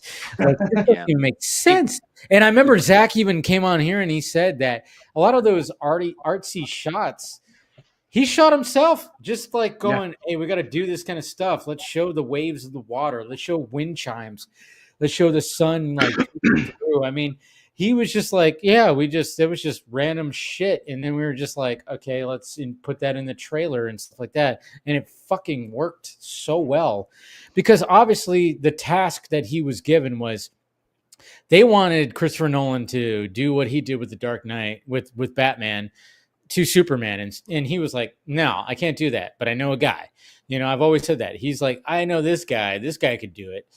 Because he's more fantastical than me. I'm not that fantastical. I'm very grounded. If you want me to, Christopher Nolan's probably like, you want me to do a Superman? Motherfucker ain't gonna even fly. Right. That he's gonna be. The Odyssey is as fantastical as we're gonna see. That's what's going to be Christopher crazy is like the fact that there's monsters and shit. Really? Right. Christopher Nolan? Gods. Yeah, That's going to be crazy. Exactly. But at the same time, it's like, yeah, Christopher Nolan's always been known as like, oh, I'm trying to be I'm trying to ground things in reality as much as possible. Batman was a perfect character for him to do that. And it worked, but he couldn't do that with Superman. So we needed somebody like Zach who could have that fantastical element, but also ground these godlike characters in reality. And he did a fantastic job. I mean, now you got James Gunn that's going, okay, well, I'm not going to take it as seriously. I'm going to find a balance, but still kind of keep that. I mean, it's going to be difficult. And it's, one of the things that Zach was very good at doing, especially when you watch Zack Snyder's Justice League, and for the lucky few that have seen it on a big IMAX screen, which 3 of us definitely have, he just knows how to make these characters look so fucking just like, what the hell? It's so cinematic. James Gunn probably not going to reach that level. Maybe, I don't know. Some of the shots look pretty cool. Some of them maybe not. I don't know. It's going to be interesting, and at least when it comes to that, maybe it's not going to look as good. But at the same time, he's still going to create something interesting. And if he could do his little spin where maybe he can make something pulpy. Oh, we lost Paul. If it's something pulpy and comic booky, and I think it was somebody said it that may be a part of this panel. Who said it was a little too comic book looking for me? Was that you? That might be, yeah. Here's the thing, though. When I go to pick up a comic book, I'm reading a comic book. Yeah. When I go to the movies, I'm going to see a film. Yeah. Yeah. So that's what I want to see when I go to the movies. So I'm kind of But at the same time, like, I think there's again Snyder can make some very beautiful imagery that is straight out of that comic. And you're like, yeah, but here's an example I'm going to give you. Here's a perfect example. He's reaching. He's reaching. Right, literally so reaching. You're going to go. You hear this brought up a lot of time when you talk about this project, right? Yeah, sure. It's all right now. Sure. The colors, the pastels, the background, everything that's done in this works. It works here. It works does it here. Work on the big screen. Yeah. Yeah, and sometimes yes, it can. But not all the time. And I think people need to temper their expectations. When you go to a movie, you're not coming into here. You're going to a movie. There are certain things in aesthetics that don't always cross over. Sometimes they do. Superman. Now, when I'm seeing the teasers and stuff like that, my biggest thing about when I look at it, and I said it a couple of weeks ago, is the tone harkens back for me to a time I grew out of. Oh, okay. Yeah. I love Christopher Reeve. 6-year-old me loved the shit out of it. Had the cape, had the underoos, went to Man Chinese Theater with the old man. We saw it. The thing is and I heard Abdi and Luke, I think one of them said it's the Superman that they grew up with. That kind of scared me a little bit. Not going to scare me off, but it scared me. Grew up with. Yeah. Here's the key term about that. Grew up. The things that satisfied me as a 6-year-old, the world's changed. I've changed. So I'm kind of a little bit concerned about that. Not overly concerned about that. 2, the next 10 or 20 people that do Superman, I don't want them to harken back to shit, be honest with you. I want to see what you got between your ears. Just like the reason why I like Man of Steel so much is because that's not the Superman I grew up with. That's a grown man Superman. Yeah. That you saw there in 2013. I really don't think it's going to be, I don't know how. That's not a knock, by the way. That's just more of a concern. No, I get it. But I've always said he's got to find that balance between, Snyder and Donner has been his balance. And I've always said, Superman the Animated Series is that good medium. And from what I've seen just from things, I'm going, I think he's kind of found that balance. Yeah, maybe there's some things where it's like he goes a little too much with humor. Like when it came to the Superman clip, the robot going, oh, he looked at me. I didn't care for it. I was like, all right, we didn't need that. The crypto stuff, I actually thought was fun because I thought, why not have like a dog that just, people have had those kind of dogs where it's just like, no, I am tired. Stop jumping on me. Stop. I think that's the thing too, is the way it played, James could have made that more comedic and more. But the way it played, it wasn't. It was okay. This dog is just being a dog, and Superman is like literally like begging you, like, all right, for a second, please listen to what I have to say and drag me home. I am hurting so bad right now. Now is not the time for play. Please take me home. Anybody I've shown that clip to real life, they start cracking up because it's just funny because when Crypto is running and then he does that leap before he just lands on Superman, it's just like wee. But I think that's the thing is it's the pain and the desperation that part right there just voice where you're like, amazing. He's not fucking. He's like, please stop. Like, so yeah, I mean, I'm kind of leaning up more with William, obviously, in terms of just I mean, and again, there's nothing wrong in terms of adapting the books and how Gunn's doing and stuff in terms of Superman. But yeah, I mean, I get more what William is saying though, and what more of what William is getting at, and I think that's kind of the refreshing take that audiences kind of want personally, in terms of just and I'm not just on this with Superman, because Superman is the leading factor to a degree, but DC in general.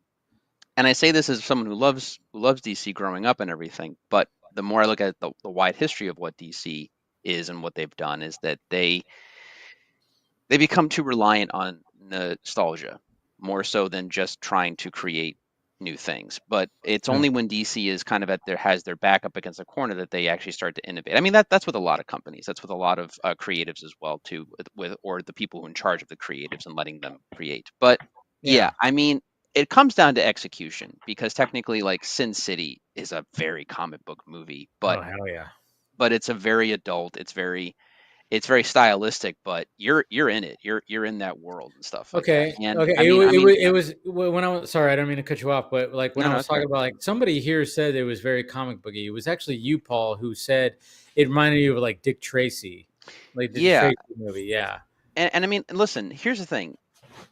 Even when I say that, and I said it back then too, if you look at Dick Tracy, it's a beautiful fucking movie. I mean, that more so has more style and cinematography, I feel, than this movie does. The 2025. Like, granted, I don't remember a fucking thing that happens in that movie, but God, I remember the look and feel of it to save my life. Because I mean, I watched that movie so much. Oh my God, I could quote that movie for days.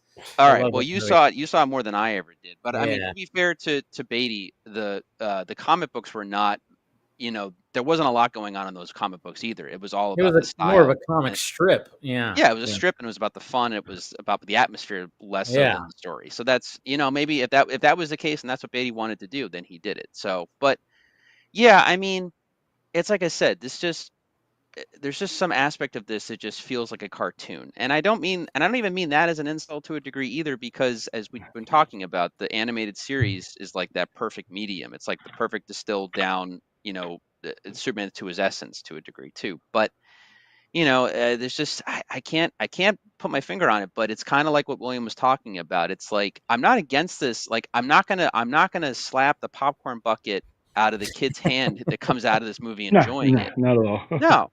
But at the same time, I'm being realistic about me as a general audience member, being like, I've outgrown this. Like, the whole point of what Snyder was even doing back in 2013 is he knew going in, from an adult perspective, he's like, what's wrong with Superman? Why don't adults find Superman relatable the same way they do Batman or Spider-Man? Like, what's the difference? They're both all hugely popular comic book characters. And he realized there was that mentality of keeping it in this, like, and again, I'm not against the goofier ideas of Superman. I like Mr. Mxyzptlk. I think that's a really tangible, fun idea to play around with, and you could utilize in terms of this, this wacky character and stuff like that. I don't hate the idea of Crypto.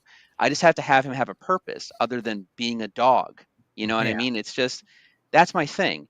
So I don't care if Superman goes into town and fights the kaiju. If there was a guy that came along who had a better cinematographer than James Gunn and was able to utilize a Superman world that looked like a Max Fleischer cartoon and treated it with more sincerity and seriousness, I'd love that. And I would feel that I was in a comic book world. But for some reason, this movie is just not doing it for me. I look at this stuff and I'm put off by it. And again, it's just not for me personally, but it might be for somebody else. There's a lot of people that have responded very well to these movies and responded very well to the marketing and the trailers and stuff like that. On the other hand, I've also seen this Superman memed to death. So, like I said, your guess is as good as mine how it's going to go over. But personally, I understand William's point, and I understand how I feel about it. I think personally, as far as the film's look and feel, I feel that James is just not as talented in some ways as Zach was, at least in terms of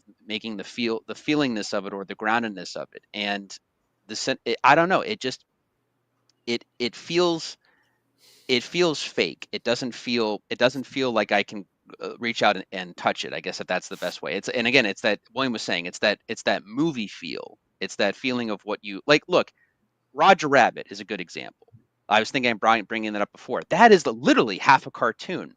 But when I watched that as a kid, I feel like I could reach out and touch it. I feel that Roger Rabbit and Eddie Valiant were grounded and reacting to one another in the same space. It's this movie feel. I can't really explain it more than that, but that's the difference, I guess. Well, and the thing about nostalgia, because like I said, when I hear some of the things that people say about this version of Superman, is that it's hopeful, it's colorful, and all these fluffy fucking words that I don't think any of them know what they mean. But here's the thing about nostalgia.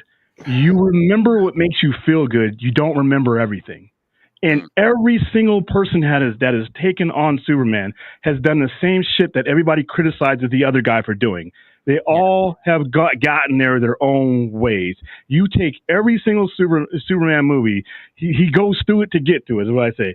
But everybody wants to knock another version of it because, well, that guy was frowning and he let his dad die and all that. And I'm like, you go back to the Superman 2, like I said, he goes back to that truck stop and busts that guy in his fucking chops. He could have killed him. Him and Lois murder the same 3 Kryptonians that die in every version of Superman I've ever seen on every level. But everybody wants to remember, oh, he's colorful and happy all the time. He's a Boy Scout. He's hopeful and optimism.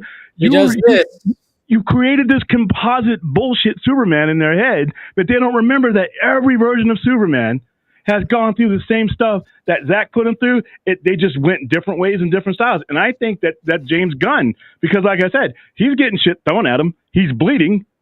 So I don't, this Superman that I think that people are looking for, I really don't think it exists anywhere else but their head. It doesn't exist.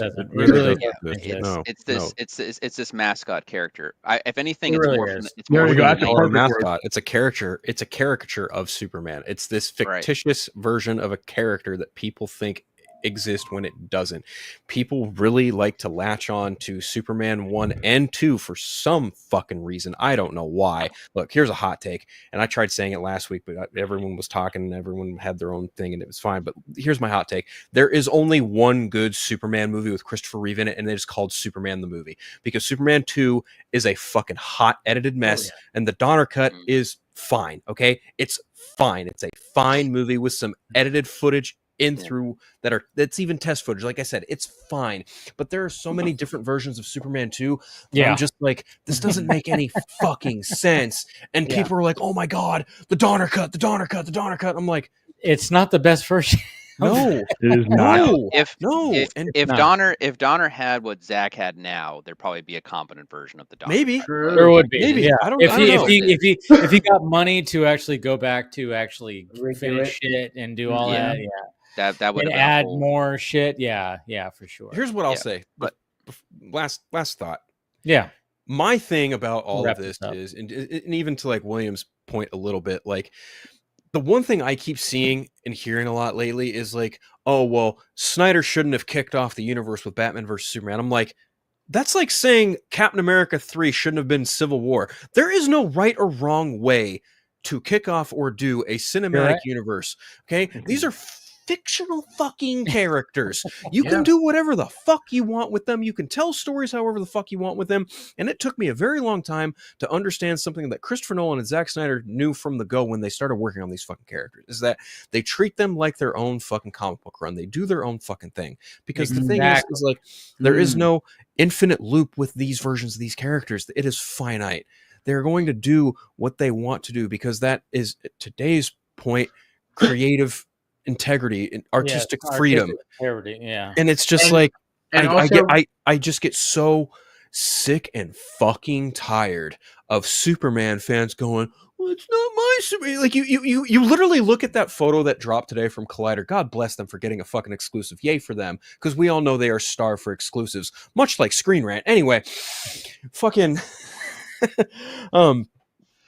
my point is like you can literally look at that Superman image today and you can already see the narratives from both extremes going ape shit over it. You have your diehard James Gunn knob slobbers going, oh my god, James Gunn, he fucking gets Superman. Look at this image. It's David Cornsweat. It's fucking Nicholas Hoult. They look just like their fucking characters. It's gonna be so fucking amazing. And then you've got the other side. You've got the Snyder cultists going, oh fuck this cheap trash. God, this looks terrible. CW level ass. And you've got people in the middle just kind of looking at it going, oh, okay. To Paul's point, he's like, whatever. Or to Austin's point, or even Chris's point, okay, cool. I'm fucking not moving the needle or whatever, but I'm gonna go see the fucking movie anyway because I like this shit. Yeah. 100%. That's a good way to approach it right there. I mean, that's the thing, and that's what I've loved with these discussions. Phil being not a James Gunn fan, but at the same time being very open to what he's doing right here and everything like that. And that's what's so great about that. It's like when it comes to this whole you guys too. I mean, I know Paul, you're hesitant and sure, but at the same time, I like what you have to say. About this, and anybody else who shows up on here who's like, it was kind of funny because, last week when we were talking about the clip, Rebecca, and hopefully we'll get her on, we had like a little DM. She was not too thrilled about that clip either, because she was like, oh, I wanted it more serious. And I'm like, cool. And then she was like thinking about joining, but she was like, oh, I might bring the whole panel down. And we all felt the same way. At the same time, it was like, I was like, well, I mean, it's up to you if you want to show up. And maybe she will later, and especially with more Supergirl stuff ramping up. But at the same time, it was just kind of funny because that stuck in the back of my head. And I went, and then when we were talking about the whole clip, not everybody was like totally like, oh, this is the best thing ever. There was criticisms. There was discussions about what was wrong with it. There was this and there was that. And it's just kind of funny because I think sometimes people get afraid of like going, hey, maybe everybody's so enthusiastic. It's like, no, not everybody's enthusiastic. We're going to have our criticisms about this stuff. But at the same time, there are people that have already written their negativity towards this movie. They've already have their reviews out, just like what they've done with, Zach Pryor. They've already going, I don't like this guy. I'm already taken aside. So I'm already going to be like, nope, this is dog shit. This is that.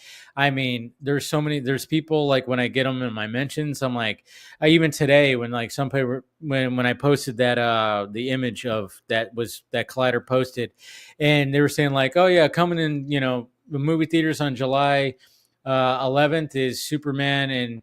And then he said like, yeah, somebody cosplaying as Superman. And I went, you do realize that every actor who plays Superman is cosplaying. Technically cosplayed as Superman? Yes. I'm like, that these aren't, I get it. You love Henry Cavill, but he's not Superman.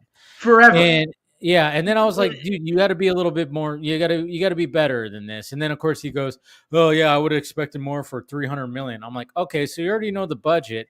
And did you think that they spent 300 million on just a costume? Like, what are you trying to tell me here? I always ask these basic questions. I'm like, you're coming at me, you're trying to shit on this, understandably, but do a better job. You were saying like somebody is cosplaying as Superman. Every actor who plays Superman is cosplaying as Superman. You already failed once. And then you're saying like, oh, 300 million. And I'm like, okay, so you're saying they spent like 300 million on the costume? What are we doing here? Like, you're just not coming up with a good approach on shitting on this. And I'm like, that's what I love doing, because I'm like, you're dumb. You have to come up with a better arguments. You could say this, and I even said you could have like made fun of that. It looks like pajamas, and it's like coming to a theater near you on July 11th, super pajamas. Right. But he didn't like that. He thought that was childish, and I'm like, really? You thought that was childish?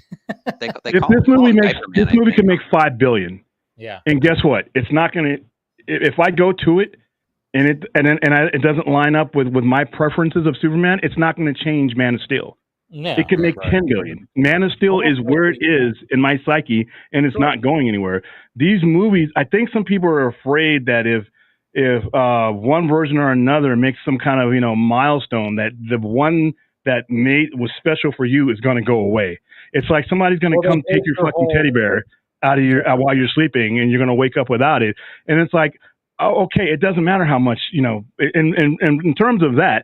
And like I said, I'm not connected to this stuff, and I'm not connected to this stuff in a way that it's like, somebody asked me the other day, I think it was one of our shows, like, what are you going to do when James Gunn Superman makes $1 billion?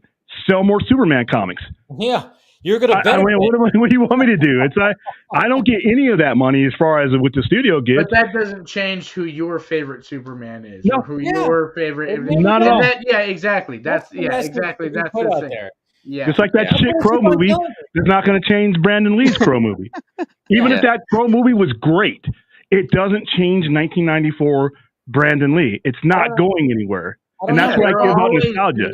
And I think that's what I at least would like for the character of Superman to get with the theatrical versions, is that, each generation kind of has their own. You have a generation, which is my generation, had Henry Cavill. You've got, the older generation had Christopher Reeve and Brendan Routh. Now we're going to have Cornswit. Like, that's what we need for these characters, just like we had Michael Keaton, Val Kilmer, George Clooney, Christian Bale, Ben Affleck, like... And it's okay. Like, each of them have their success in their own ways, but, each of them will impact you in your own way, depending on when you watch it or how you watch it or when you're introduced to it and stuff. And so I think that's the importance. What brings you into the character and what draws you in. I say it all the time. Like, I mean, I have the trilogy, Zack Snyder's Justice League trilogy, signed, and I have it. I don't have it propped up right now. I'm eventually going to put it up somewhere, still setting things up. But at the same time, I'd always say that at my old place, because I had it with my McFarlanes. I'm like, hey, I have 9.5 hours of what Zach did. Literally 9.5 hours. That is a ton that I can watch that he did. And then, of course, if I want to add to it of what, Patty Jenkins did or James Wan did, but I know the diehards, they've turned on certain individuals, and turned on certain directors. But at the same time, I'm like, you have 9.5 hours of what Zach was doing with this universe.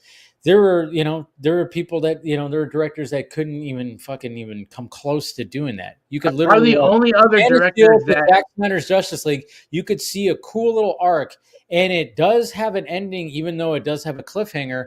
Yes, but it's still a fucking wow. From Man of Steel to Zack Snyder's Justice League to the very end, to the opening scene of Lara giving birth, to the ending scene of Martian Manhunter flying away from Bruce. That is a whole fucking huge story of like that you can enjoy. That is there. And it's really probably the only directors that have that amount are the Russo brothers, and they don't even compare to Zack Snyder's work. Not even close. So it's wild that like the major problems I think that are really stemming from all of this, whether they're the hardcore cultists or just the the middle ground people or the people that are even pro gun, it's the company politics more or less, and it's more. Well, it's more their budget. It's more what money they have, where they're spending their money, what they're doing, what they're not doing. I mean, everyone kind of across the board does not like David Zaslav. I think we can all agree on that. But more to the point is that they're not utilizing or licensing things out. I mean, we've got it to the point now where you have the Wile E. Coyote movie being saved by Ketchup Entertainment. You have Ben Affleck taking Accountant 2 and running off with it, and Warner Brothers letting him license and go through Amazon, I think, or something. Well, either way, Accountant 2 is happening kind of away from that, I think. But you have these possibilities and stuff. I think that, again, I don't know how much control James has in terms of, like, I know what he oversees to a degree, but I don't know what he can greenlit as far as like, them being able to license stuff out or whatnot, or how much power DC Studios even has, or how much longer it will even have, depending on how the Superman movie even does, and like what Warner Brothers decides to change going forward or whatnot, or the studio itself. But it's just about, utilizing and giving fans what they want. Like even like you were talking earlier about the Snyder verse and the hours and all that. Like air cut still is a thing. Like that still Yeah. should be that still should be happening, right? And as far as this stream goes, I think you should tell Rebecca that between me, William, and Phil, we're always going to have more of the cons when it comes to Gunn's point of view and stuff. And I love the fact I get where she was coming from, because she thought like, yeah. oh, people are excited, I don't want to bring people down. And I didn't want to be like, I was just like, well, I don't know how, I didn't know everybody's reception to it. I was like, well, it's up to you. Like, I gave her the choice. And I think eventually she'll come on here and she'll talk about it. And people we're going to agree with her on many things about that clip, Right. And I remember vividly when the first teaser trailer first hit, like most of you guys on here were very positive about it. Yeah. I was not, and I remember I remember the backlash, but it was fun. It was fun to just discuss. It was fun, right? I love it's respectful. It's fun, and that's the way it should be. Don't just hate it just because of certain things and all the stuff. That's the stuff that I hate, because that's what we were doing back like in 2015, 2016. And now it's like the opposite. And I'm just like going, well, things are different now and things are better essentially now, but you just don't like the guy in charge. That's where it always stems to when it comes to a lot of this stuff. But hey, when it comes to next week, we get this guy season finale. I'm sure we're all looking forward to that. Like I said, it was with this episode, it was a noticeable like, oh, okay, this is where they fired people, and they're I this was my second one after the previous episode. Yeah, we watched this one live live for us, and I had major issues with this episode. There are just certain characters in here that they've made me not care about, and who take up too much space, who take up too much real estate in the show, and are developing for not next week, because you only got 52 minutes. So I just don't. I feel like I'm in a canoe, just out there with no waves right now. Now you're not liking the show, William. All right, no, because listen, I'm not overall. Once again, still a brilliant show.